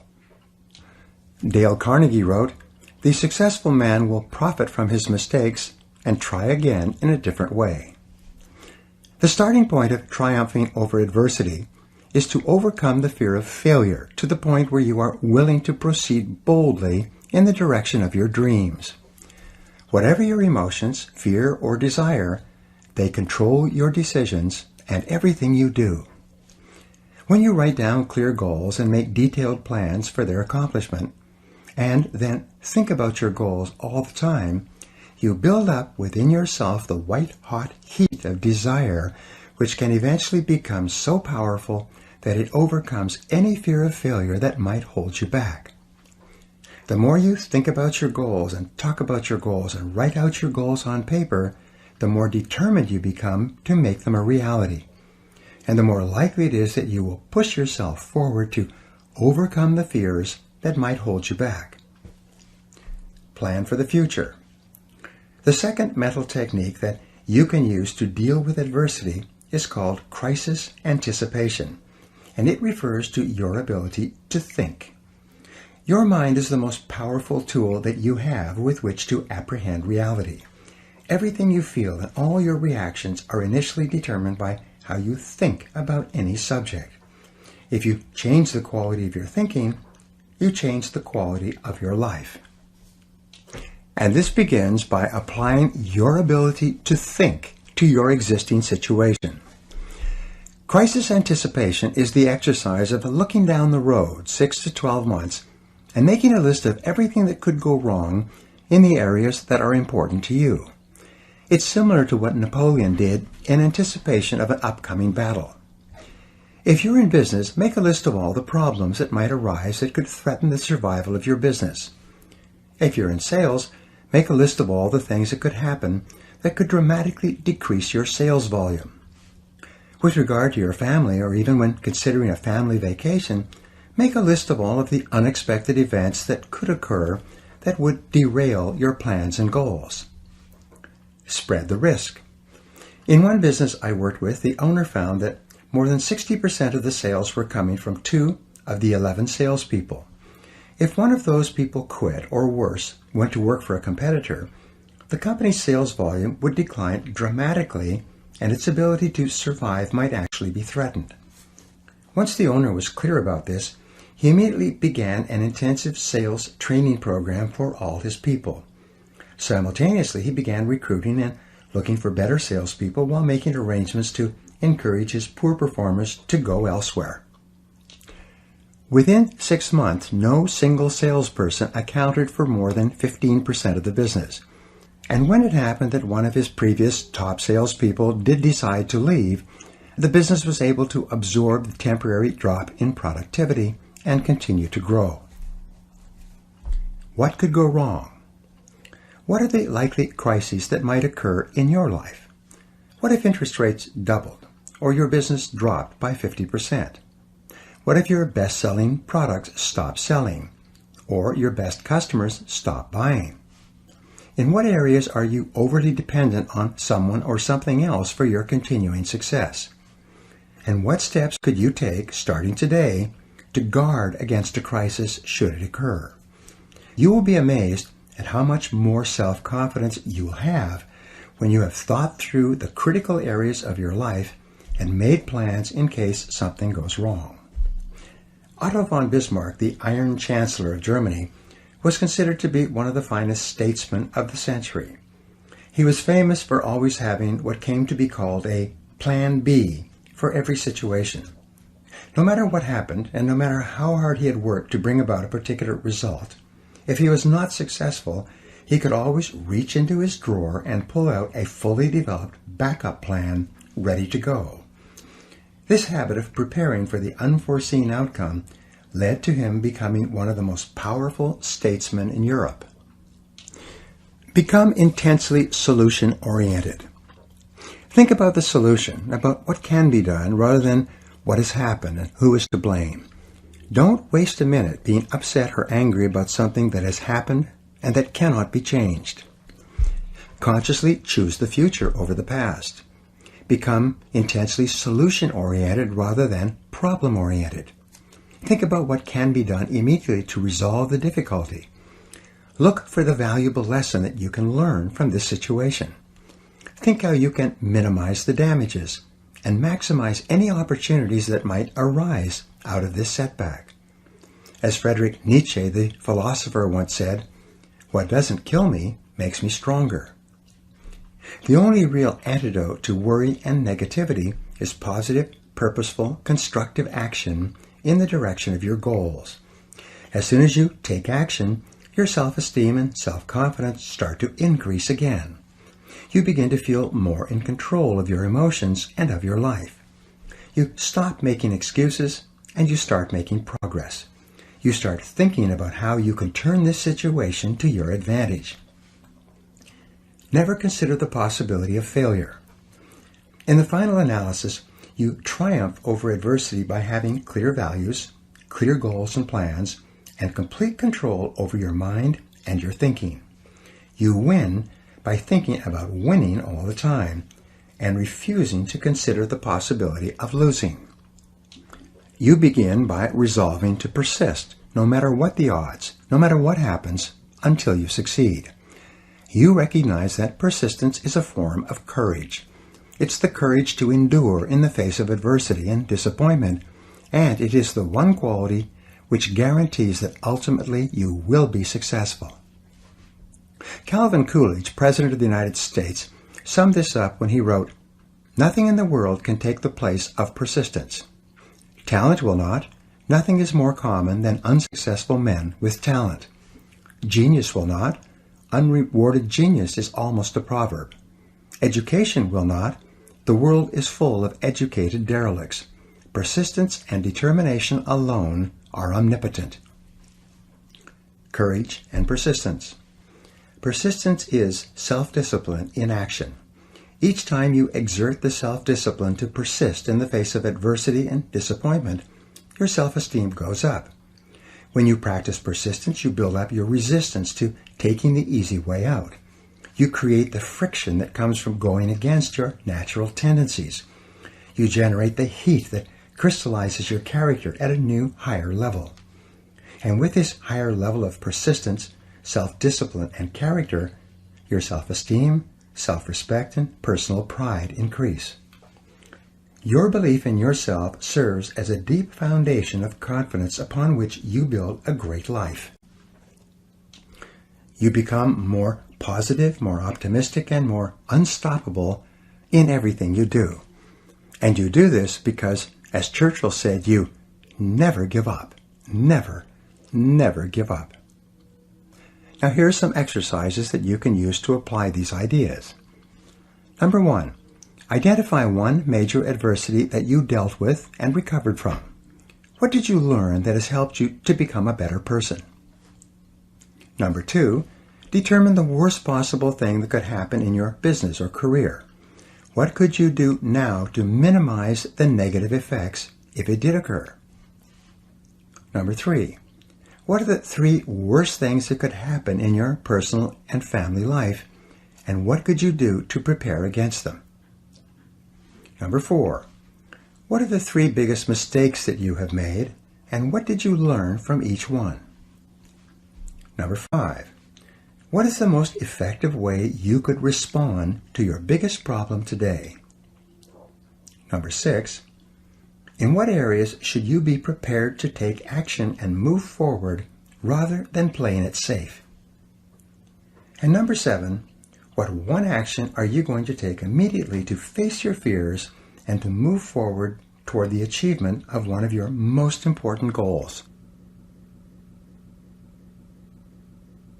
Chapter 7, Self-Confidence in Action. James Allen said, "Above all, be of a single aim, have a legitimate and useful purpose, and devote yourself unreservedly to it." One of the most valuable experiences you can engage in accomplishing any goal you can set for yourself, is to ask yourself, what is my limiting step? What is the one factor that determines the speed at which I achieve my goal, or whether I achieve it at all? Your ability to identify your limiting step is one of the best demonstrations of your intelligence, and your capacity to eliminate this limiting step is one of the best demonstrations of your overall competence in achieving anything you want. Self-confidence is critical.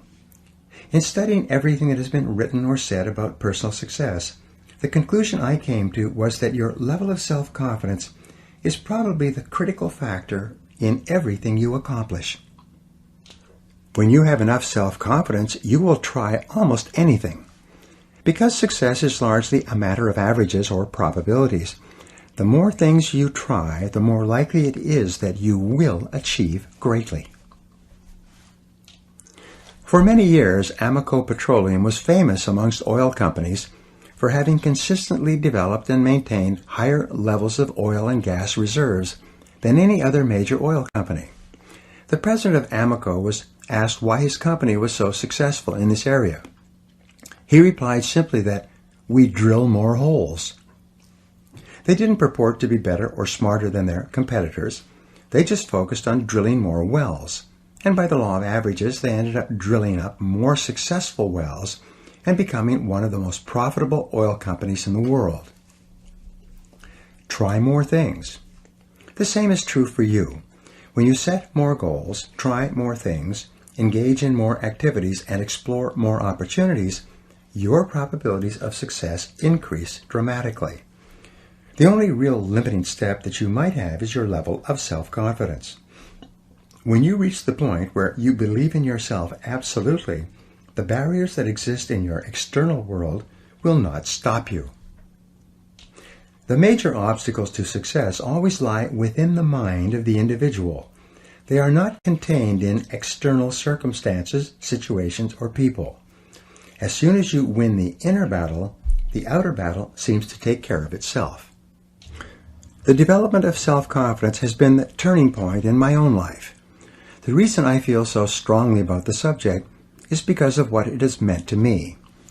The development of greater self-confidence has enabled me to go from rags to riches, from limited means and worries about money to national and international renown. I've been able to go from living in a small, rented, one-bedroom apartment and being deeply in debt to living in a beautiful home on a golf course and driving a new Mercedes. An inauspicious beginning. Talent and ambition have been very helpful, but without the development of self-confidence, my inborn abilities would have lain dormant and unused, as they did for many years. Before I gained enough self-confidence to commit completely to my goals, I was going nowhere with my life. I started with few advantages. I came from a home with 3 younger brothers, and while I was growing up, we never seemed to have any money. My father was a good man, but he was not always employed. I remember from my earliest days that we could never afford anything. My mother used to dress us by buying used clothes from the Goodwill and the St. Vincent de Paul rescue missions. We would wear pants and shirts that had been given away by other families. Sometimes the kids at school recognized that the clothes I was wearing were their old clothes that their parents had given away. Christmases and birthdays were not occasions of great celebration. We had little to give and little to share. Early behavior problems. I became a behavior problem at an early age. I see now that I was just rebelling against my upbringing, but at the time I was a real problem for everyone around me. I was constantly being kicked out of classes for misbehavior. I was suspended or expelled from 4 schools during my junior high and high school years. I had the sorry distinction of being the worst behaved kid in school, with more detentions, demerits, and failed classes than any other kid in the 9th, 10th, 11th, and 12th grades. I learned later that my teachers had voted me the most likely to end up in prison. I began working at a young age. I worked at a part-time job and then full-time jobs to earn my own money, buy my own clothes, and eventually get my own car. I worked as a dishwasher in a small hotel for 8 to 10 hours a day during my 12th grade year, and although I didn't drop out of high school, I failed out. Failure from the beginning. I continued going to school until the year was over, but I failed 6 out of my last 7 courses. During the graduation ceremonies, they allowed me to go up on the stage in a gown in front of the audience and receive a certificate from the principal. The person in front of me received a diploma. The person in back of me also received a diploma. But what I got was a leaving certificate. A leaving certificate is just a polite way for the school to say, "Goodbye, please don't ever come back." Laboring jobs. While many of my friends who had graduated from high school went on to university to complete their educations, I began working at laboring jobs. Over the next few years, I worked as a dishwasher and a kitchen helper. I worked in sawmills and factories. I worked on construction crews and as a laborer. In one job, I dug wells. That's where you start from ground level and work down rather than up. I worked at washing cars and as a galley boy on a ship. I worked in gas stations and as a mechanic's helper. When I answered employment ads in the paper, I never even got a reply from anyone. My job applications were just thrown in the wastebasket. When I was 23 years old, I was an itinerant farm worker, sleeping on the hay in the farmer's barn and getting up when it was pitch black to eat with the farmer's family before the workday started. Selling from door to door. In my mid-20s, I was still drifting, and in order to eat, I began selling office supplies from door to door. I did poorly. From there, I went to selling other things. I remember making calls for an entire month without making a single sale. I lived on loans and charity from family and friends.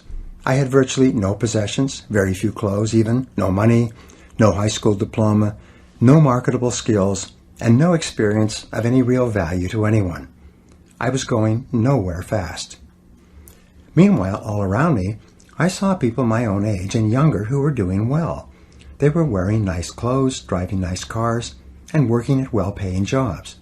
They were moving onward and upward in their careers. They had offices, and some of them had staffs. Several of them had gotten married and had homes and families and cars and furniture and what appeared to be pretty good lives. The big question. From the age of 15, I had been wondering why it was that some people were more successful than others. While I wasn't making much progress on the outside, I continued to read and search for the answers to this question, and I began to experiment with some of the ideas I discovered. My first turning point came when I realized that my problems at school and in getting along with other people were as a direct result of my own personality. I realized that if I wanted things to change, I would have to change.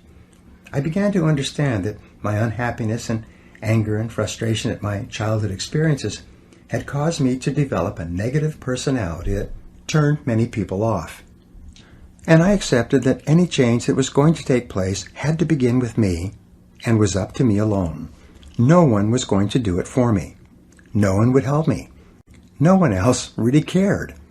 If I wanted to be successful and popular with others, I would have to go to work on myself and become a different person. The big turning point.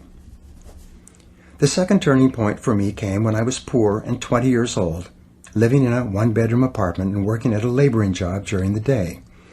I realized that I was completely responsible for my life and for everything that happened to me from then on. If I wasn't happy with my income or my work or my education or my future prospects, it was up to me to go to work on myself and make the necessary changes. They wouldn't happen by themselves. The importance of goals. The third turning point came for me when I discovered the importance of setting goals and of making clear decisions about what I really wanted in each area of my life. When I first stumbled across the subject of goals, I thought they were something that they had in sports. The idea of setting them for myself wasn't quite believable. I had so many problems and excuses that I felt that goal setting was really just an exercise in futility. It might be a pleasant entertainment, but nothing would come of it, considering my situation. Because I had low self-esteem and limited self-confidence, the first goals I set were not very high. They were consistent with what we talked about in the second part of this program. But I looked upon the exercise as more of an entertainment than as an important stepping stone to success. I remember sitting in someone's cheap hotel room many years ago. I took out a piece of hotel stationery, wrote out a series of goals, put deadlines on them, and then made a simple plan for accomplishing them. I promptly lost the sheet of paper, but exactly 31 days later, just as I had written, and as a result of a remarkable series of coincidences, my goals were all achieved. I was in my 20s at the time, and I still remember the feeling of astonishment I had at that time. I felt that I had learned about a secret power that I could use to accomplish almost anything. 3 great ideas. I had learned 3 important ideas. First, accept complete responsibility for yourself and for everything that you are and ever will be. Second, accept that you can change your situation only by going to work on yourself and learning the things you need to know to be better. And third, set clear goals with timelines for the things you want and then work every day to bring those goals into reality. For the next few years, I used these ideas sporadically. Each time I did, I would experience a burst of success and progress. As soon as I achieved a modicum of success, I would abandon these ideas and go back to simply reacting and responding to whatever happened on a daily basis. It took me several years before I finally began practicing these ideas and many others that I mentioned in this program consistently. I then began to get results in a systematic and consistent way. We sabotage ourselves. I learned later that our natural tendency is to work hard until we find a method or technique that works for us, whether in life or work or relationships, and then, for some perverse reason, we promptly abandon the technique and go back to behaving in our old way, in a random and haphazard manner. A mental exercise program, like goal setting and positive thinking, is very much like a physical exercise program. If you expect it to really work for you, you have to practice it persistently every day and keep at it indefinitely. When I began to apply these proven success principles to my life and worked on them every day, I was able to bring about almost miraculous changes in every area of my life. And so can you. And here's the point. I learned, in retrospect, that the reason why I suffered so many frustrations and why I drifted away from using these principles so often was because I lacked self-confidence. My conscious mind told me that these principles made sense, but my subconscious mind, my storehouse of memories and emotions and previous experiences, was telling me that I wasn't good enough and that success was not really for me. As my friend Zig Ziglar says, I was engineered for success but programmed for failure. I wanted success on the outside, but I didn't believe I was capable of it on the inside. You can develop any quality. The fourth turning point for me, and the reason that I have recorded this program for you, was my discovery that I could develop any quality that I thought was necessary for my success and happiness. I learned that by hard work and repetition, I could overcome and override my feelings of inferiority and undeservingness and build up my feelings of self-esteem and self-confidence. I could identify and then alleviate my own bottlenecks or limiting steps. By working on myself every day, I could build myself up into the high-achieving, happy person that I really wanted to be. by taking my foot off my own subconscious brakes and putting them onto my conscious accelerator, I could begin to move ahead rapidly in life.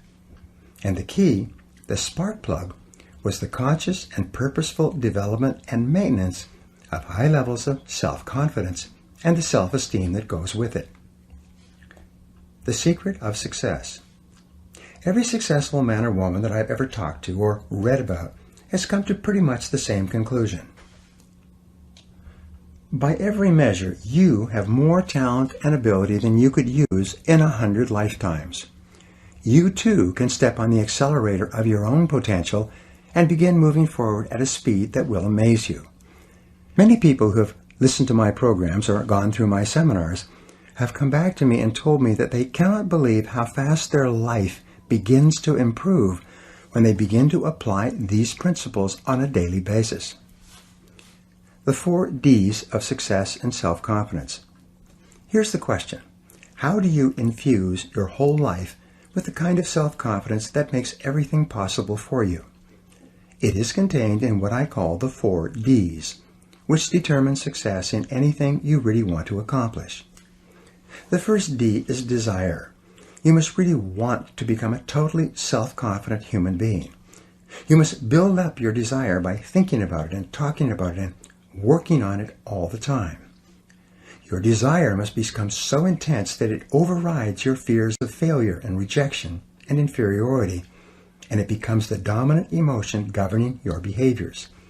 Intense desire is the starting point of all personality modification and goal attainment. The second D is decision. You must make a do-or-die decision that you will go to work on yourself and keep at it until you achieve the kind of self-confidence that enables you to do and be and say whatever you want. You must burn your mental bridges. Many people want things, but they never make the clear, unequivocal decision that they are going to do whatever it takes to get them. The third D is determination. Once you have started to make significant changes in the way you act, your internal gyroscope will try to take over and bring you back into your comfort zone, into your old ways of acting. Sometimes progress will be slow, and often you will see no progress at all. Nonetheless, you must persist in the positive and constructive behaviors that you know will lead to making you into the kind of person you wish to become. Your determination must be as unshakable as the self-confidence that you desire. The fourth D is discipline. Underlying and surrounding all great achievement in life is the quality of self-discipline. This is the ability to make yourself do what you should do, when you should do it, whether you feel like it or not. Every practice of self-discipline strengthens your discipline in every other area of your life.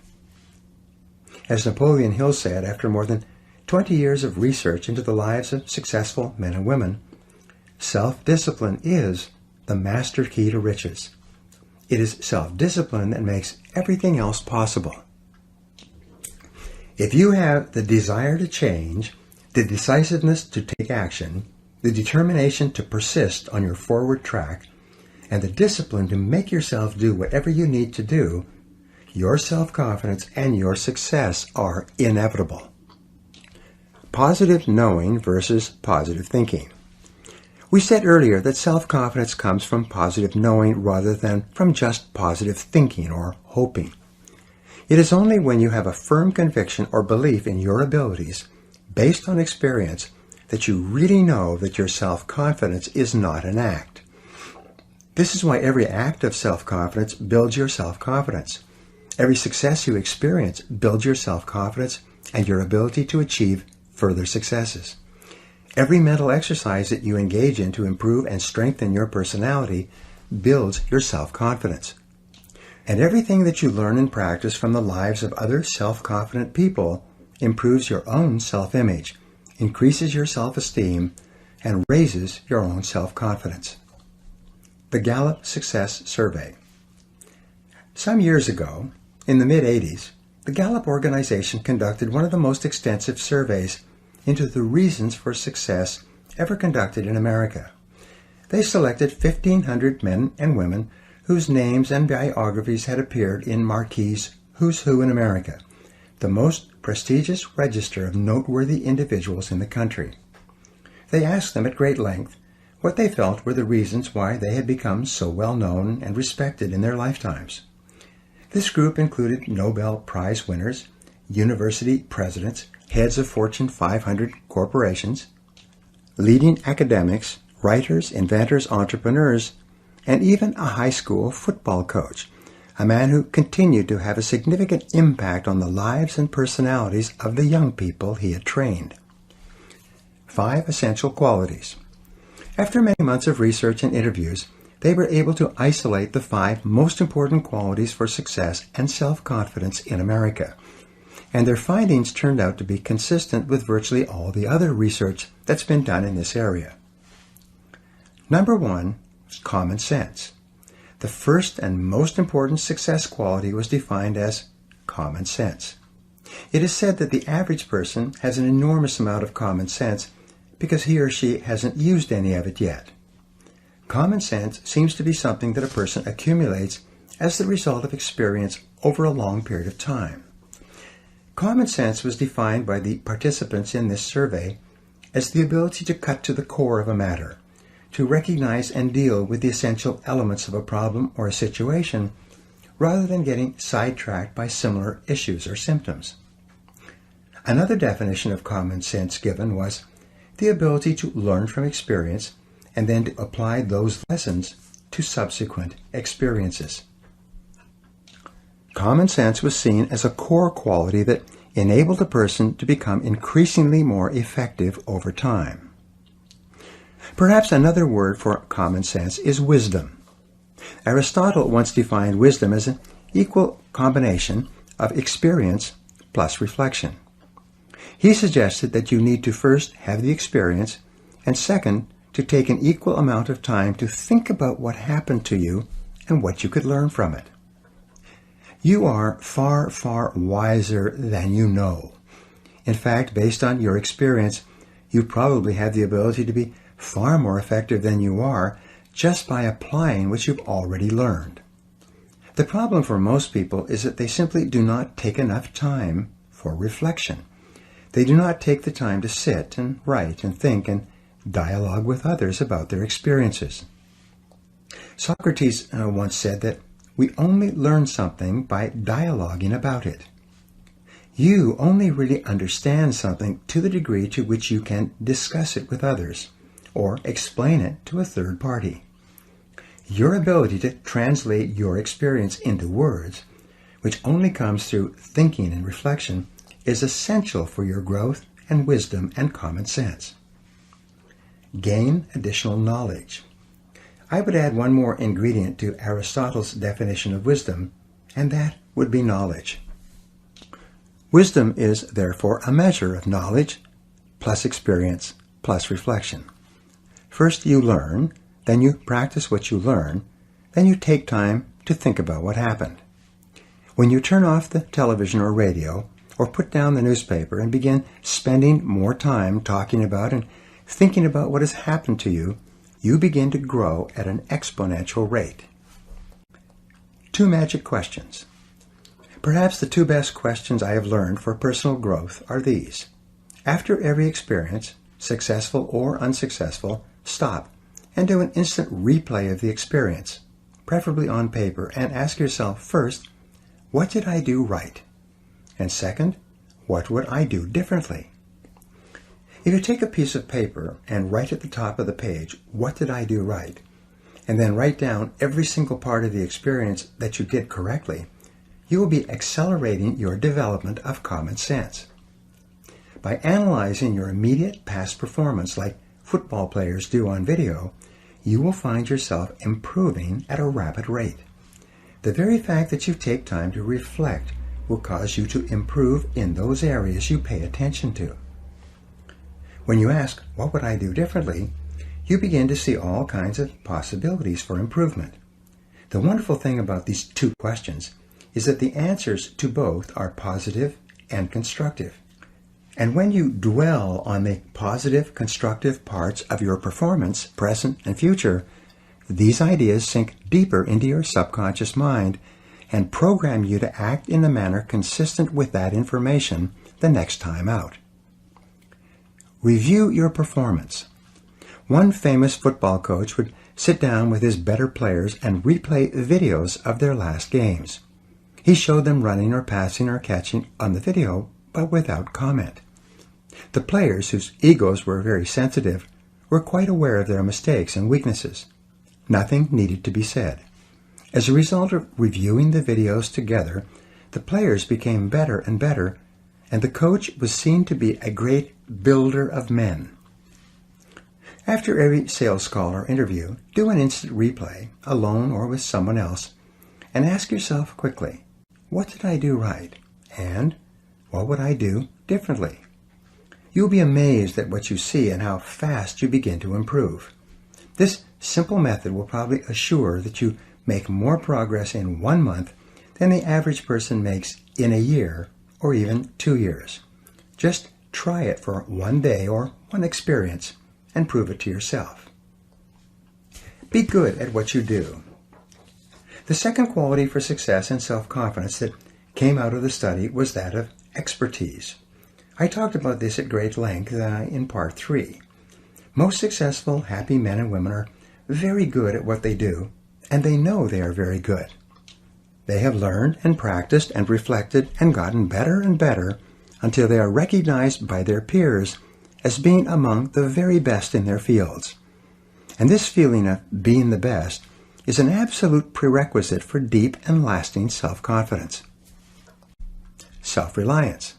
The third quality identified in the study was that of self-reliance. Men and women who are respected by others tend to look primarily to themselves for the answers to their questions and for the solutions to their problems. They are highly self-responsible. They do not blame others or make excuses when things go wrong. They look upon themselves as the primary creative forces in their own lives.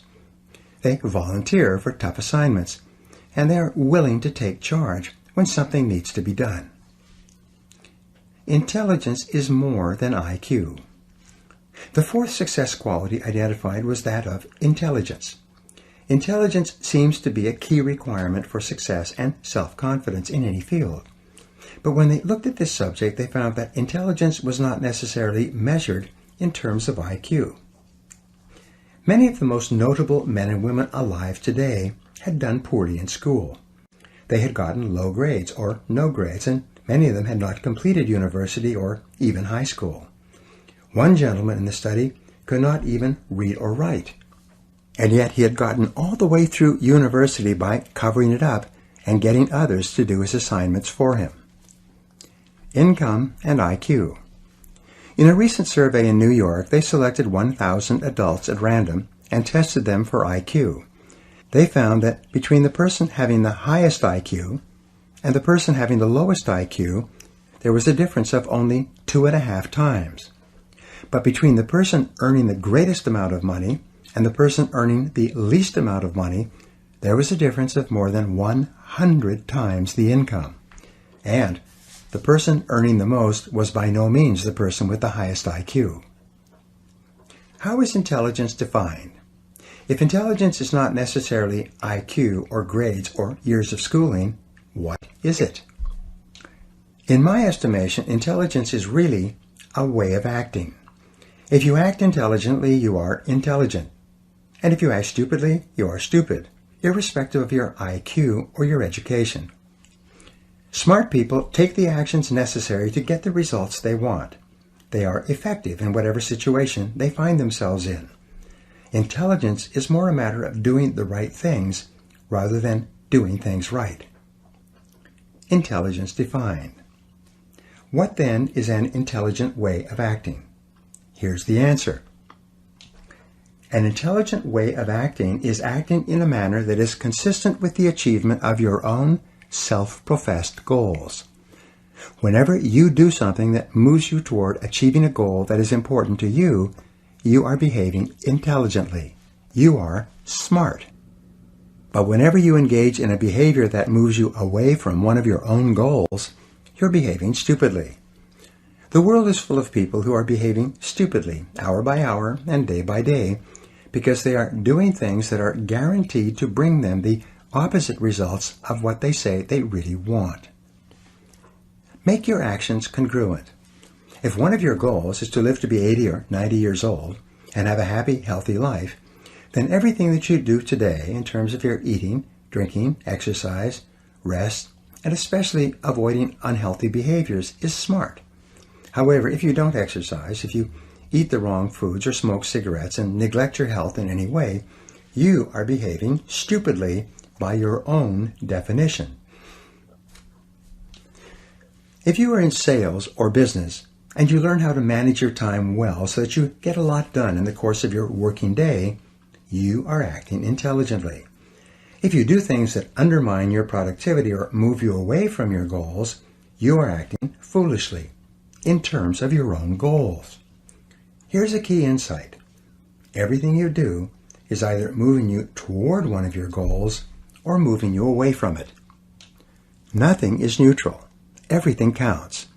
Each act you engage in is either a positive act that goes on the positive side of your personal balance sheet, or it is a negative act that goes on the negative side of your personal balance sheet. A great life is simply a life that has far more marks on the positive side than it does on the negative side. This means that an intelligent person is one who does far more things that move him or her toward the things that he or she wants to be and have and do than an unintelligent person does. Avoid self-delusion. Don't fall into the trap of deluding yourself into believing that only what you want to count counts. Many people think that if they don't count it, it doesn't have any effect on them. They think that if they don't read a book or listen to an audio program, if they don't spend time with their families and play with their children, instead of playing on their computers and watching television, if they don't do the things that are leading to a happy, healthy, successful life, then somehow it doesn't matter. They will get a pass. It won't count. But the fact is that everything counts. Nothing is neutral. Everything you do or don't do contributes toward making your life a great life or a mediocre life. Everything counts. With regard to your self-confidence, every time you do something that is moving you in the direction of something that is important to you, you feel like a winner. But every time you don't do things that move you forward towards something you want, or even worse, move you away, you feel like a loser. These behaviors are not only progressive, they are habitual. The more you engage in one behavior or the other, the easier and more automatic that behavior becomes. The more you engage in winning behaviors, the more consistently you act and feel like a winner. The higher will be your self-confidence, and the greater will be your belief in yourself and in your goals. Your actions shape your character. Getting the job done. The final quality of success identified in the study was that of result orientation. This means that you know that you are capable of getting the results for which you are responsible. All highly respected men and women are recognized as being the kind of people who can get the job done, whatever it is. They are invariably decisive, results-focused, action-oriented people. They are performance-oriented. They have a bias for action and a sense of urgency.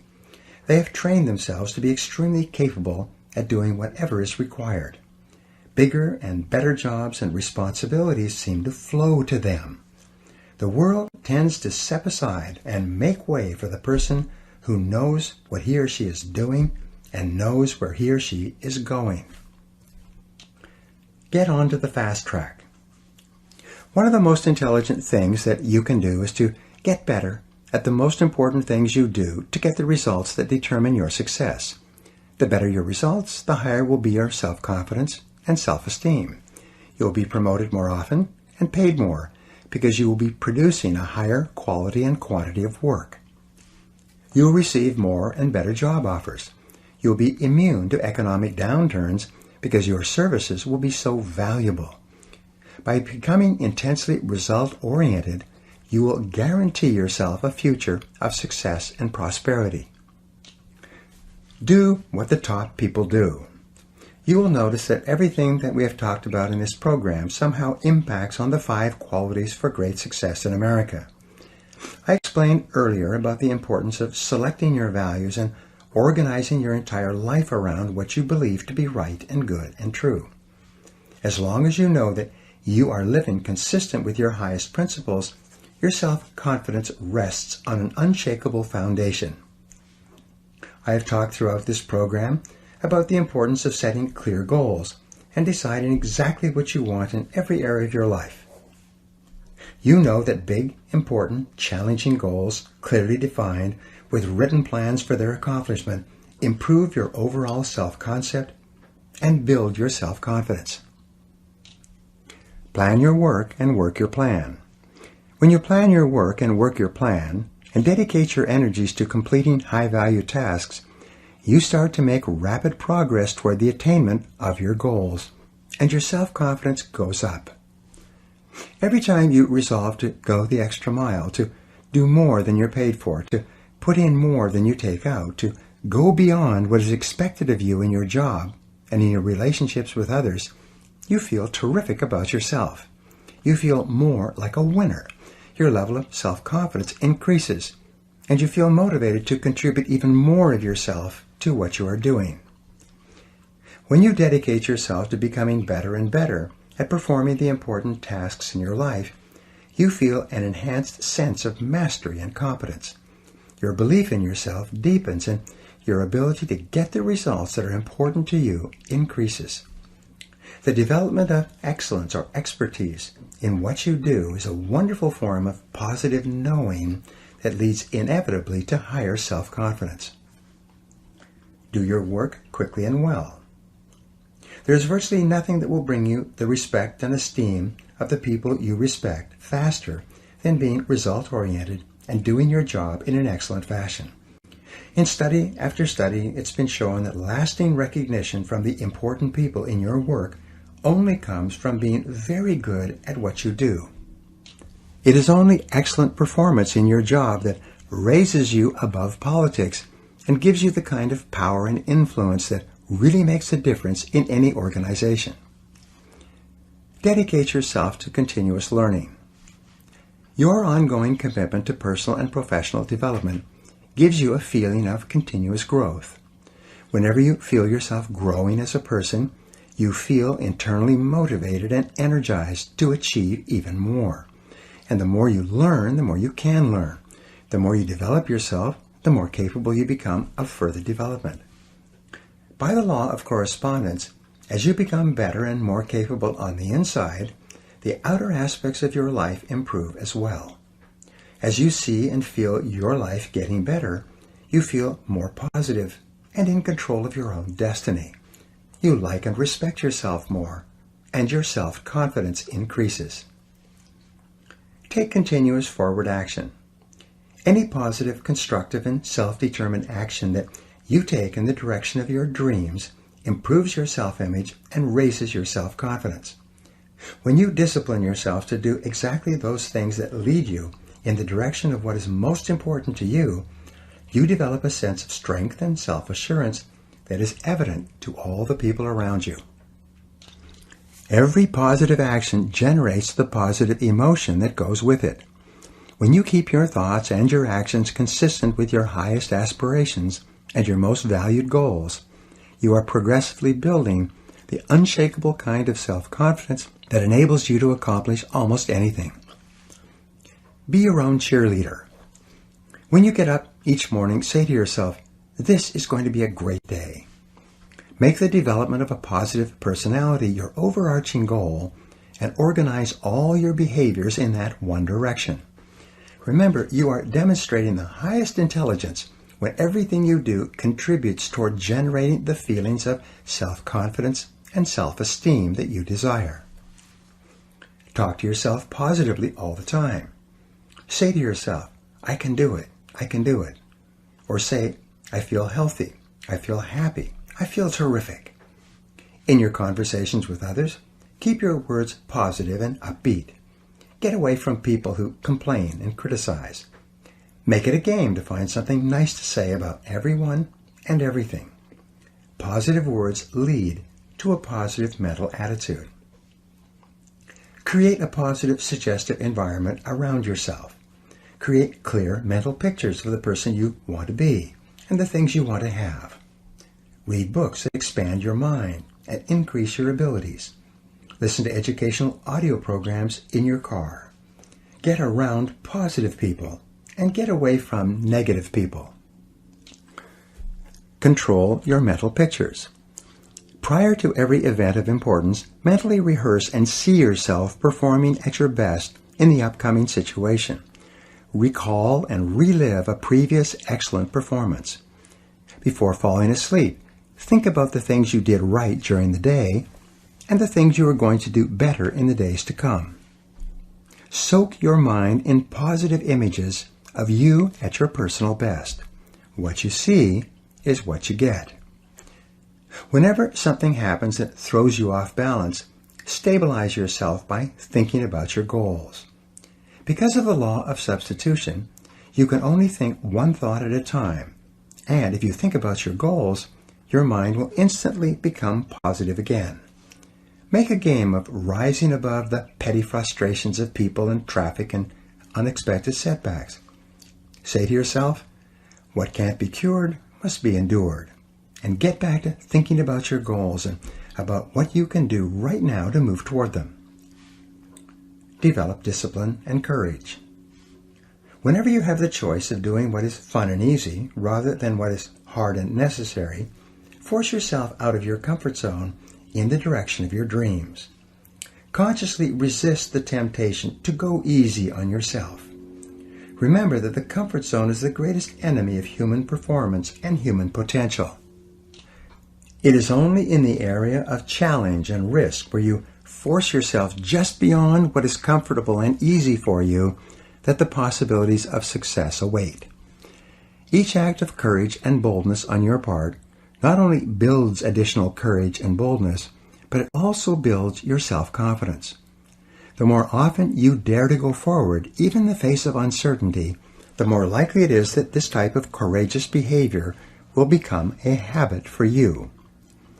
You can gradually act yourself into feeling unafraid in almost all situations. There will be very little that you won't risk or try. You will develop such confidence in yourself that you absolutely believe in your ability to succeed, even against difficult odds. And because success is based on the law of averages, you will ultimately succeed and succeed greatly. Take excellent care of yourself. Be sure to take good care of yourself physically every hour and every day. Eat the right foods, drink lots of fluids, get lots of sleep, and exercise regularly. If you're not happy with your physical appearance, go to work to improve it. Set a series of goals to be at your perfect weight, to wear the ideal clothes for you, and to be perfectly groomed in every respect. Your self-confidence is strongly affected by your self-image. Your self-image, on the other hand, is largely determined by the way you think that other people see you. When you work hard on yourself and take the time to produce an image that you know that is attractive to other people, you feel wonderful about yourself and your self-confidence goes straight up. And it doesn't matter where you're starting from. Your main job is to decide where it is you want to go and then make a plan to get there. Speak up with confidence and clarity. In your conversations with others, be sure to speak up clearly and express yourself openly and honestly. In one-on-one conversations, in meetings, or with groups, the more competent you are at speaking out, the more competent and more confident you will feel. If shyness is a problem for you, set it as a goal to get over it. Take a Dale Carnegie course on human relationships, or join Toastmasters and learn to speak on your feet. Either one or both will make you a far more positive, outgoing, and self-confident person. Practice no-limit thinking. You can develop unshakable self-confidence if you really want to and if you put your mind to it. You can develop within yourself any personality characteristic that you really want. You're always free to choose. Everything you are and everything you become is under your own control. The final key to self-confidence was put forth by Dorothea Brande in 1935 when she said, "The high road to success is to act as if it were impossible to fail, and it shall be." The real difference between the winners and losers in life is the difference between taking action and making excuses. It is between the people who do and the people who talk about doing. It's between the movers and shakers on the one hand and those who just watch the world go by on the other. Perhaps your greatest responsibility to yourself is to become a person of action, to act yourself into feeling the emotions that are consistent with high performance. Your primary job is to make any effort, overcome any obstacle, and scale any height to become the dynamic, unstoppable, irresistibly self-confident person that you are capable of becoming. And when you have developed in yourself this unshakable, irresistible quality of self-confidence, everything else will be possible for you. Now here are some action exercises to put these final ideas to work in your life. 1. Resolve today to act as if you had all the self-confidence in the world. Say what you think, ask for what you want, and persist until you succeed. Number 2. Write down your 3 most important goals in life right now. Then, write down 3 steps you could take to achieve each of these goals and take immediate action on at least one step. 3. Identify the 3 most important results you achieve in your work and resolve today to work on those activities most of the time. 4. Create a clear mental picture of yourself performing at your best, calm, confident, and optimistic, and replay this picture over and over throughout the day. 5. Dedicate yourself to continuous personal and professional improvement, getting better every day. 6. Accept 100% responsibility for everything you are today and for everything you become in the future. Refuse to blame anyone for anything. And number 7, resolve today that you will never give up, that you will persist over all obstacles until you succeed in creating the wonderful life that is possible for you. Thank you very much for listening, and good luck to you.